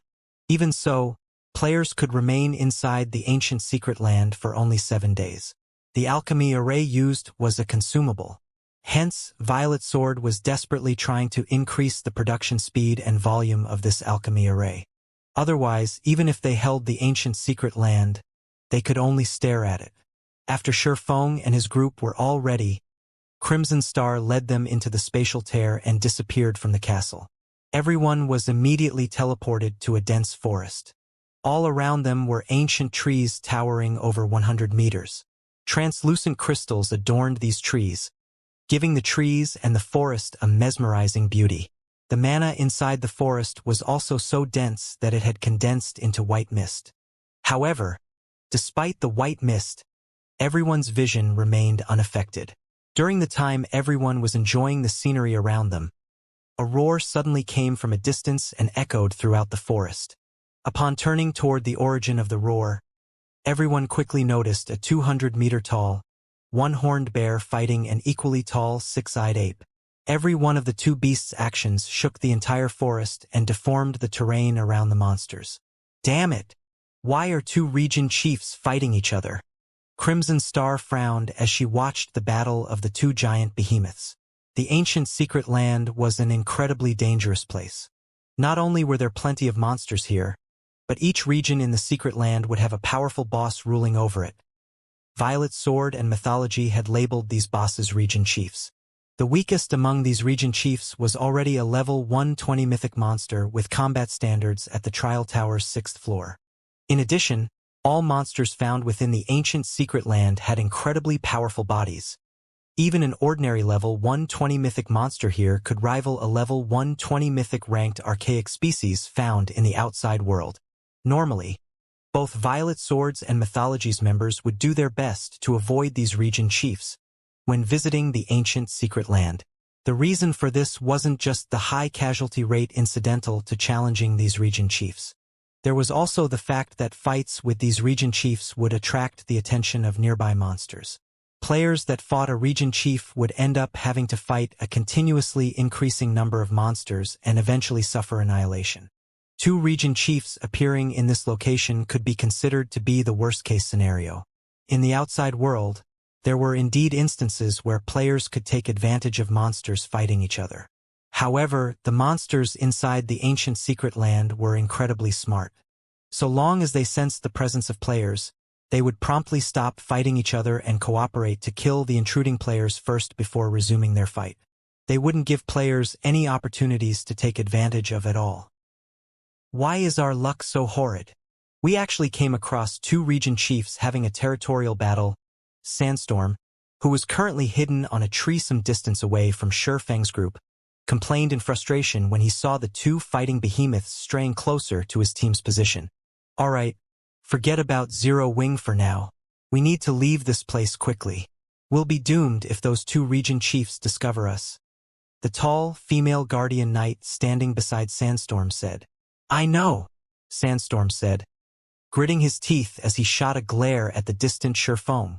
As Sandstorm's group was preparing to leave the area, Crimson Star also had everyone on the team prepare for a hasty retreat. Guild leader Black Flame, we need to leave this area fast. We'll be in trouble if we stay here any longer, Crimson Star said hurriedly as she looked at Feng, who was still quietly observing the two battling region chiefs. Shouldn't that way be the shortest path to the ancient city? Feng asked as he pointed toward the two behemoths. If we circle around them, wouldn't we need to waste half a day? That is, indeed, the shortest path to the ancient city, but if we get caught by those two region chiefs instead of wasting half a day, all of us will end up dying here. Crimson Star snapped in exasperation when she heard that Feng was actually still planning to take this route to the ancient city. However, she also understood Feng's thoughts. They could stay inside the ancient secret land for only 7 days. If they wasted half a day on a detour, they would be under much greater pressure when raiding the hero trial. After all, with how many monsters there were inside the trial, they would need 5 or 6 days just to reach the trial boss. Moreover, the two region chiefs were mythic bosses. In the outside world, coming across two mythic bosses would be akin to hitting the jackpot. However, they were currently inside the ancient secret land, facing monsters far stronger than those in the outside world. Challenging two mythic bosses simultaneously would simply be suicide. Otherwise, Violet Sword wouldn't have to be so careful when exploring the ancient secret land. Guild leader Black Flame, let's leave. If we don't go now, we'll enter the perception range of those two region chiefs. Wildfighter advised urgently. Our main goal is to clear the trial. We don't need to fight those two region chiefs. I guess you're right. We don't need to fight those two, Shifeng said, nodding. He then turned to look at Crimson Star and Wildfighter and added, I'll lure them away. Use this opportunity to sneak past them. After saying so, Shifeng dashed straight for the two behemoths. Upon seeing Shifeng charging toward the two distant behemoths, Crimson Star and Wildfighter turned pale. He's insane. Crimson Star cursed when she saw that Shifeng had already gotten over 100 yards away. Immediately, she turned to the rest of the team and ordered, Everyone, retreat together with floating light. Do not stop for anything. Retreat to Violet Light City. Wildfighter, hold the rear with me. Got it. Wildfighter responded and unsheathed his weapon, a solemn expression appearing on his face. In this situation, Violet Sword's members could not help growing nervous. As for Sandstorm and the other members of Mythology spectating from a distance, their eyes nearly fell out of their sockets when they saw Shifeng's actions. That crazy black flame. He's actually charging to the two region chiefs. Sandstorm cursed. Then, he commanded hastily, Hurry! Retreat quickly. As soon as Sandstorm finished speaking, Mythology's members, who had been preparing to retreat from the area already, picked up their pace with serious expressions. Black Flame truly is insane. He's actually planning to drag everyone down with him. Did Violet Sword's people not warn him about the region chiefs here? The tall, female guardian knight grumbled, similarly cursing at Shifeng as she jumped down from the tree she had been standing on. The region chiefs of the ancient secret land were considerably stronger than mythic monsters found in the outside world. In terms of strength and speed, they were at least 30% better. Trying to take on just one of these region chiefs with a 200-man, Tier 3 team was already an incredibly difficult task, incurring plenty of casualties. When coupled with the endless stream of other monsters that would continuously join in on the battle, any team that tried to challenge a region chief was doomed. However, what made the ancient secret land's region chiefs truly difficult to deal with wasn't their physical prowess but their massive perception range. When these region chiefs fought players, they could manipulate all the mana within a 5,000-yard radius, relying on this mana to detect all movements within range. One could say that, so long as there were players within a region chief's passive perception range of 500 yards or players fighting a region chief, then all players within a 5,000-yard radius of the region chief would become its targets. If players failed to kill the aggravated region chief, then they wouldn't be able to shake off its pursuit.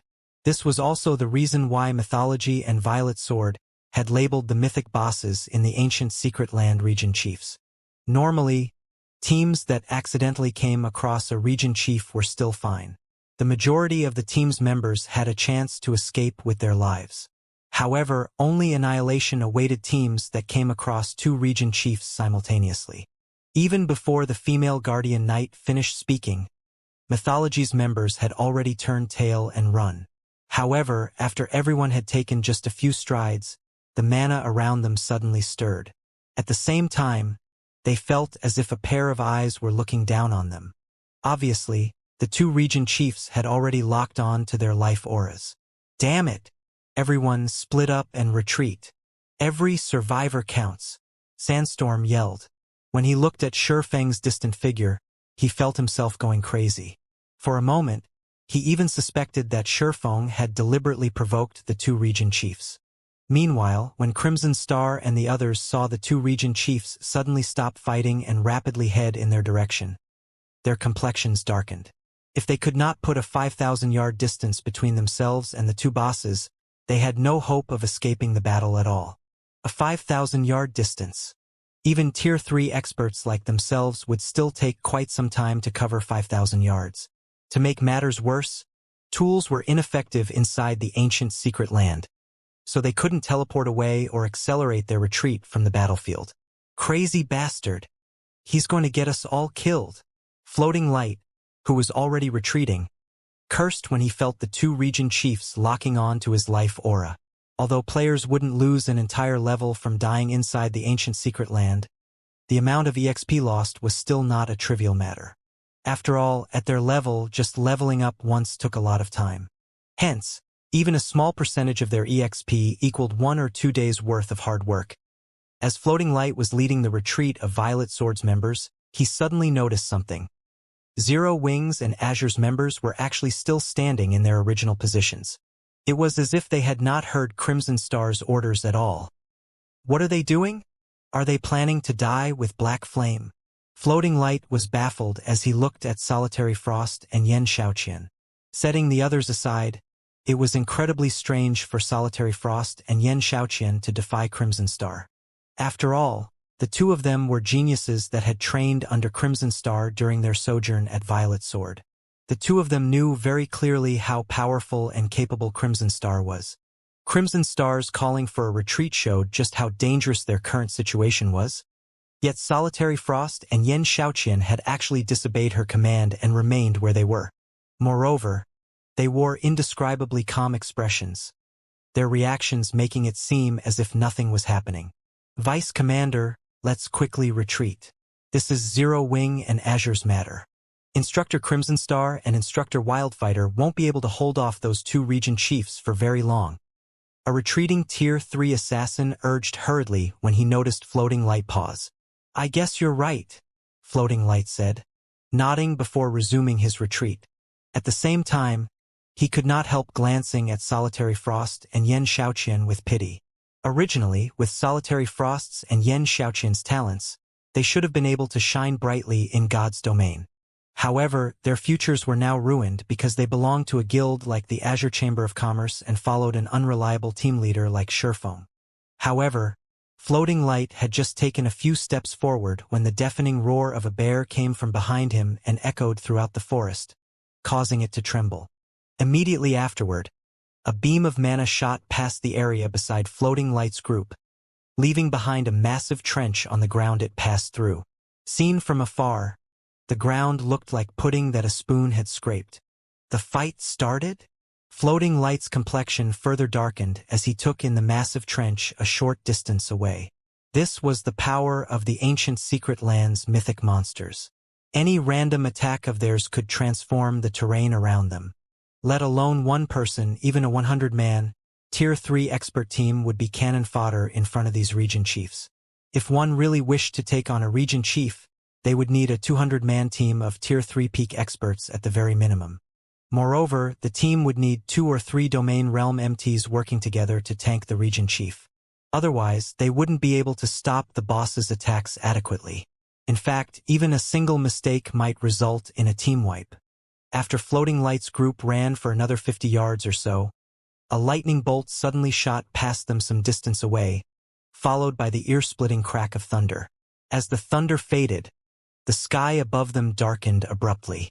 In the next moment, the 200-meter-tall, six-eyed gorilla went flying overhead and crashed heavily into the ground a few hundred yards ahead of them, the ground shattering at the impact. As for the giant gorilla, it stumbled quite a bit as it landed and very nearly lost its footing. After stabilizing itself, the gorilla glared into the distance before releasing a deafening roar.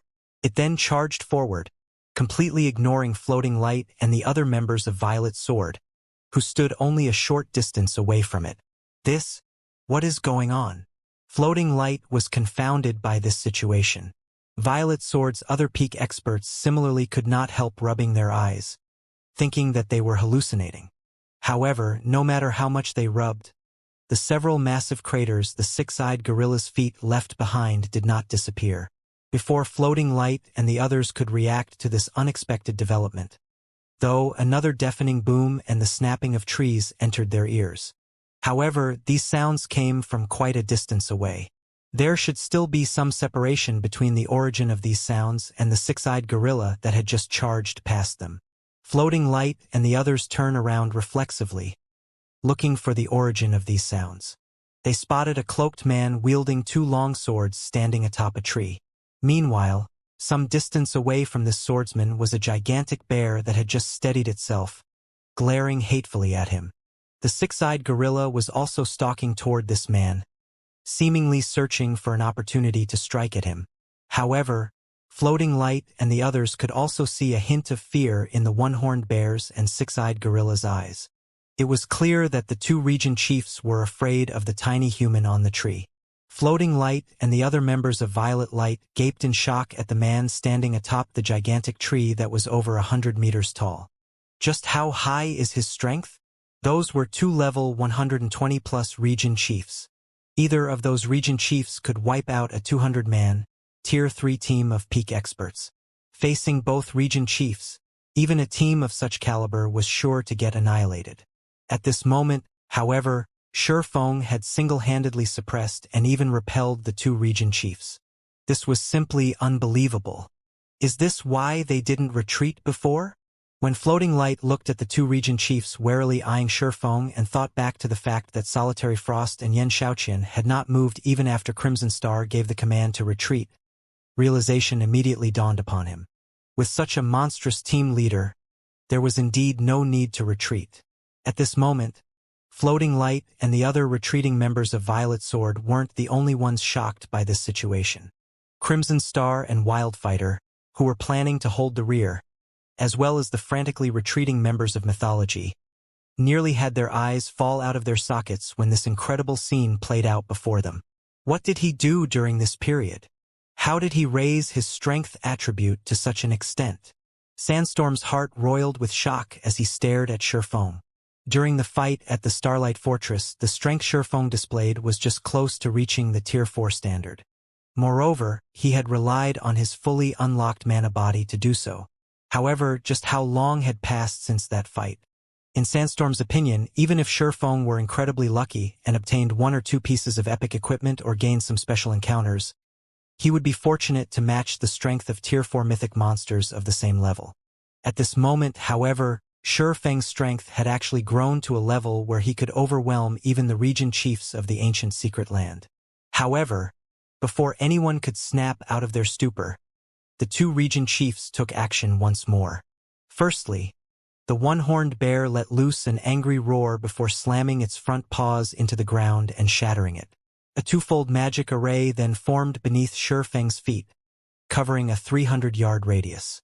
Immediately afterward, thick stone walls emerged, bordering the magic array and enveloping Shifeng completely.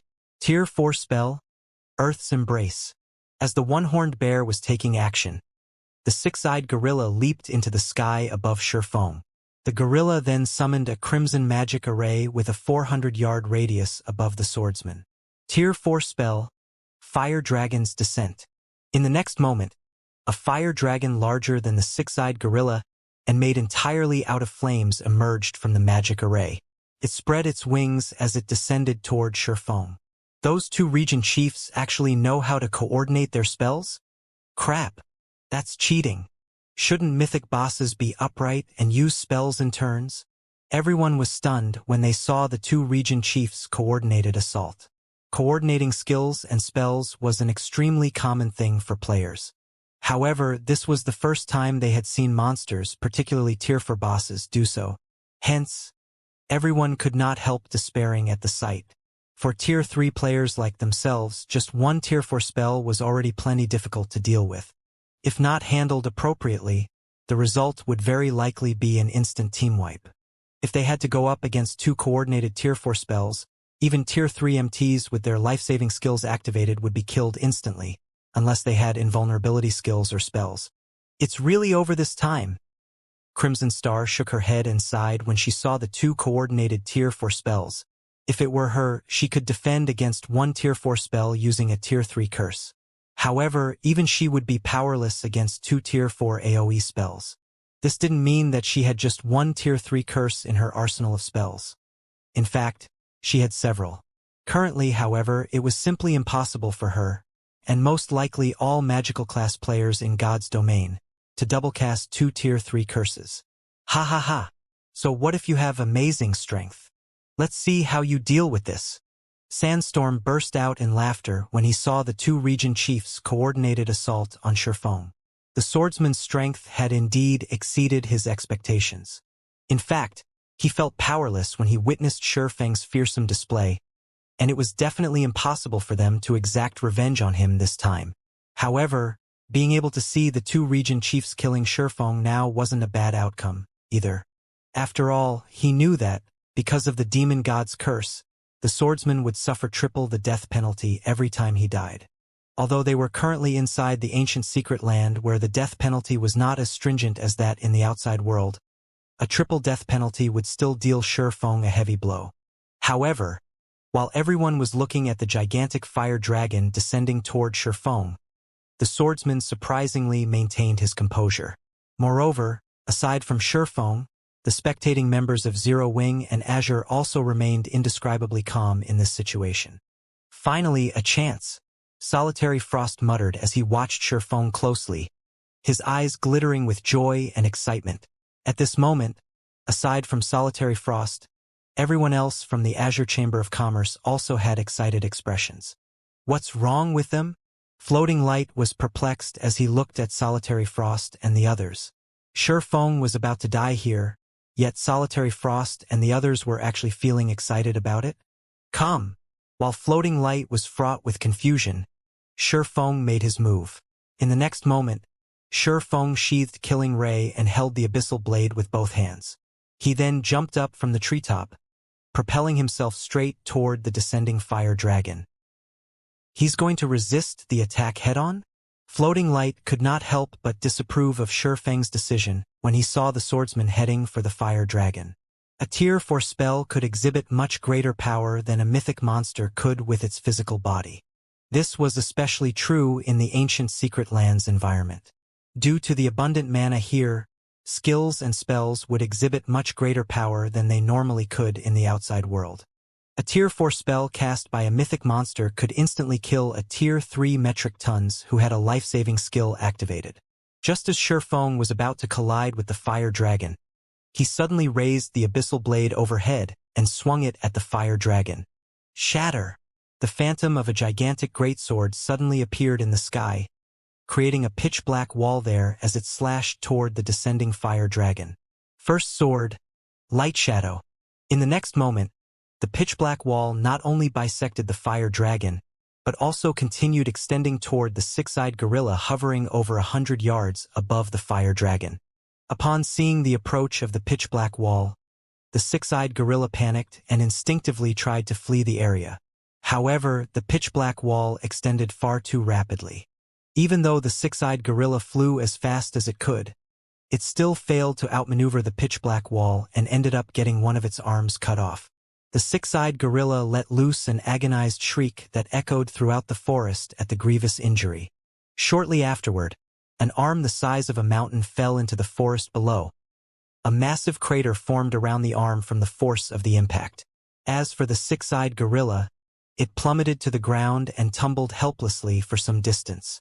Due to the loss of its arm, the gorilla's combat power also decreased significantly. How is this possible? That's a mythic monster we're talking about.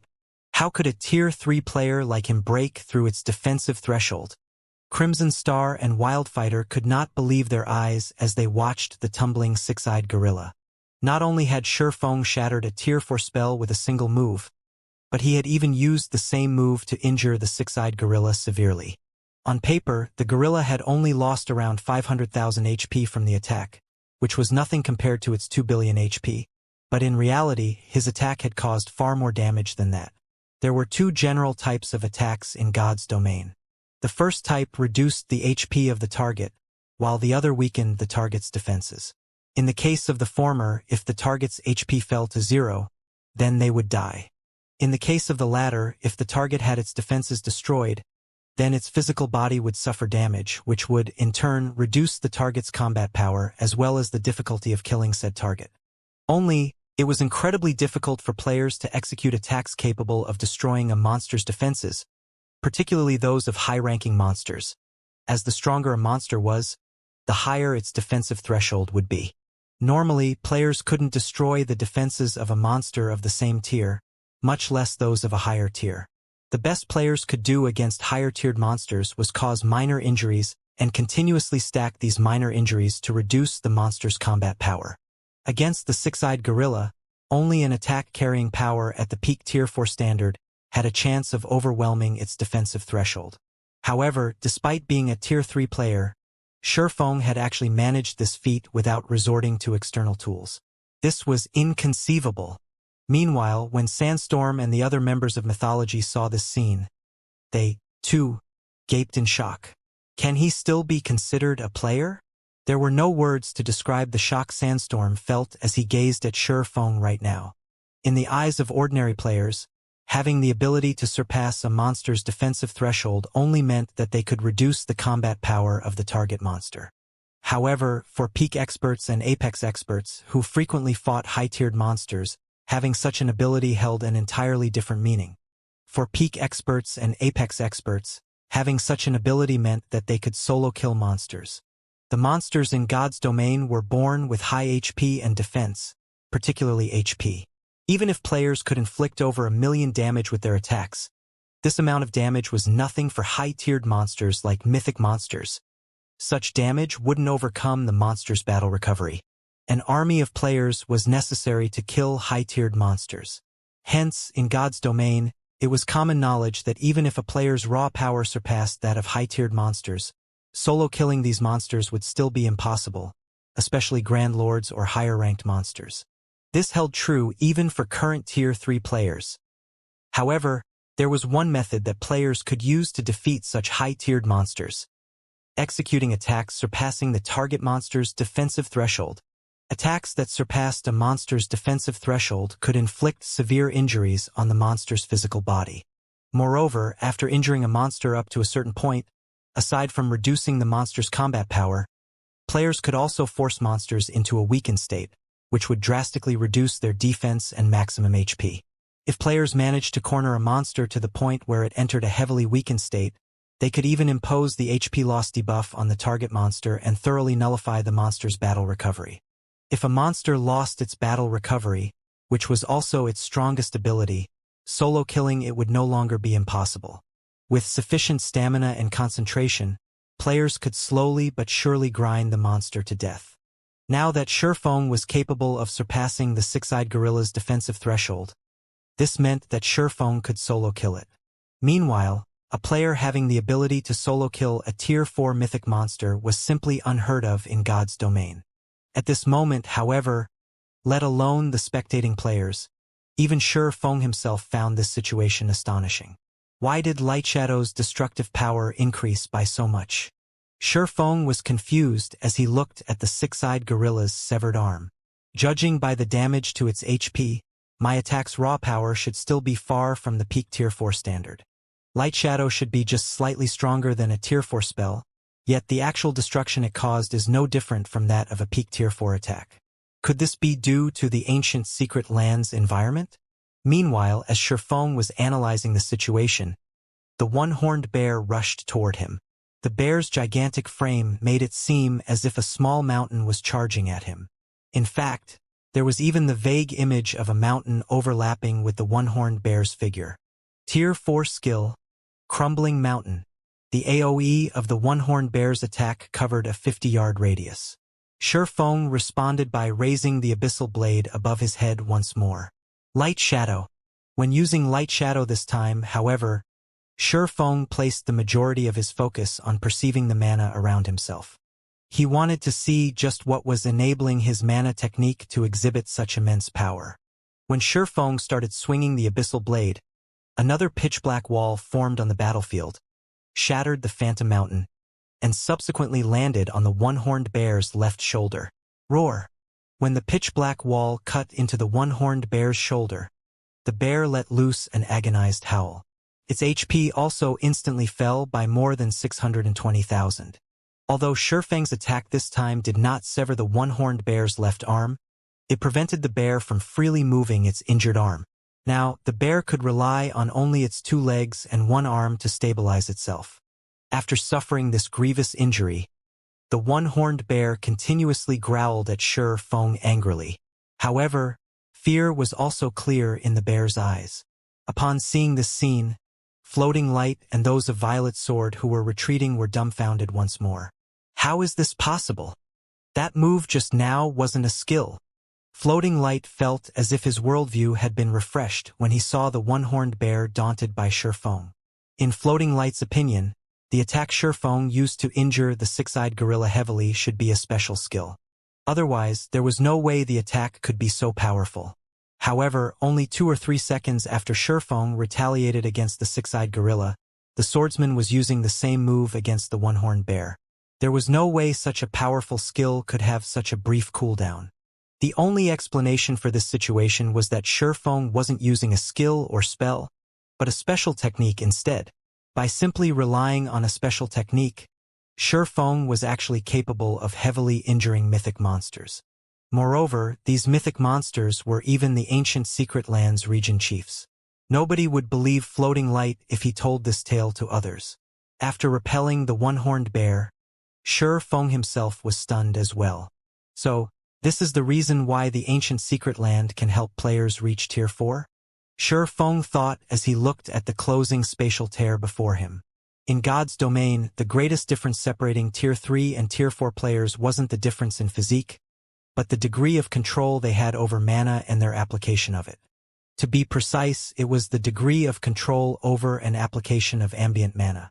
Controlling and utilizing ambient mana might be something players had started doing since the start of the game, but the standard at which Tier 0 players did it was only at the most basic level. Their efficiency in utilizing mana was extremely low. Hence, players needed to rely on the mana of their fully unlocked mana bodies to guide and utilize the ambient mana for their own use. To put it simply, players had to rely on their own mana bodies to integrate and convert ambient mana into their own mana. By doing so, one would be able to maximize the power they could exhibit with their mana. However, integrating ambient mana was a challenge. Without guidelines or legacies in the outside world to teach players how to accomplish this, players could only rely on themselves to learn how to do so. However, while carefully observing the second light shadow he executed, Shurfeng noticed something peculiar about the mana around him. The ancient Secret Lands ambient mana had actually taken the initiative to integrate itself with his mana. This development had drastically increased the amount of ambient mana he could manipulate and, in turn, boosted the power of Light Shadow significantly. However, as he wasn't actively executing this mana integration, his mana usage efficiency was still very low. The additional ambient mana he managed to manipulate had increased only Light Shadow's destructive power, not the mana technique's strength. This was akin to putting an edge on a weapon. While he might have increased the weapon's destructive power, the weapon itself remained unchanged. Even so, this was an incredibly precious situation.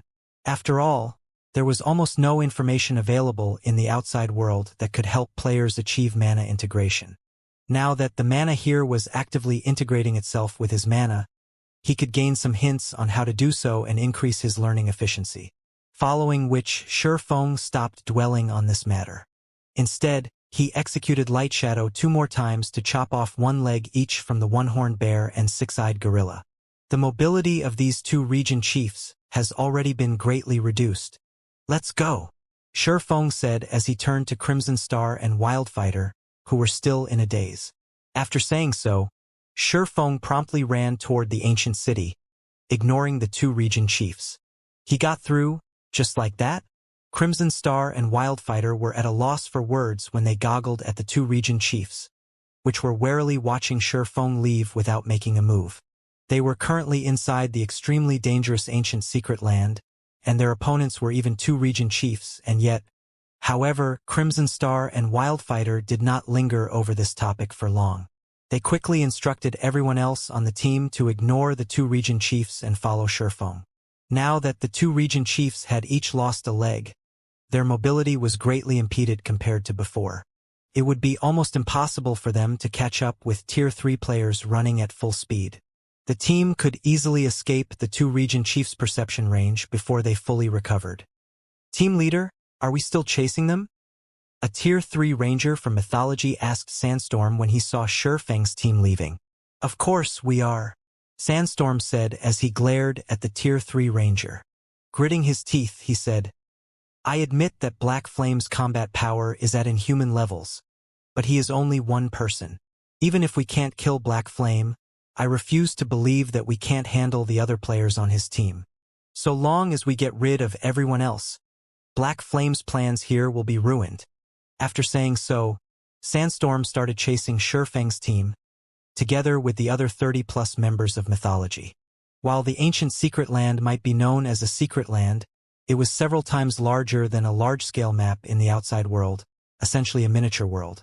Even though Shifeng and the others were Tier 3 players, since they were prohibited from using mounts, they ended up running for more than half a day to reach a majestic city in the middle of a canyon. The city in question had several layers of magic barriers as defense.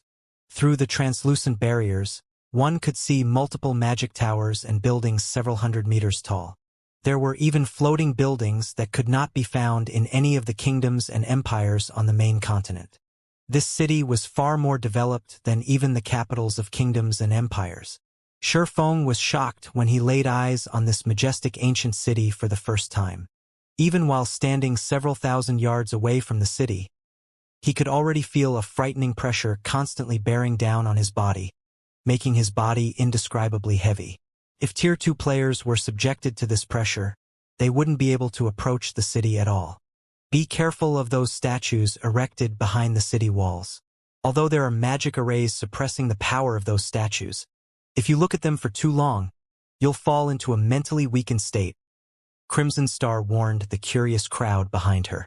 If that happens, you'll need 4 or 5 days to recover. Let alone challenging the trial, you might not even have enough time to make it out of the secret land. Those statues will cause players to fall into a mentally weakened state. Upon hearing Crimson Star's words, Shifeng could not help taking a closer look at the stone statues enveloped by magic arrays. As soon as he did so, he felt a frightening spiritual pressure invading his mind. At the same time, the figure of an ancient being appeared briefly before his mind's eye. Shifeng's heart palpitated from this mental pressure. Fortunately, his mind was able to resist it, if just barely. Tier 4 Divine Will? Shifeng was somewhat surprised at the mental pressure the statues were exuding. No wonder Violet Sword was able to produce so many Tier 4 experts back then. At this point, ancient gods had long since withdrawn from the main continent of God's domain. Now, it was incredibly difficult to meet even demigods there. However, before disappearing, many ancient gods had left behind legacies in dangerous locations. Meanwhile, these legacy locations generally possessed divine will. On the surface, the divine wills in these legacy locations function to inflict powerful mental pressure on trespassers and deter casual approach or observation of the legacy locations. However, divine will also had a very useful function for players: the tempering of concentration. In God's domain, players' stamina and concentration were considered hidden attributes and were incredibly difficult to raise. This was especially true for the concentration attribute. Aside from tier promotions, there were no clear methods that players could use to raise their concentration. Originally, concentration was an attribute few players paid attention to, as they would generally run out of stamina before they would concentration. However, as more and more players started learning combat techniques, everyone finally understood the importance of concentration. With stronger concentration, not only could players afford to execute many more combat techniques, but they could also reduce the stamina and concentration consumption of combat techniques. Most importantly, powerful combat techniques required sufficiently high concentration. Unfortunately, there weren't many known methods that players could use to reliably increase their concentration. Generally, players could only rely on raising their tiers or improving their brain activity to do so. However, as more and more experts came into contact with ancient locations and divine will, they had discovered an astonishing matter. Divine will could actually be used to raise the maximum limit of players' concentration. Although the improvements were small, players would eventually receive an impressive boost to their concentration over time. However, divine will wasn't something that easily found. Moreover, divine will couldn't improve a player's concentration in perpetuity. The improvements players could receive from the divine will would differ depending on its strength. If players already possessed very powerful concentration, certain divine wills might not even be effective on them. Meanwhile, the statues erected within the ancient city contained divine will capable of tempering players' concentration up to the Tier 4 standard. Hence, Shifeng had referred to it as Tier 4 divine will. If a Tier 3 player could elevate their concentration to the Tier 4 standard, it would be of tremendous help when challenging the Tier 4 promotion quest. With stronger concentration, players could better control their body, strength, and mana. They would be able to exhibit much greater potential than they used to. However, Due to the magic arrays enveloping those statues, the divine will the statues emitted was heavily suppressed.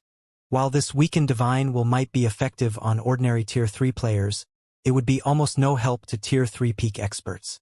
Tier 3 peak experts that tried to temper themselves using this divine will would only exhaust their concentration to no avail. Guild Leader Black Flame, ahead of us is the entrance to the trial grounds, Crimson Star said as she pointed at a gigantic gate nearby. As we are challenging the hero trial, we have only one opportunity. If we team wipe inside, we won't be able to enter the trial grounds anymore. However, so long as we have even one person alive, even if everyone else on the team dies, we can still enter the trial grounds after getting automatically resurrected outside. Only, the resurrection period within the ancient secret land is very long. 1 full day. So everyone needs to be careful while inside. It might be fine if they were challenging the normal trial, but they had only one opportunity to challenge the hero trial. If the players on their team kept dying, they definitely wouldn't be able to clear the hero trial before the effects of their alchemy arrays ran out. Hence, when challenging the hero trial, controlling the casualty rate was crucial. This was also the reason why she wanted to avoid the region chiefs. Had their team gotten annihilated by the 2 region chiefs back then, they would have had to wait 1 full day before they could head to the trial grounds. I understand, Shurfeng said, nodding. Since Shurfeng already understood her intentions, Crimson Star did not say anything more. After all, experts of Shurfeng's caliber generally needed only small reminders to know what they should do. Following which, Crimson Star, Wildfighter, and several other Violet Sword members approached the 10-meter-tall teleportation gate. Each of them then took out an ink-black crystal from their bags and started chanting an incantation. As soon as these dozen or so players started chanting, the divine runes engraved on the teleportation gate lit up and drew the ambient mana toward the teleportation gate. While Crimson Star and the others were activating the hero trial, Sandstorm and Mythology's other members were quietly observing the situation from behind a pile of shattered rocks 500 yards away. The hero trial! The female guardian knight standing beside Sandstorm exclaimed in surprise when she identified the divine runes lighting up on the teleportation gate. Violet Sword actually plans to challenge the hero trial now. Are they insane? She had experienced the ancient city's trials herself. While she didn't know what the hero trial was like, she knew that even the elite trial was not something current players could hope to conquer. If not for their previous raid team having plenty of advanced battle arrays, they wouldn't have made it to the trial boss's feet. As for the more difficult hero trial, that was something even the current mythology didn't dare dream of challenging. The hero trial? When Sandstorm saw Crimson Star's group activating the hero trial, a wide smile bloomed on his face. Good. Wonderful. Although I don't know what gave Violet Swords and Zero Wings people the courage to challenge the hero trial, this is our chance. Since Crimson Star and Wildfighter are personally activating the hero trial, they can't stop midway without wasting their one chance. This is the perfect time for us to take action. But dealing with Black Flame won't be easy, the female guardian knight argued worriedly as she eyed Shurfeng, who was standing beside the teleportation gate. With him around, it'll be difficult for us to gain any advantage. Relax. The vice commander prepared a trump card for our operation this time, Sandstorm said, grinning. He then took out several gleaming gemstones from his bag. These are Tier 3 magic devouring gemstones, which the vice commander obtained from the demon god's shrine. If we equip them on level 100 dark gold weapons or above, we can sacrifice the weapon and the gemstone to gain Tier 4 power for a short period. This item isn't subject to any restrictions inside the ancient secret land. The vice commander gave me 5 of these as a precaution. So long as we 5 team leaders use this gemstone, we'll have 5 Tier 4 combatants on our side. Including the HP and defense we'll gain from the advanced battle array, we should be able to pin down Black Flame with just 3 people. The remaining 2 team leaders will lead the rest to slaughter Violet Swords and Zero Wings members. All their efforts will go down the drain. If you had such treasures on you, why didn't you take them out earlier? The female guardian knight grumbled as she rolled her eyes at Sandstorm. Previously, the task their vice commander gave them was for them to spoil Violet Sword's plan, as well as kill Shurfeng if possible. With the magic devouring gemstones, While they might not be capable of killing Sherfong, spoiling Violet Sword's plan would be child's play. After all, players that died in the ancient secret land needed to wait one full day to get resurrected. If they could kill a significant number of Violet Swords and Zero Wings members, the two guilds would waste one day of the alchemy array's operational time, which would, in turn, drastically reduce the two guilds' odds of clearing the hero trial. And if they could interrupt the activation of the teleportation gate, they would thoroughly shatter Violet Sword's plan of raiding the hero trial. "All right, one for each of you," Sandstorm said as he distributed the magic-devouring gemstones to the 4 other team leaders on the team.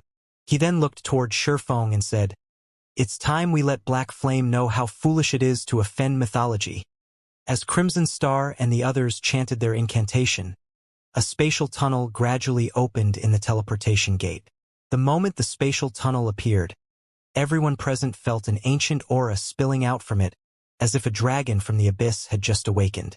An unprecedented pressure bore down on their bodies. "So this is the hero trial?" Sherfong was inwardly astonished when he felt the pressure on his body. The strength of this aura practically rivals that of a demigod. Even Tier 3 experts will most likely have difficulty exhibiting combat power at the Tier 2 standard while inside. While the pressure an aura subjected players to was not fatal, it would affect their combat power. At this moment, the aura leaking out of the spatial passage was so powerful that it made even Sherfong feel very uncomfortable. If other Tier 3 players were to fight while subjected to this aura, their combat power would definitely suffer. There are still 40 seconds left until the teleportation gate is fully activated. A mana shockwave will occur when that happens. "Floating light, start constructing a barrier," Crimson Star said through the team chat when she saw the spatial passage stabilizing. "Understood."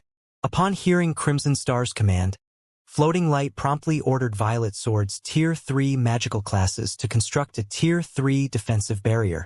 While a mana shockwave wouldn't cause direct damage, players that got hit by one would have their control over and perception of mana weakened significantly for a certain period. Players might even lose the ability to use skills and spells during this time.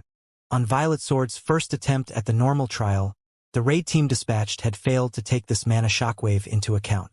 As a result, the raid team had suffered from a runaway mana state for one whole day. However, as Violet Sword's members were constructing the defensive barrier, a low shout came from a distance. "A chance! Everyone, attack!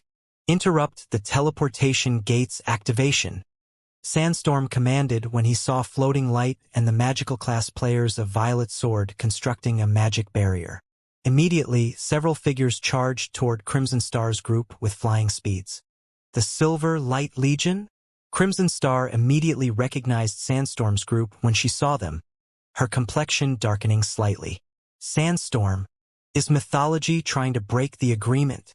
If their team had come across Sandstorm's group under normal circumstances, she wouldn't have paid mythology's members any attention at all. However, Violet Sword's peak experts were currently occupied with activating the teleportation gate and defending against the resulting mana shockwave. They barely had any manpower available to repulse Sandstorm's group. Meanwhile, Sandstorm's team consisted of Void Realm experts or better. If these people attacked now, the consequences would be unimaginable. Moreover, Sandstorm and the others had their advanced battle arrays activated, which boosted their basic attributes far beyond those of ordinary Tier 3 players. Agreement. Sandstorm laughed at Crimson Star's words. "I don't recall mythology making any agreements with Violet Sword regarding what happens inside the ancient secret land. Besides, if you have to blame someone, blame yourselves for not knowing what's good for you.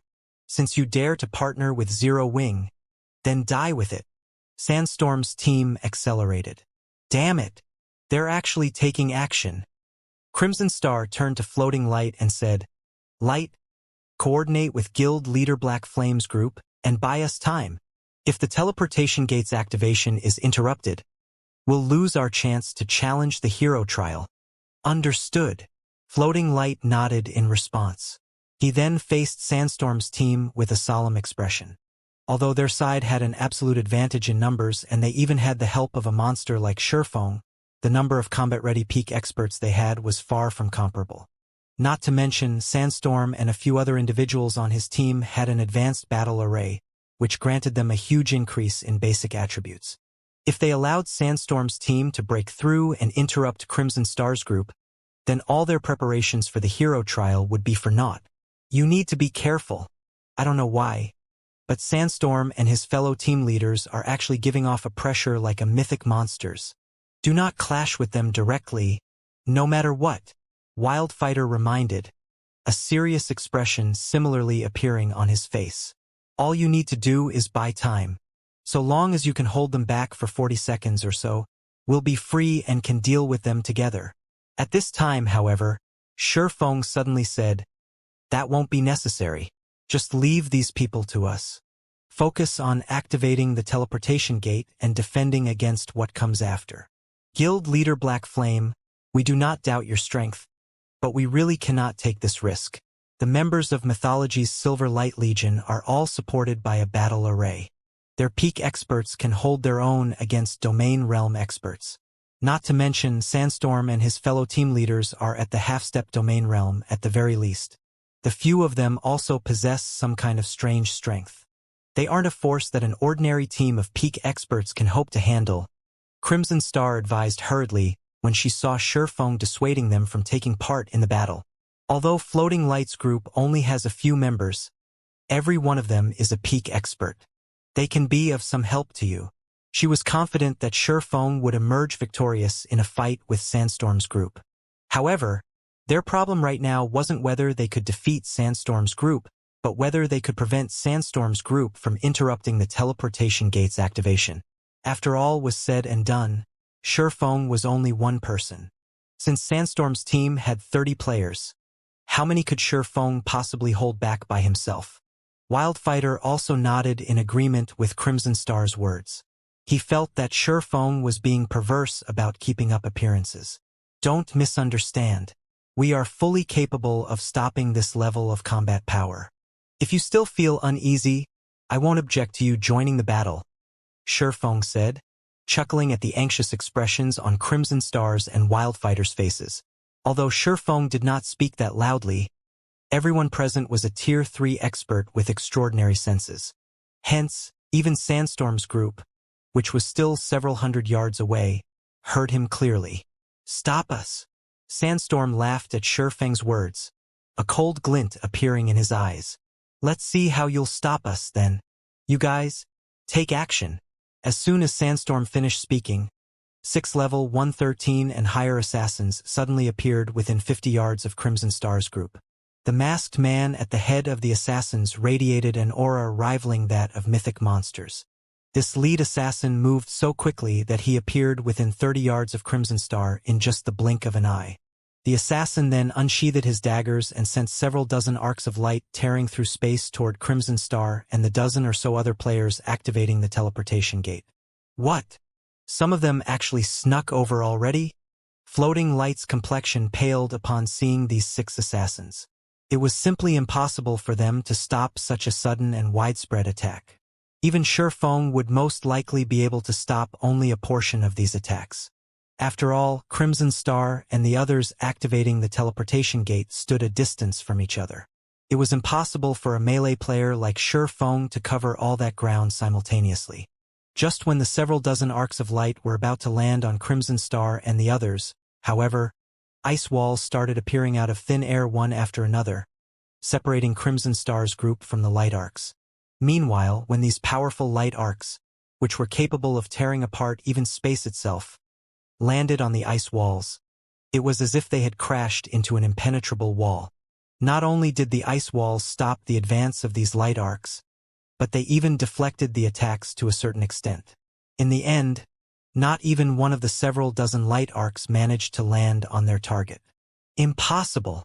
My attack actually got deflected by a bunch of Tier 2 ice walls. The eyes of the level 114, Tier 4 assassin in the lead nearly fell out of their sockets when he saw this scene. Currently, thanks to the magic devouring gemstone, his Tier 3 skill already carried power at the Tier 4 standard, something a few measly Tier 2 ice walls couldn't hope to deflect.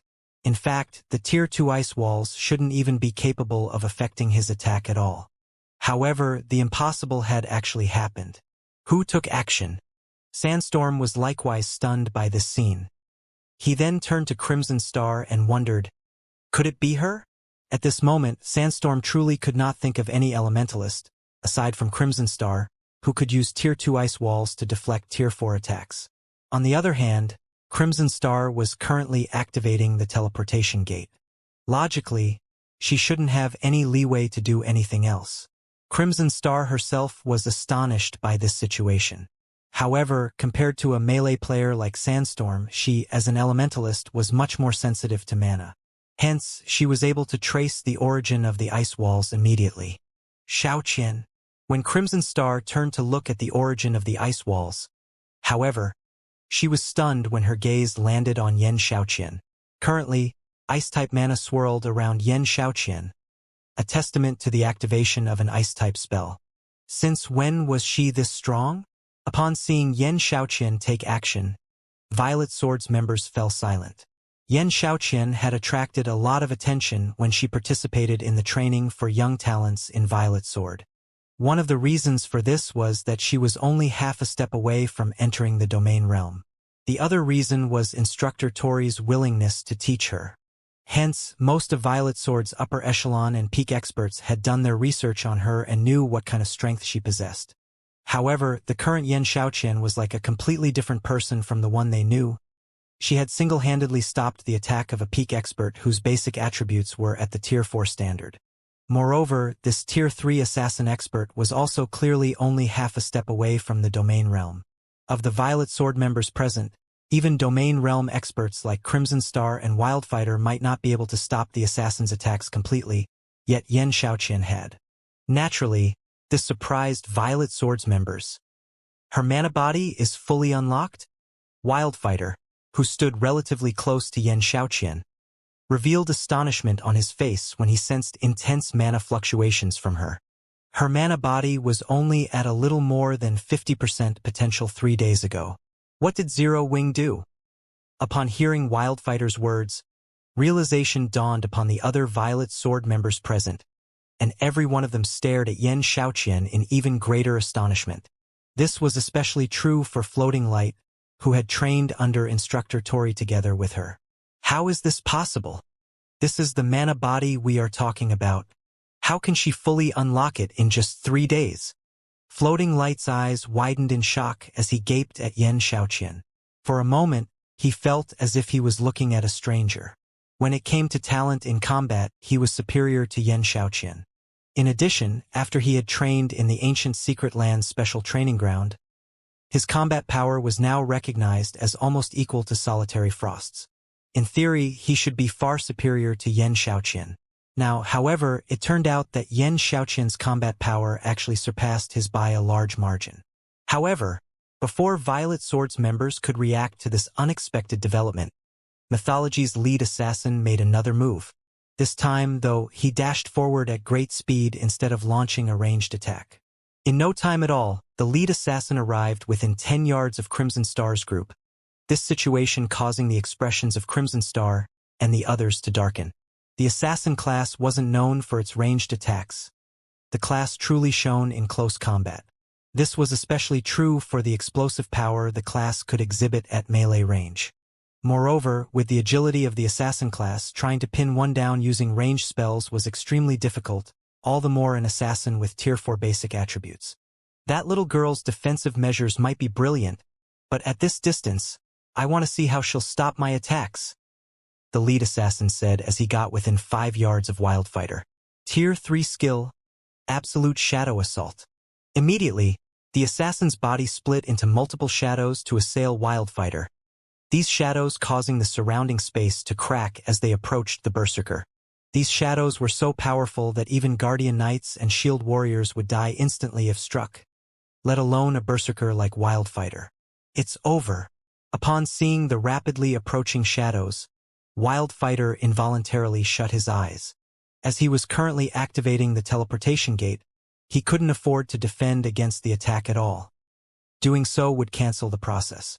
Moreover, even if he weren't occupied with the gate's activation, he still wouldn't be able to get away unscathed from such a powerful attack.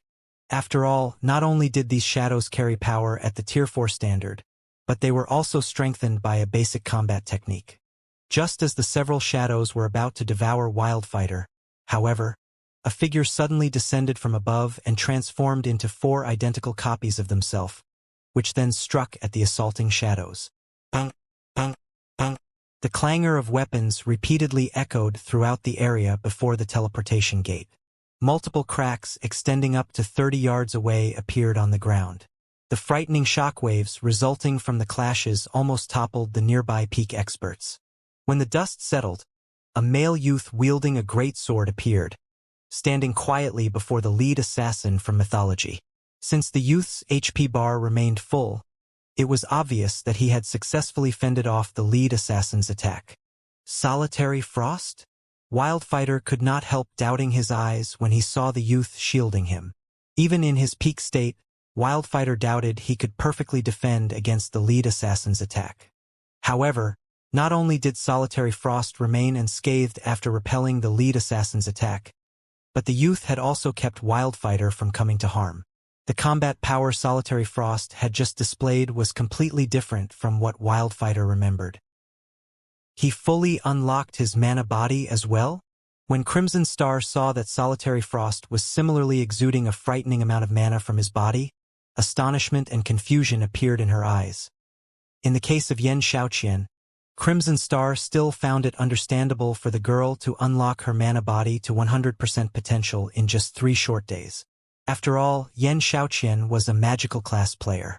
She boasted far better mana control than melee experts like Solitary Frost. She had much better odds of unlocking the mana body. Now, however, Solitary Frost had actually fully unlocked his mana body too. Since when did unlocking the mana body become so easy? While Crimson Star stewed in shock and confusion, Mythology's assassin leader, whose attacks got thwarted twice in a row, was extremely depressed. First, it was Yen Xiaoqian. Now, it was Solitary Frost. He was clearly just one step away from foiling Violet Sword's plans, yet he got blocked time and again. Sandstorm, my side is in trouble. The kid I'm up against has already fully unlocked his mana body. His combat standard is also very high. He's not the slightest bit weaker than Wildfighter. If he focuses on deflecting my attacks, I don't think I can do anything to the casters within a short period. If Black Flame joins in on the fight, I'm afraid I won't even be able to escape. The lead assassin reported to Sandstorm through the team chat. Since the ambush has failed, retreat and regroup with us first. We'll focus on killing off as many of Zero Wings and Azure's members as possible, Sandstorm ordered, gritting his teeth when he saw Shurfeng holding off the remaining 5 members of the assassin party. After saying so, Sandstorm hastened his footsteps. Previously, the main group of Mythology's team had deliberately exposed themselves to hold the attention of Shurfeng and the other Zero Wing members with fully unlocked mana bodies, so that the assassin party would succeed in its ambush. However, Azure turned out to have monsters with fully unlocked mana bodies as well. This unexpected development had thrown a wrench into Sandstorm's original plans. Everyone, charge. No need to hold back anymore. We'll get rid of them together with the assassin party.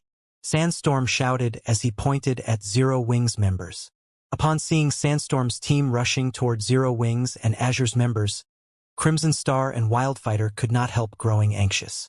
Guild leader Black Flame, we must not let that Tier 3 assassin regroup with Sandstorm's group. Team leaders like him can enter a battle array with each other. If we let him regroup with the main team, those team leaders will become even stronger. Crimson Star warned when she saw Mythology's assassin leader retreating at flying speeds. Relax. Even if they regroup, they have no chance of victory, Shurfeng assured her, smiling. Even after seeing Mythology's assassin party retreating, he showed no intention of giving chase. But Crimson Star fell speechless when she saw Shurfeng's nonchalant attitude toward Mythology. She knew that Zero Wing had sent over 100 experts with fully unlocked mana bodies this time. These experts undoubtedly possessed astonishing combat power. However, the 30-plus members of Mythology's Silver Light Legion were no pushovers, either. With the assistance of a battle array, even those that hadn't fully unlocked their mana bodies could still exhibit combat power rivaling that of experts with fully unlocked mana bodies. In addition, every one of Mythology's members present was a bona fide peak expert or better. If the two sides clashed with each other, Zero Wing definitely wouldn't have an easy time. Good. Flowing Shadows party is almost back. Everyone, get ready. It's time we let Zero Wing and Azure know the power of mythology. Sandstorm said to the 3 other team leaders when he saw the assassin party within 100 yards of the main team. Leave it to us. Once we activate our battle array, even Black Flame shouldn't think of making short work of us. The female guardian knight standing beside Sandstorm said, nodding. However, just as Mythology's assassin party was about to rejoin Sandstorm's group, Surefong glanced at Aqua Rose, who stood beside him. In response, Aqua Rose nodded and said calmly, everyone, no need to continue hiding. Let these people know our true power. As soon as Aqua Rose finished speaking, Zero Wing's members promptly removed their black cloaks. A tsunami of mana immediately flooded the area outside the ancient city. A powerful aura also swept across everyone on the battlefield, stopping Mythology's members in their tracks. And upon seeing the statistics of Zero Wing's members, Mythology's members could not help being dumbfounded. Currently, every Zero Wing member before them not only possessed a fully unlocked mana body but was also at level 117 or level 118. Zero Wing's melee players were especially eye-catching as every one of them actually boasted dark gold set equipment. Those levels? How is this possible? Are they monsters? At this moment, let alone Mythology's members, even Violet Sword's members were stunned to see the levels of Zero Wing's members. Currently, even the peak experts of the various superpowers had reached only level 113 or level 114. However, even the lowest-leveled Zero Wing member present was at level 117, far ahead of the superpower's peak experts. Team leader Sandstorm. All of them have fully unlocked their mana bodies. Moreover, their equipment standards are quite high, especially for those melee players. I'm afraid we'll need a lot of time and resources to kill them. If Violet Sword side manages to free up some manpower in the meantime, we'll be in danger. A Tier 3 Berserker from Mythology warned Sandstorm as he looked at the 100-plus Zero Wing members before them. Although the team leaders on their team had all fully unlocked their mana bodies, no one else on the team had. They only had the assistance of a battle array. However, even if they possessed superior basic attributes to Zero Wing's members, they definitely wouldn't be superior by much, judging by the equipment standard of Zero Wing's members. If it came down to a fight, they wouldn't have much of an advantage even in a one-on-one fight. Not to mention, their team only had 30-odd members, whereas Zero Wing side had more than 100 players. Overall, they were at a complete disadvantage. Damn it! You guys retreat, Sandstorm ordered, his complexion darkening as he gazed at Zero Wing's members. He then turned to the female guardian knight beside him and said, Feather, you and the other team leaders continue fighting. We'll kill as many as we can. Retreat as soon as Crimson Star's group finishes activating the teleportation gate. Got it, replied the female guardian knight named White Feather, unopposed to Sandstorm's decision. Team leaders like herself and Sandstorm currently possessed power at the Tier 4 standard. With the assistance of the battle array, their basic attributes were far superior to those of Zero Wing's members. Out of the Zero Wing members present, only Surefong could actually put them in a bind. However, if the 5 of them split up and took action independently, they could slaughter quite a few of Zero Wing's members. Moreover, they had already used the precious magic devouring gemstones for the operation. If they still failed to produce any results, they would definitely be punished. Obedient to Sandstorm's command, everyone from Mythology, aside from the 5 team leaders, promptly turned around and fled. However, as soon as Mythology's members took flight, a clear and crisp voice entered everyone's ears. Don't even think of getting away so easily. In the next moment, a magic array rapidly spread out from beneath Zhao Yueru's feet, summoning a barrier of flames. Covering a 500-yard radius around Zhao Yueru, the barrier trapped all of Mythology's members within it. Bastard! Sandstorm bellowed in rage when he saw the barrier of flames rise. He immediately charged straight at Zhao Yueru, his movement speed astonishing Violet Sword's members. Sandstorm was at least twice as fast as the assassin leader that attacked Crimson Star's group earlier. In the blink of an eye, he appeared over 50 yards from his original location. Everyone, be careful. He's already capable of perfectly integrating advanced footwork into his movement skill. Do not clash with him directly, Wildfighter warned, a grim expression appearing on his face at Sandstorm's astonishing speed. Among the various types of combat techniques available, the most difficult type to integrate with skills and spells was footwork. Integrating footwork with a movement skill was especially challenging. Even in Violet Sword, only a few individuals were capable of this. Anyone who achieved this integration could freely weave their way through an army of tens of thousands.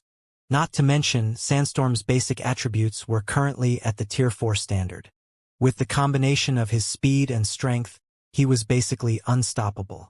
In just 3 seconds, Sandstorm penetrated Zero Wing's defensive line and arrived behind Zhao Yueru. He then executed a downward slash at the Elementalist's back using the silver shortsword he wielded. Die, you hindrance! Sandstorm bellowed. Immediately, mana gathered around his shortsword and coalesced into a great sword that left a dark void in its wake. Just when the great sword was about to land on Zhao Yueru, however, a lithe figure suddenly appeared beside the Elementalist and sent a sword light cutting at the great sword. Boom!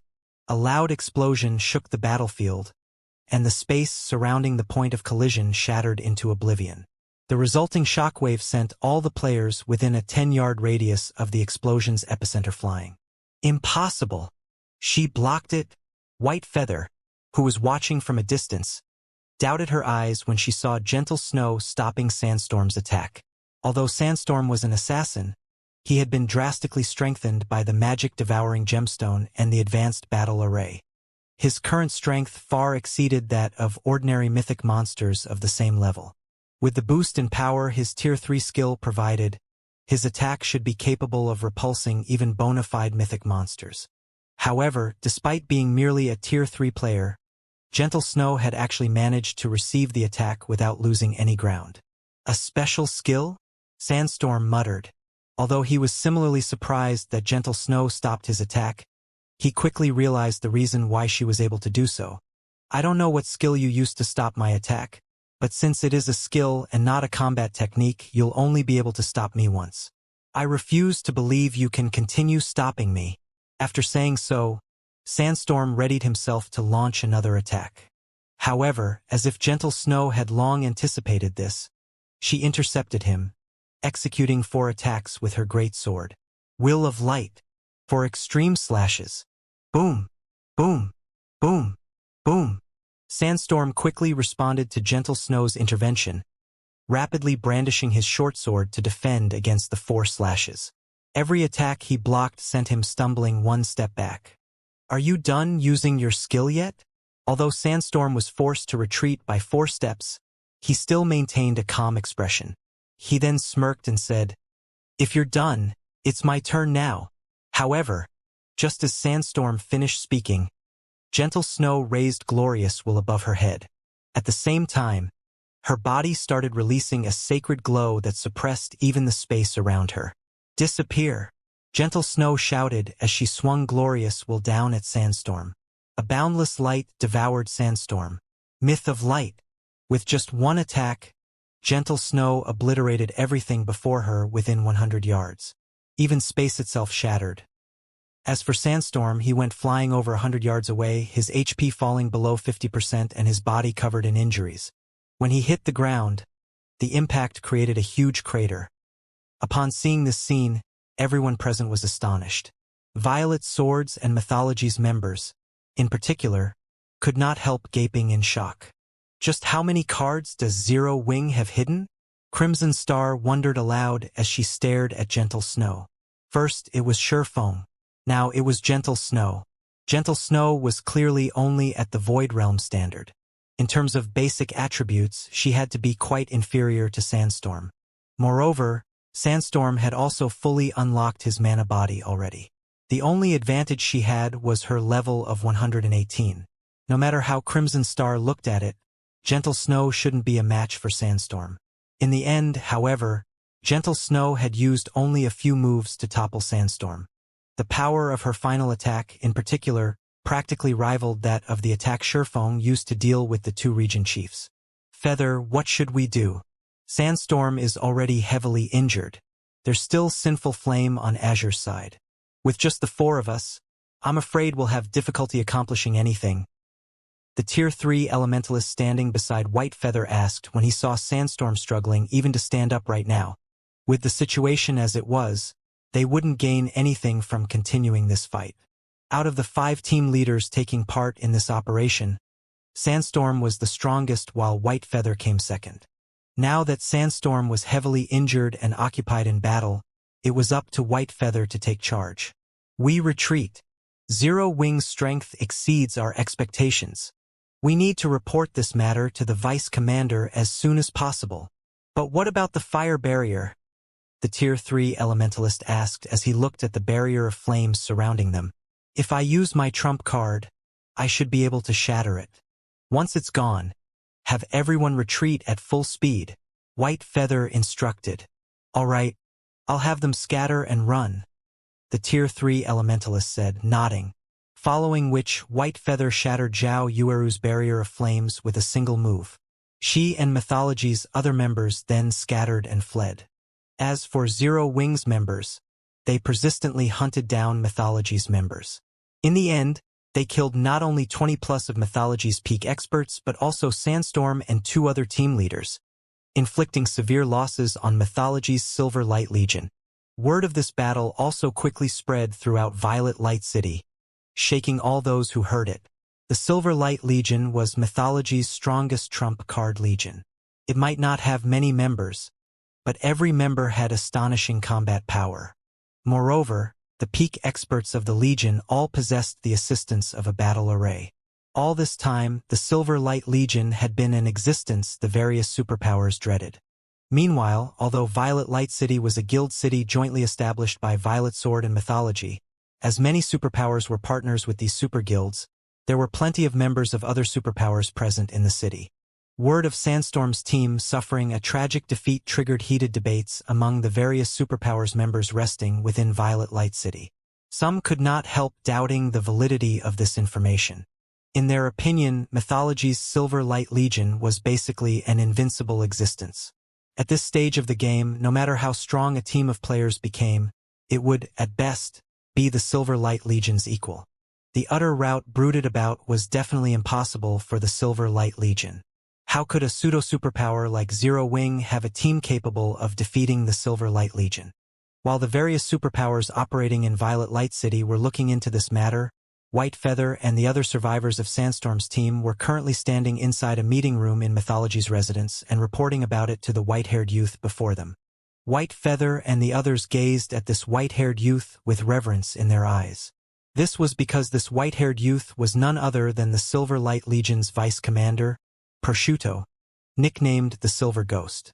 You're saying Zero Wing has over 100 members with fully unlocked mana bodies?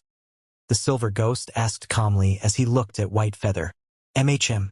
In addition, according to our investigations, before Azure's Solitary Frost and Yen Shaoqian underwent Zero Wing's special training, both of them were still quite some distance away from fully unlocking their mana bodies. Now, however, both of them have already done so, and they now rival Crimson Star and Wildfighter in combat power. White Feather replied seriously while nodding. It seems Zero Wing has quite a lot of secrets, Prosciutto commented as he entered deep thought. Vice Commander, they activated the teleportation gate not long ago. Why don't I organize another team and wait for them to come out? Previously, we lost mainly because we were outnumbered. If we have more people in the team, Zero Wing won't have much of an advantage over us, White Feather suggested. Now that news of the Silver Light Legion's defeat had spread, they would definitely become a laughingstock among the superpowers if they could not take care of Zero Wing in short order. That won't be necessary, Prosciutto said. Chuckling, he continued, since Zero Wing wants to become famous, we'll fulfill their wish. Notify the ones below and have them publicize this information. I believe plenty of superpowers and major corporations will be interested in Zero Wing's secret for unlocking the mana body. Vice Commander, although the other superpowers will definitely be interested in this secret, if we don't make a move ourselves, I'm afraid no superpower will be willing to take action against Zero Wing. In the end, everyone will simply sit back and watch Zero Wing develop, White Feather said worriedly. Relax. Soon we'll be done with the task the demon god assigned us. At that time, the kingdoms and empires on the continent will no longer serve as a protective shield for the various powers. Meanwhile, with how much resources Zero Wing is occupying, it will become the common target of the superpowers.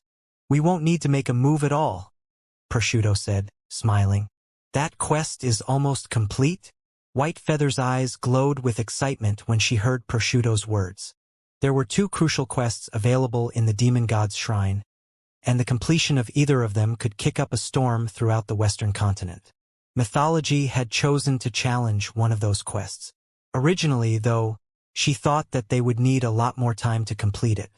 If they really completed that quest, then even if Zero Wing cleared the ancient Secret Lands hero trial, it would be meaningless. The only outcome awaiting Zero Wing would be destruction. All right, go make the necessary preparations to publicize Zero Wing's information. Also, send someone to the Eastern Continent to notify Vice Guild leader Cold Shadow about the quest's progress. She should know how to deal with Zero Wing, Prosciutto commanded. Understood, White Feather replied before leaving the meeting room. News of Zero Wing having over 100 experts with fully unlocked mana bodies spread across the entire Western continent, instantly garnering great fame for Zero Wing. At the same time, though, the Western continent's powers also grew jealous of Zero Wing and started coveting its secrets. The guild immediately became the focal point of the Western continent as the various powers began investigating it. As Zero Wing's fame was spreading across the Western continent, Crimson Star was leading Sherfong and the others into the hero trial. After everyone walked through the teleportation gate and arrived inside the trial grounds, they immediately fell silent. An indescribably solemn expression also appeared on their faces. The reason for this was the intense gravity in the trial grounds. The moment they entered, it felt as if several hundred kilograms had been added to their bodies. Now, let alone fighting, even walking normally was a challenge. In addition, the tunnel they were currently standing in was incomparably dark, which hampered their vision greatly. In fact, aside from their sense of sight, the rest of their 5 senses were also significantly blunted. Now, they felt as if the standard of their 5 senses wasn't even on par with the 5 senses of Tier 1 players. The worst part of it all was the tens of thousands of humanoid monsters ahead of them. Aside from being fully geared in armor, these humanoid monsters also held long swords and carried longbows on their backs. Looking at this scene, everyone could not help feeling that they had just entered an ancient battlefield. Trial Warrior, Dark Creature, Great Lord, Level 120, HP 100, 000, 000/100, 000, 000, Trial Elite, Dark Creature, Grand Lord, Level 121, HP 430, 000, 000/430, 000, 000. However, before everyone could digest the information before them, the sound of system notifications entered their ears. System, you have discovered the hero trial space. System, hero trial activated. You have 5 natural days to complete the trial. You will be awarded based on the trial's completion rate. 5 days. How can we possibly get through so many monsters in just 5 days? Floating Light suspected that the system was toying with them when he stared at the endless trial warriors and trial elites before him. The monsters in this trial space were ordinary monsters, which normally wouldn't pose much of a threat to the experts on their team. However, that was in the outside world.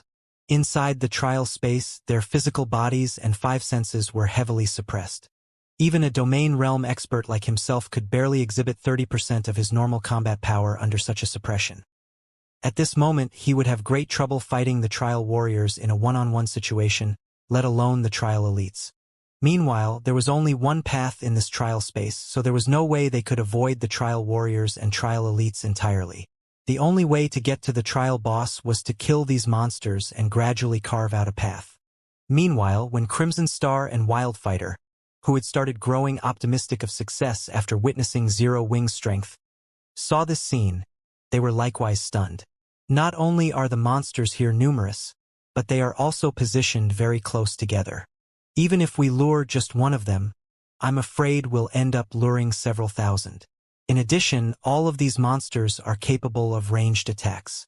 Let alone fighting, even dodging their attacks would be a problem. Wildfighter frowned at the trial warriors and trial elites that filled the tunnel before him.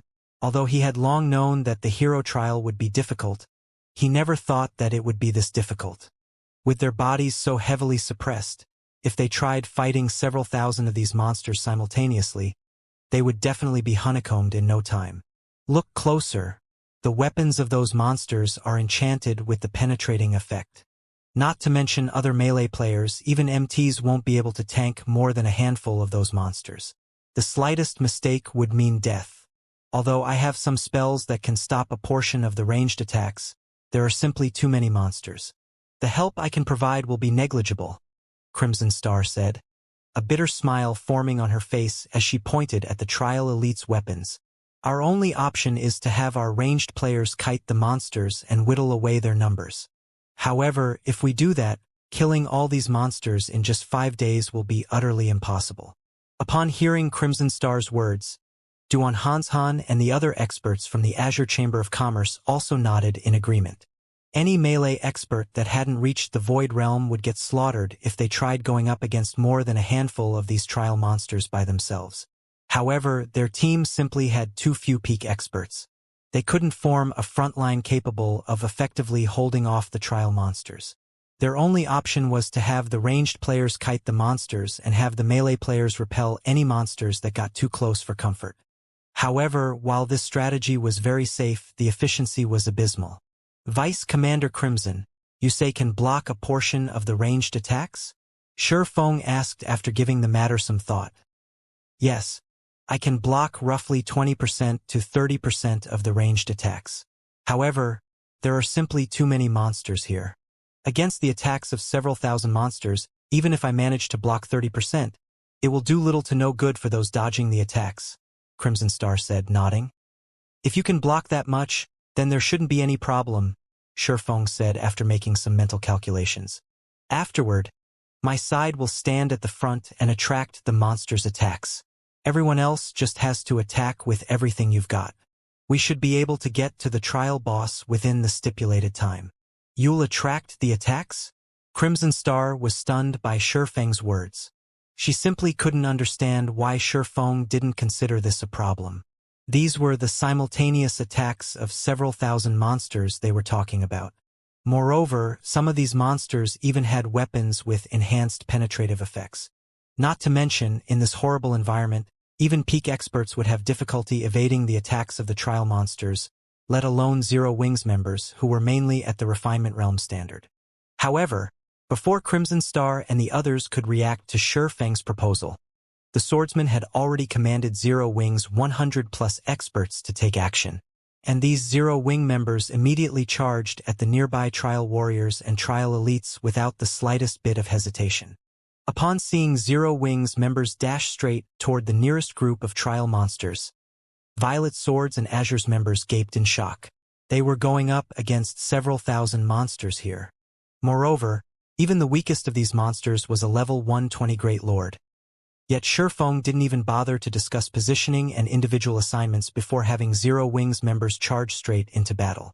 This was the first time Violet Swords and Azure's members had seen such leadership. To make matters worse, every one of Zero Wing's members actually obeyed Shi Feng's command. This is just too reckless. Wildfighter could not help feeling anxious when he saw Shi Feng proceeding with utter disregard for their opinions. There are several thousand monsters. Even if they have fully unlocked mana bodies and can take some hits, if they can't dodge attacks, they'll still end up dead. He admitted that Zero Wing's members were very high-leveled. In addition, every one of them also had a fully unlocked mana body. Zero Wing's members definitely had a greater advantage when going up against the trial monsters than Violet Sword's peak experts did. However, the system was clearly trying to test players' combat standards in this tunnel. Levels and fully unlocked mana bodies were only secondary. Currently, they were already tight for time because the trial duration was only 5 days instead of the expected 7 days. If they died here and lost a day's worth of progress, they definitely wouldn't be able to complete the trial. We have no choice but to go along with them, Crimson Star sighed when she saw Zero Wings members getting close to the nearest group of trial monsters. I'll activate my magic array in a moment. Everyone else, focus fire on the trial elites. So long as we reduce the number of penetrating attacks we have to deal with, we can stop the remaining trial monsters much more easily. Sinful Flame and the other members of Azure nodded in agreement with Crimson Star's plan before charging toward the nearest trial elite. They intended to get rid of a few trial elites as soon as the battle between both sides started, so that they could lessen the pressure on Zero Wings members and minimize casualties. The instant Zero Wings members entered the trial monsters' perception range, the trial warriors and trial elites promptly sprang into action like veterans of the battlefield. In no time at all, 400 trial warriors spread out into a square formation around the main army. They then stabbed the iron shields they carried into the ground, creating an iron wall that protected the several thousand other trial monsters within their formation. As for the trial monsters inside the square formation, they unslung their bows, split up into several divisions, and fired arrows at Zero Wings members in intervals. This scene stunned Violet Swords and Azure's members momentarily. They had seen monsters attacking as an orderly group before, but this was definitely their first time seeing monsters attacking in such a well-trained fashion. In fact, the coordination of these trial monsters rivaled that of NPCs. Volleys of arrows rained down on Zero Wings members, each volley consisting of more than 1,000 arrows. Moreover, the intervals between the volleys were incredibly short. The arrows in each volley were also well-spaced, leaving no room for Zero Wings members to exploit. It's over. Even peak experts will have difficulty dodging and blocking all those arrows. With the combat standards of Zero Wings members, several volleys would be enough to annihilate them. Wildfighter's complexion darkened significantly when he saw the spate of arrows bombarding Zero Wings members. Against such a coordinated and accurate assault, let alone Zero Wings members, even a group of peak experts wouldn't survive for very long. Although the attack pattern was very monotonous, the arrows flew incredibly fast. In addition, they came in torrents. There was a limit to the number of actions and reactions a person could make within a certain period. Over this limit, even domain realm experts would be rendered powerless and could only watch as they got killed. Although these arrows didn't carry a lot of power, they still weren't attacks players like themselves could afford to receive casually. At this moment, every one of Zero Wings members would have to go up against at least 10 arrows simultaneously, with some unlucky ones having to go up against as many as 20. After factoring in the speed of the arrows, these numbers had already exceeded the limits of even Tier 3 peak experts. Only domain realm experts would be able to accurately determine the trajectories of these arrows and react to them in time. Just when the first volley of arrows was about to land on Zero Wings members, a voice appeared in the team chat. Vice Commander Crimson, activate your defensive magic array, Shi Feng ordered unhurriedly as he looked at the descending arrows. Got it. Upon hearing Shi Feng's command, Crimson Star snapped out of her daze and waved her staff, completing the activation of the magic array she had prepared beforehand. A silver barrier bloomed from the center of Zero Wings formation, instantly expanding to cover a 200-yard radius and enveloping all of Zero Wings members within it. Tier 3 Curse, Aerial Defense. Aerial Defense was a curse that had a certain probability of invalidating the flying tools within its range. It was similarly effective against arrows. In the next moment, more than 20% of the first arrow volley clattered to the ground. Now, only about 900 arrows continued flying toward Zero Wings members. Even so, Violet Swords and Azure's members still wore grim expressions on their faces. Although the number of arrows had been reduced to around 900, the number of attacks each of Zero Wings members had to face still exceeded the limit of peak experts, let alone refinement realm experts. As Violet Swords and Azure's members were shaking their heads and sighing, Zero Wings members started maneuvering around the arrows, dodging them effortlessly as if they had long since known the trajectories of these arrows. From afar, it seemed as if Zero Wings members were dancing in a rain of arrows. When the first volley of arrows ended, Not a single Zero Wing member had suffered a direct hit. While some Zero Wing members had lost roughly a quarter of their HP, that was merely a result of them defending against the Trial Elite's penetrating arrows. The HP they lost was also instantly replenished by the healers on the team. How is that possible?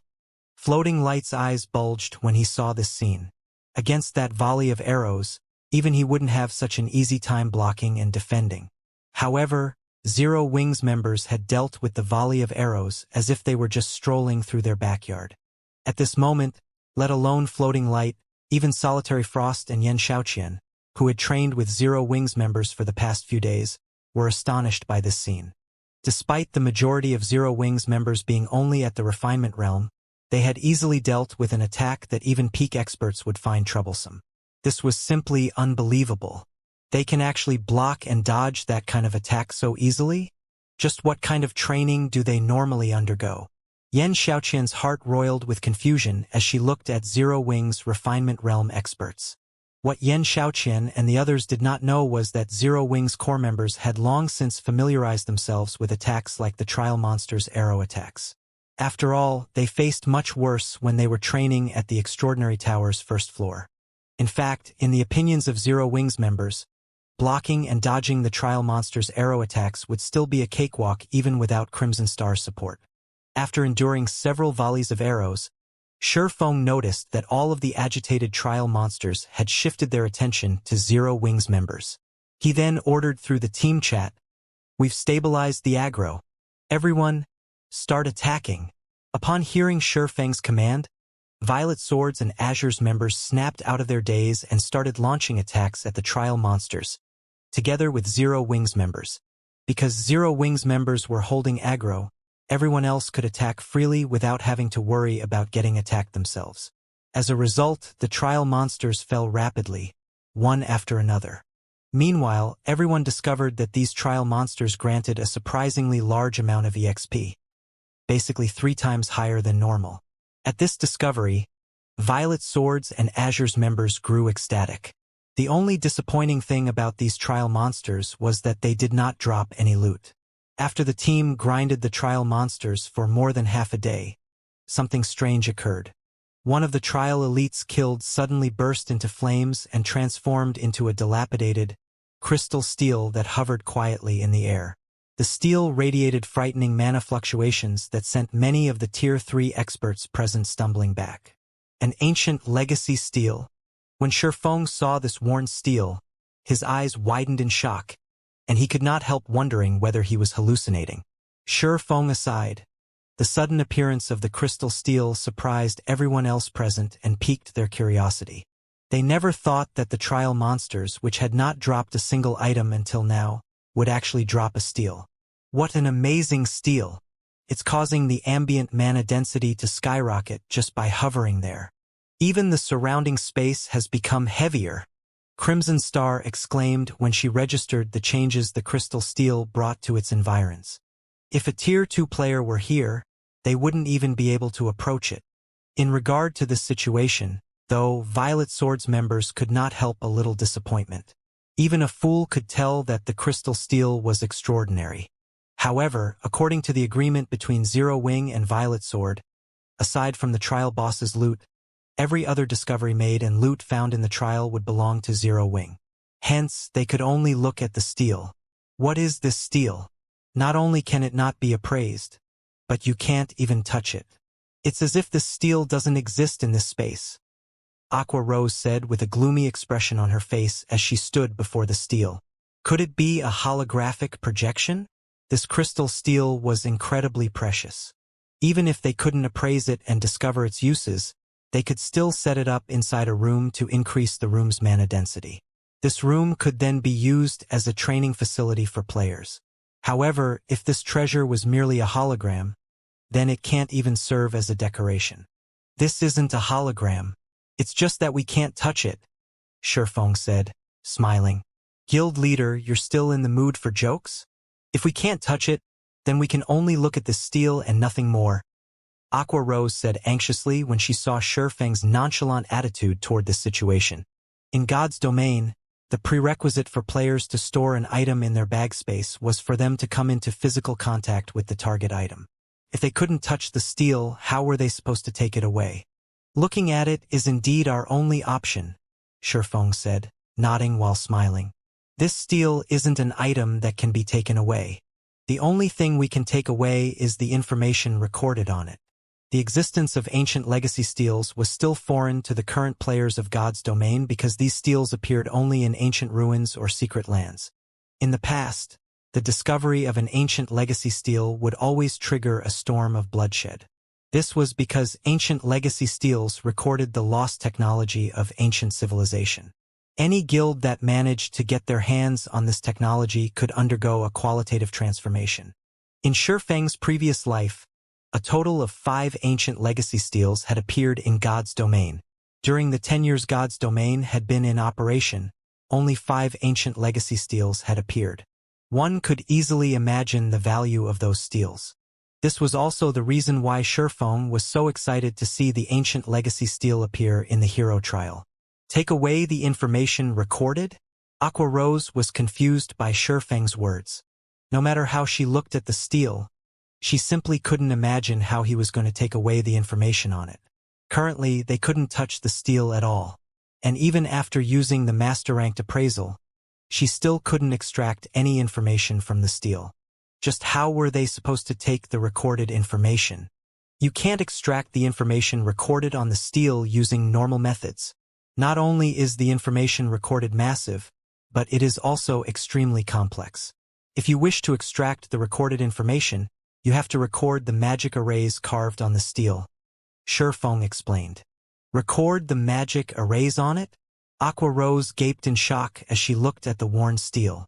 There were roughly 40 magic arrays engraved on the crystal steel, and even the simplest one was an advanced magic array. Recording them all was simply a joke. They could spend only 5 days inside the trial space. Meanwhile, it took around half a day to learn one advanced magic array. What more magic arrays above the advanced rank? Relax. This task might be difficult for others, but it isn't particularly difficult for me. All I need is some time, Shifeng said confidently. During this period, you'll lead the team and continue taking care of the trial monsters. Learning the magic arrays recorded on the ancient legacy steel would indeed be arduous for an advanced magician. However, he had long been an intermediate master magician. 2 or 3 days would be more than enough for him to learn and record these magic arrays. I understand. Aqua Rose nodded before taking charge of the team to continue clearing out the trial monsters in their way. As for Shifeng, he sat quietly before the ancient legacy steel, confusing Violet Sword's members. However, they did not put too much thought into the matter. After all, the steel belonged to Zero Wing. How Zero Wing dealt with it was up to the guild's discretion. Meanwhile, Shifeng started analyzing the layers of magic arrays engraved on the steel. Learning a magic array was considerably easier than decoding one. The troublesome part was having to memorize a lot of things. However, Shifeng's brain capacity now surpassed that of ordinary people. Learning and recording the magic arrays was a piece of cake for him. In less than an hour, Shifeng had already memorized one advanced magic array and started on the second one. In the meantime, Aqua Rose and the others kept clearing out trial monsters and advancing down the tunnel. However, the deeper into the tunnel they went, the more densely packed the trial monsters became. Eventually, the number of monsters the team faced each time had grown so high that even Zero Wing's members started feeling taxed. As a result, the team's speed of advance slowed. Fortunately, fighting inside this trial ground was akin to taking part in an intense training session. Everyone's combat standard increased as they fought the trial monsters. Moreover, the EXP everyone obtained was incredibly generous.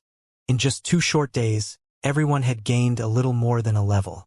Aqua Rose and the other members of Zero Wing had already reached level 119, whereas Violet Swords and Azure's members were now at level 114. Crimson Star and Wildfighter were just 30% away from level 115. The leveling speed here astonished Crimson Star and the others. As everyone's motivation was increasing, a series of system announcements suddenly entered their ears. God's Domain System Announcement.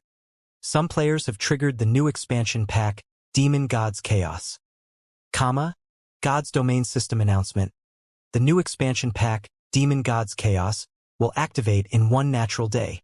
At that time, all non-NPC towns and cities will no longer receive the protection of NPC kingdoms and empires. Everyone inside the trial space gasped when they heard the system announcement. On the surface, this new expansion pack might not seem like it would affect players in any way, but everyone present understood that it would usher in a new era in God's domain. Currently, aside from level 100+ maps, all guild towns and cities established in maps below level 100 came under the aegis of NPC kingdoms and empires. If these guild towns and cities suddenly lost this protection, the consequences would be unimaginable. After all, most guild towns and guild cities relied on the NPCs they employed from the various NPC kingdoms and empires to maintain security. Without this layer of security, players could take action inside guild towns and cities much more freely. The chaos that would befall the various guild towns and cities at that time would go without saying. Aside from maintaining security, defending against siege attacks would also become much more difficult. In other words, the activation of the Demon Gods Chaos expansion pack would thoroughly change the structure of God's domain. Without the threat of NPCs, many powers would most likely make a move against their rivals. Outside the ancient secret land, chaos had already ensued. Good. Wonderful. Let's see how those local powers are going to continue protecting their resource spots without those troublesome NPC guards. I don't know who activated this expansion pack, but those people have really given us dark powers a shot in the arm. Now that those NPCs are gone, no one can stop us now. The powers that were secretly developing themselves in the various kingdoms and empires started growing excited and restless. As for the superpowers, they promptly held meetings to draft countermeasures for the expansion pack's activation. Meanwhile, as the entire God's domain was in chaos, Shurfeng slowly stood up from in front of the ancient legacy stele inside the ancient secret land. Finally, success! Shurfeng smiled when he saw the stele before him gradually fading out of existence. He then started drawing the magic arrays he memorized, which released a frightening aura that shook even the surrounding space. The commotion caused by the ancient legacy stele was huge.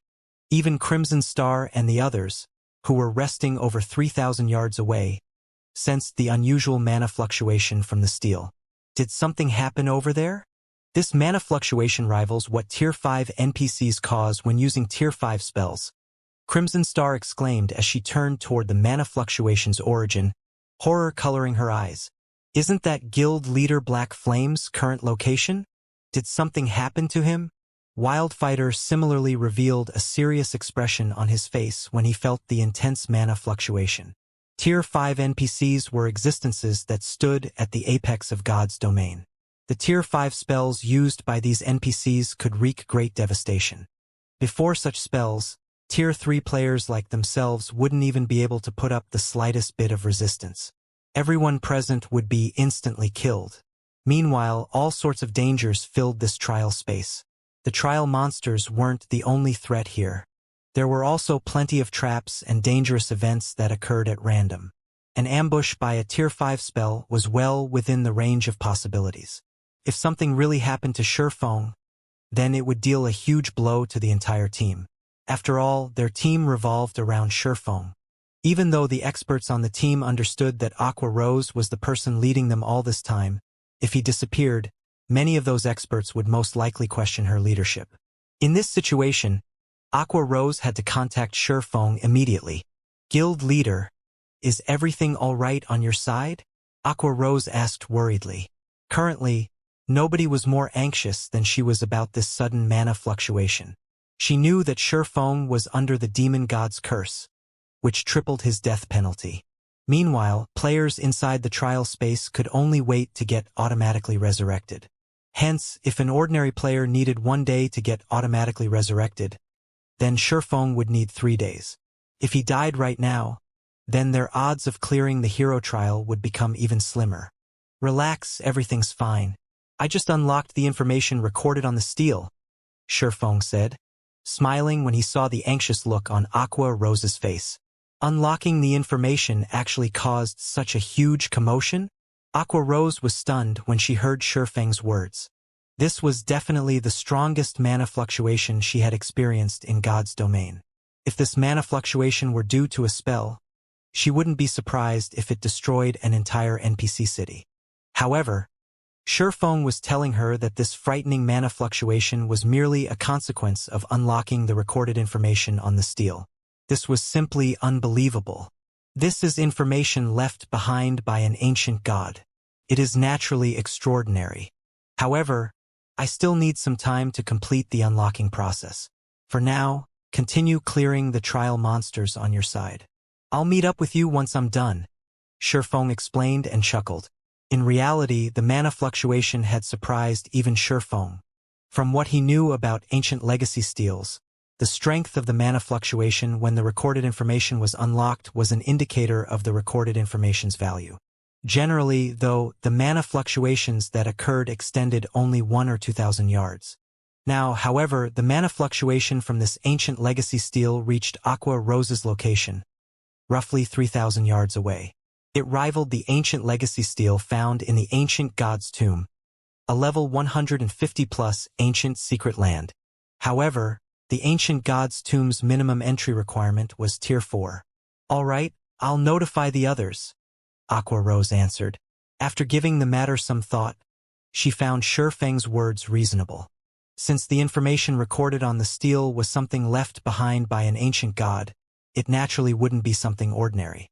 She then turned to the rest of the team and said, "Everyone, please rest assured, nothing has happened to the guild leader." The guild leader said that this mana fluctuation is merely a consequence of him unlocking the information recorded on the stele. He says that he is not in any danger and that we should continue clearing out the remaining trial monsters. He will rejoin us shortly. Aqua Rose's words kindled a sense of admiration toward Shifeng in everyone in the team. They hadn't thought that Shifeng would actually be able to obtain something from the stele. After a brief discussion, they promptly resumed clearing out the trial monsters in their path. In the meantime, Shifeng was staring intently at the gradually forming crystal hovering before him.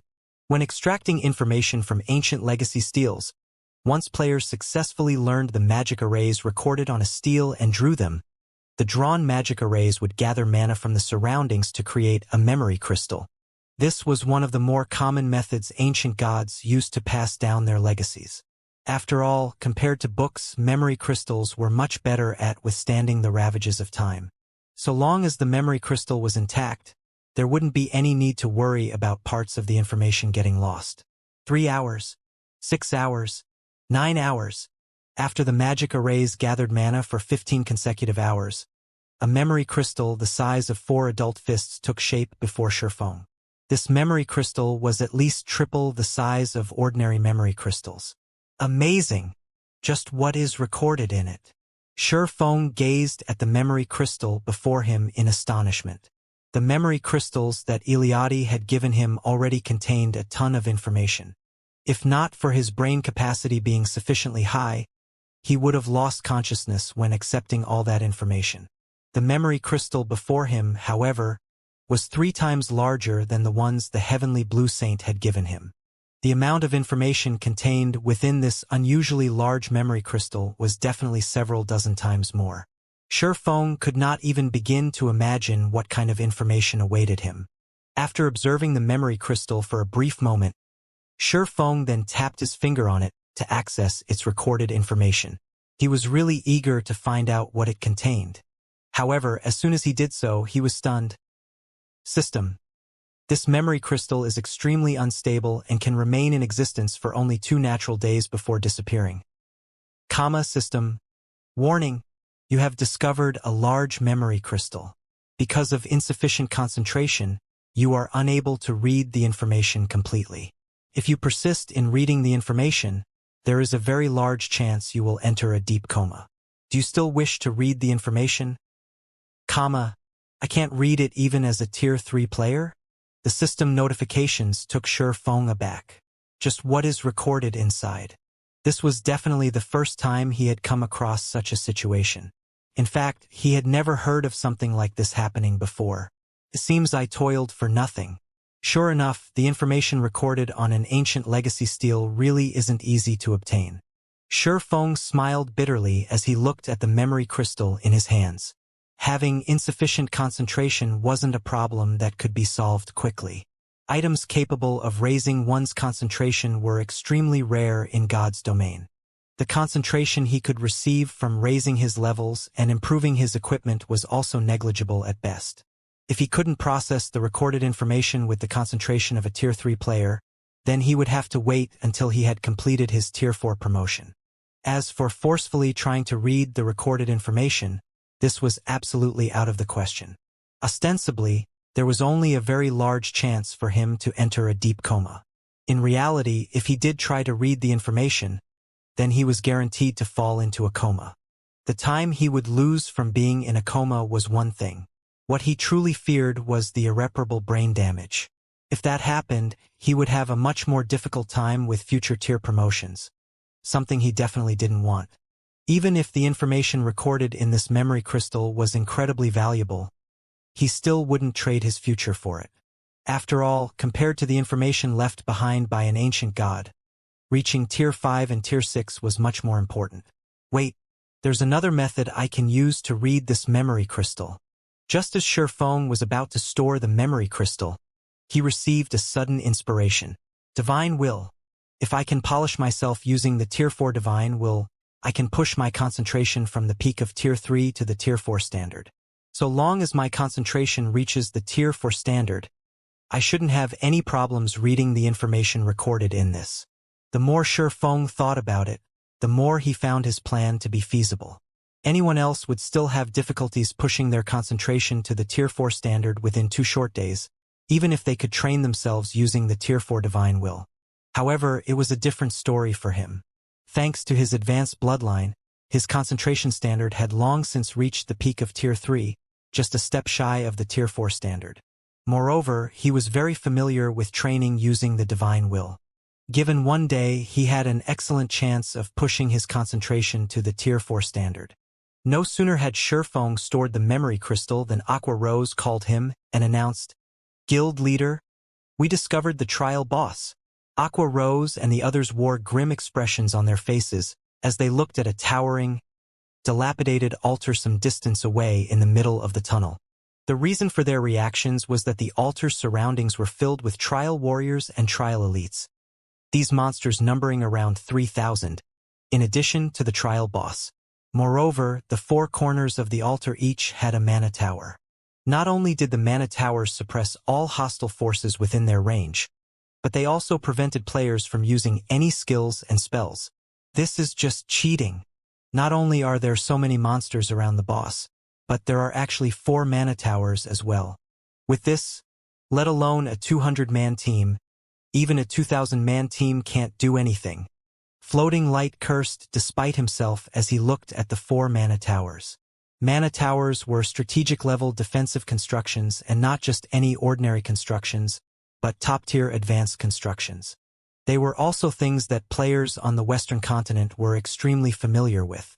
After all, every one of the Western continent's NPC cities possessed these defensive constructions. The Mana Tower was also a large part of the reason why the Western continent's NPC cities could develop steadily despite having to face the constant threat of the demonic creature armies. Originally, the trial boss and its underlings already had an absolute advantage.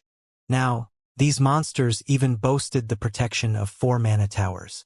How were players like themselves supposed to clear this trial? Sure enough, it is still too early for us to come here. Crimson Star could not help a bitter smile as she considered the resting Lich sitting atop the altar. Zorak, Ancient Lich, Superior Mythic, Level 122, HP 3, 700, 000, 000/3, 700, 000, 000. While Zorak's HP of 3.7 billion wasn't particularly high for an Ancient Lich, this amount was more than enough to instill despair into players. Very few magically oriented monsters existed in God's domain. However, compared to physically oriented monsters of the same level and rank, magically oriented monsters were around 30% to 40% more difficult to handle.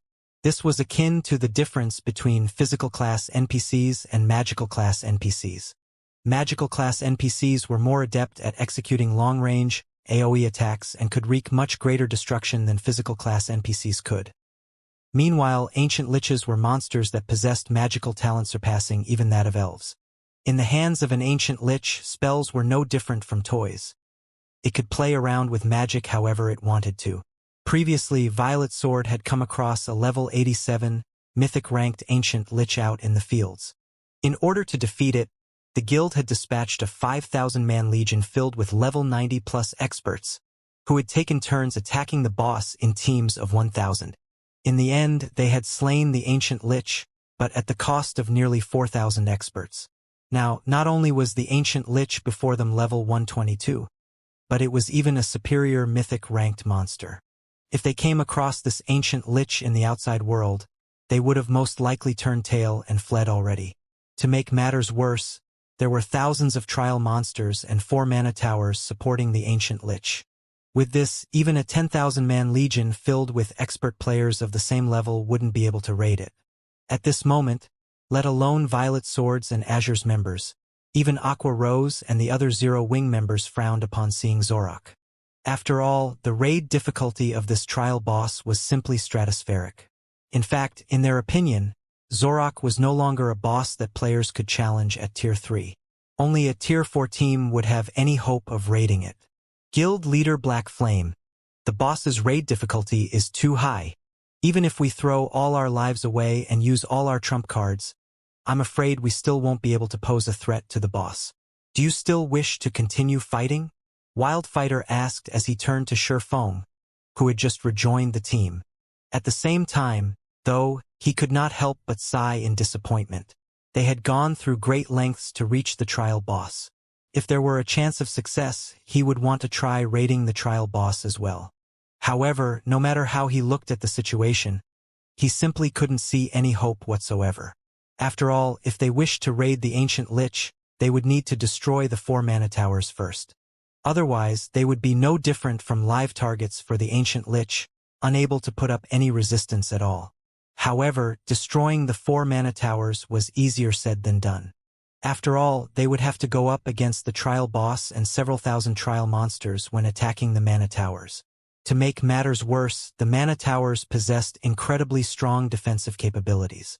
Attacks below the Tier 4 standard wouldn't even scratch the towers. However, with the 4 mana towers suppressing all hostile forces within the vicinity, they wouldn't be able to use any skills or spells against the towers. In other words, they would have to use normal attacks against these mana towers while also having weakened basic attributes. In such a situation, how many players on the team could execute attacks reaching the Tier 4 standard? If they had to rely on only a handful of players to destroy the 4 mana towers, it was unlikely that they could destroy even 1 mana tower before they team-wiped. Not to mention, the mana towers would also periodically launch large-scale destruction spells. Just one of these spells would be more than enough to annihilate their team. Facing the simultaneous attacks of 4 mana towers was an absolute nightmare. Guild Leader Black Flame, if you're reluctant to give up, I can suggest to the guild to alter our agreement to clearing the elite trial instead of the hero trial. Only, the slots you will receive at that time will be significantly reduced. What do you think? Crimson Star suggested. Wildfighter did not show any disagreement with Crimson Star's proposal. The strength Zero Wing had displayed during the trial truly exceeded their imaginations. For Violet Sword, being able to form a partnership with Zero Wing was definitely a good thing. Crimson Star really reacted quickly. Duan Hanshan smiled faintly when he overheard Crimson Star's suggestion. However, he wasn't particularly surprised. Zero Wing's potential was already clear for all to see. If nothing untoward happened, it would definitely grow into a superpower in the future. The guild would be especially powerful due to its ability to nurture players. If Violet Sword's young talents could receive Zero Wing's training as well, Violet Sword might even have a chance to become one of the 5 great super guilds. After seeing Crimson Star's actions, Duan Hanshan also felt the need to have the Azure Chamber of Commerce further deepen its relationship with Zero Wing. However, as soon as Crimson Star finished speaking, Sherfong shook his head. If the problem is with the slots, I can try to negotiate with the others in the guild. Guild leader Black Flame, Wildfighter said when he saw Shurfeng shaking his head.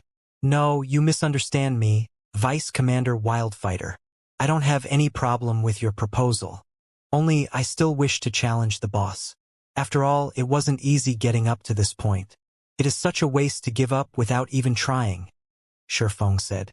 Setting aside the status they would gain in the ancient city after clearing the hero trial, just the ancient legacy steals recorded information alone made raiding the trial boss imperative. After all, the chances of coming across an ancient legacy steal in God's domain were abysmally low, not to mention one that required such a large memory crystal. If he could get his hands on the recorded information, it would most likely be the greatest harvest from this hero trial. Hence, he naturally couldn't give up without a fight. But those mana towers, Crimson Star countered worriedly when she saw that Shurfeng still wished to attempt the raid. What if we can destroy those mana towers within a short time? Shurfeng asked after giving the matter some thought. Destroy those towers within a short time? Shurfeng's words threw Crimson Star for a loop. Skeptical, she asked. Is that possible? The odds are roughly even, Shurfeng said after making some mental calculations. Upon hearing Shurfeng's words, everyone present stared at him in astonishment. For a moment, they thought that Shurfeng was joking with them. These were 4 mana towers they were talking about. Destroying one without using any skills or spells would be as difficult as ascending to heaven. How could they destroy all 4 of them within a short time? If you really have an even chance of success, then we can give your plan a try, Crimson Star said as she turned to study the distant altar. Wildfighter nodded in agreement.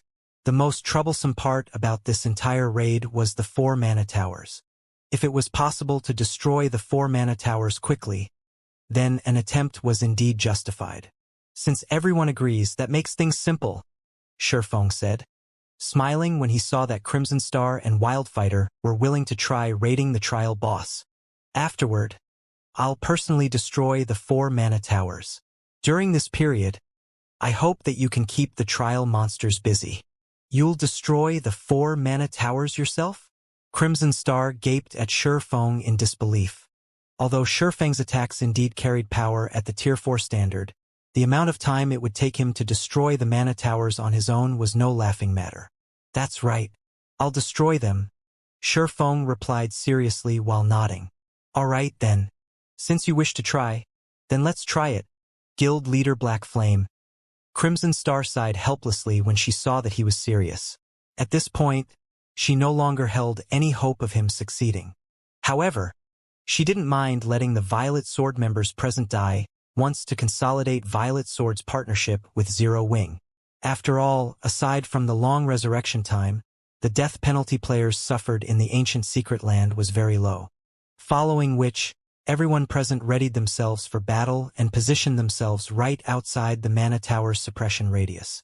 Once they were given the command, they would immediately charge into the battlefield and attract the trial monster's attention. Guild leader Black Flame, everything's ready. You may start any time, Crimson Star reported to Shurfeng after seeing that everyone was in position. Good. I'll start now. After saying so, Shurfeng unsheathed the Abyssal Blade and activated Black Dragon's Soul. When Shurfeng unsheathed the Abyssal Blade and activated Black Dragon's Soul, the Abyssal Blade immediately transformed into a cloud of black mist, which then enveloped Shurfeng completely before expanding to cover a 60-yard radius around him. Before anyone could react to this strange development, a deafening dragon roar came from the cloud. In the next moment, a 30-meter-tall black dragon leaped out of the black mist, releasing a powerful aura that washed over the crowd. A dragon! Crimson Star and Wildfighter could not help doubting their eyes when they saw the incredibly realistic black dragon before them. The dragon race was one of the apex races in God's domain. Dragons were also a symbol of strength and destruction. Whenever one appeared on the continent of God's domain, turmoil would follow.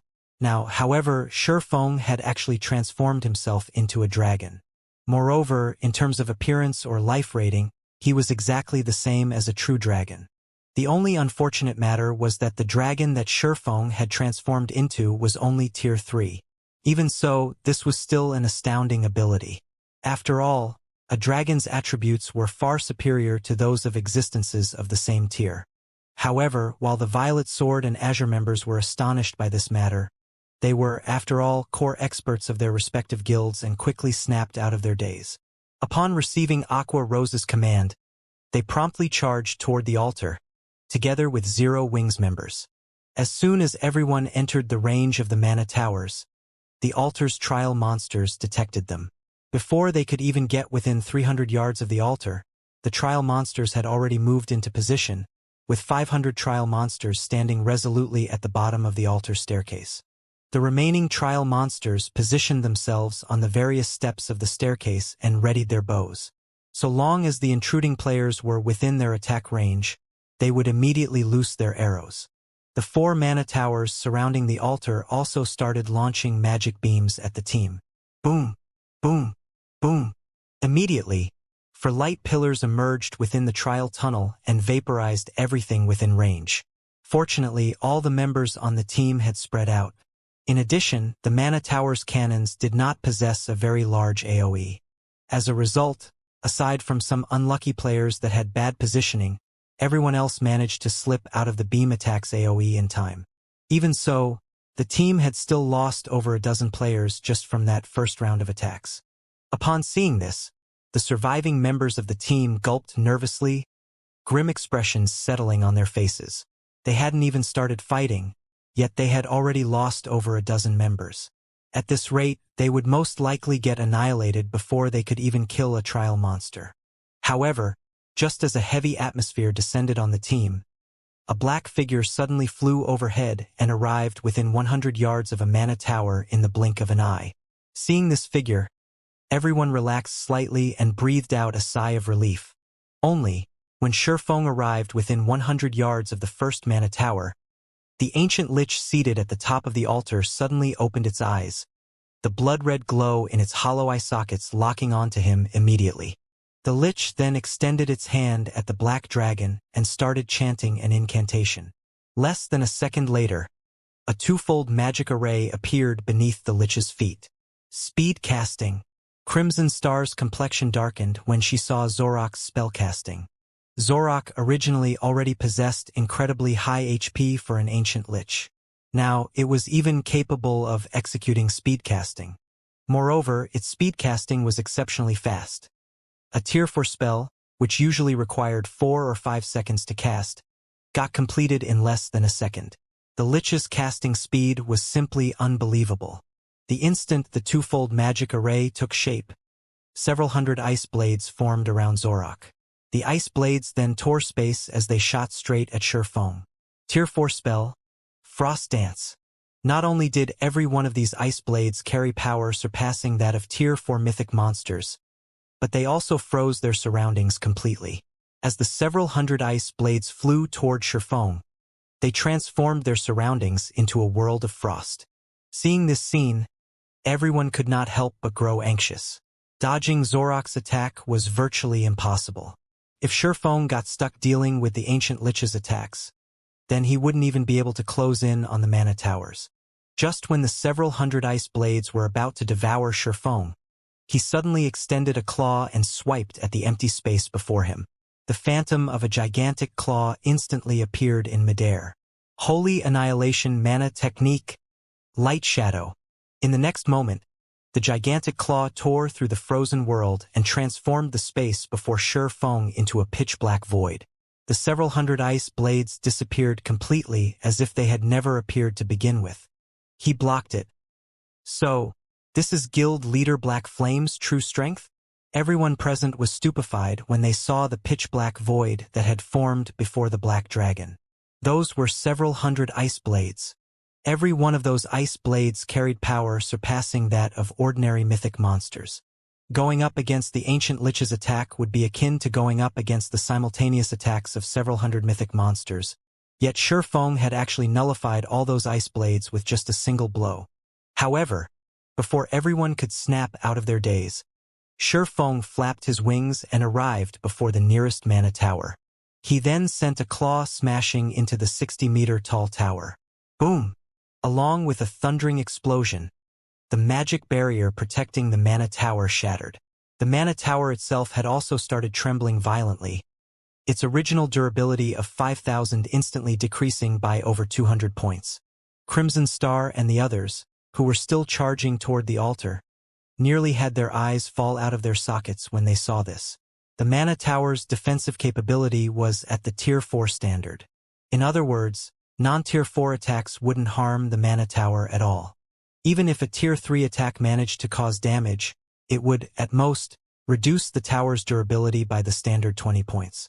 Now, however, Shifeng had reduced the mana tower's durability by over 200 points with just one attack. The power he demonstrated was simply astonishing. At this moment, let alone Crimson Star and the others, even Shifeng himself was surprised by this situation. Transforming into a Black Dragon King actually elevated my strength to such an extent? When Shifeng saw that the torn space before him was not showing any signs of recovery, he determined that the power of his attack had indeed reached the advanced Tier 4 standard. Before he had transformed into a Black Dragon King, his basic attributes allowed him to exhibit power at only the basic Tier 4 standard. However, in God's domain, further elevating one's power after reaching the Tier 4 standard was incredibly difficult. Only by being capable of exhibiting power at the advanced Tier 4 standard would one be able to just barely reach the standard of superior mythics. In other words, even without using any techniques, he could currently contend against the weakest of superior mythics. Despite this astonishing discovery, Shifeng quickly recovered his senses and resumed attacking the mana tower before him. -224, -219, -222. As Shifeng's claws landed on the mana tower one after another, the tower's durability rapidly decreased. In no time at all, the mana tower had already lost 1/5 of its total durability, the speed of its deterioration making Crimson Star and the others' blood boil. At this time, though, both the mana towers and the ancient lich launched counterattacks at Shifeng. Immediately, the 4 mana towers fired their magic cannons at Shifeng, while the ancient lich used its domain and over a dozen magic blades to restrict and attack him. Every one of the attacks sent at Shifeng carried the power of a superior mythic. Not daring to be careless, Shifeng continued using Light Shadow to defend himself before resuming his bombardment of the mana tower before him. However, Light Shadow placed an enormous burden on Shifeng's concentration. Even after he transformed into a Black Dragon King and gained a much superior physique, the amount of concentration he consumed when executing Light Shadow hardly decreased. By the time Shifeng had destroyed the second mana tower, he no longer dared to use Light Shadow to defend against the mana towers and ancient lich's attacks, opting to use Sword's Orbit instead. However, the boost in power Sword's Orbit provided was inferior to that from Light Shadow. As a result, Shifeng continuously lost HP as he defended himself. Approaching and attacking the mana towers also became much more difficult. By the time Shifeng destroyed the third mana tower, his HP had already fallen to 64%. At this point, Zorok's attacks became even more frenzied. And when Shifeng started attacking the fourth mana tower, the ancient lich also started double speedcasting and dishing out Tier 4 spells like they were nothing. When Shifeng's HP fell to 24%, the fourth and last mana tower's durability zeroed out.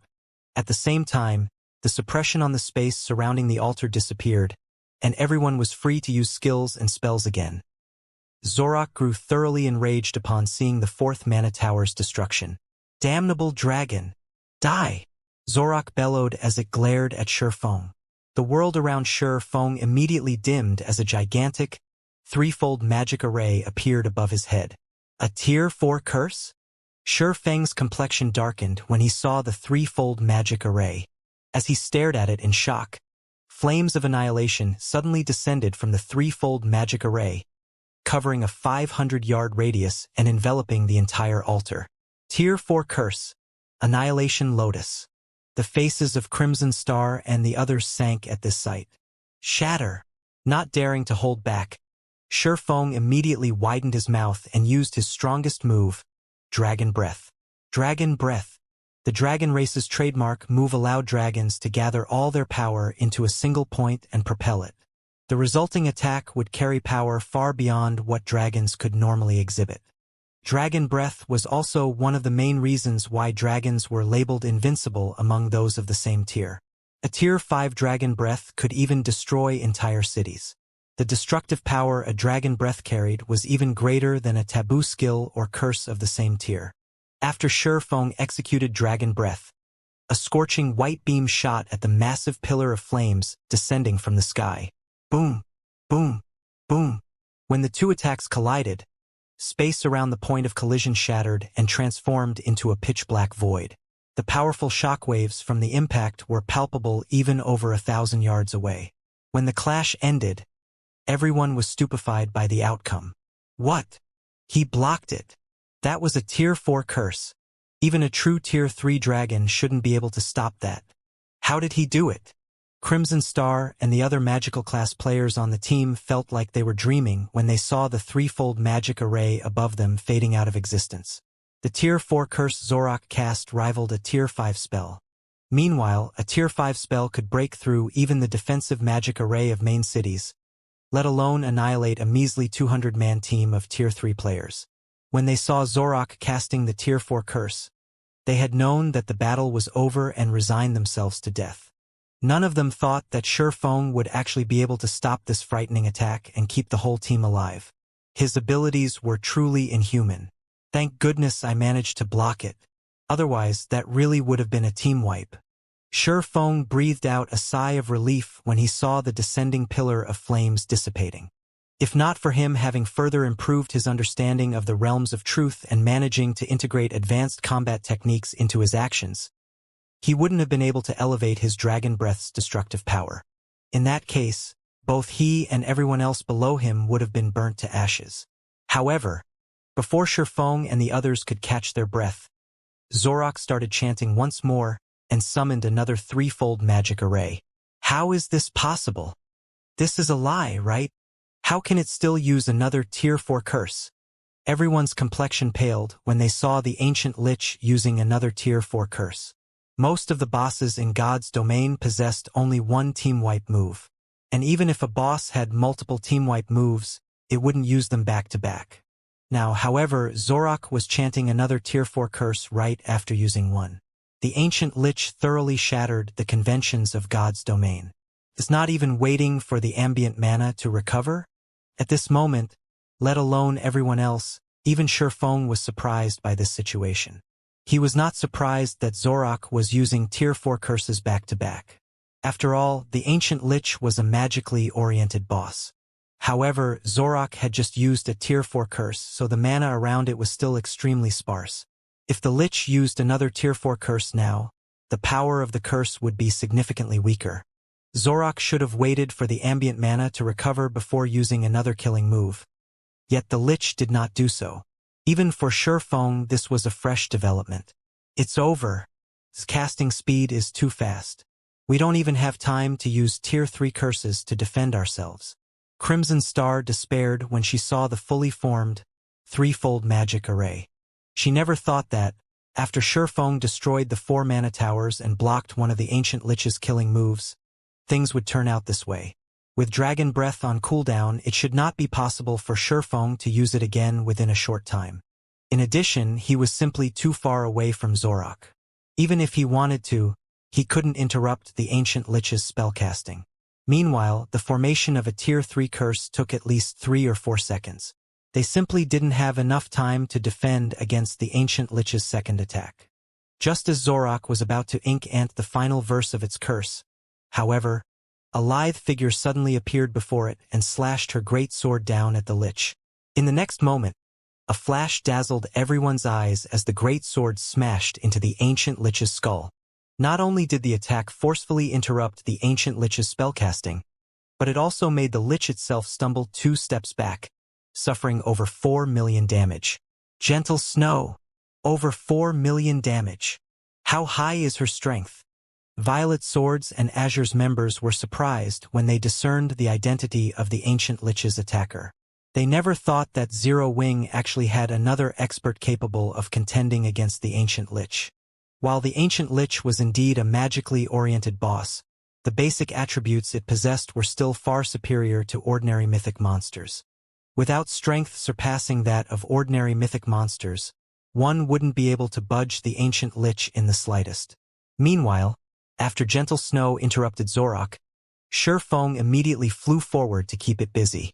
He gave the lich no opportunities to cast any more Tier 4 curses. Good. A chance.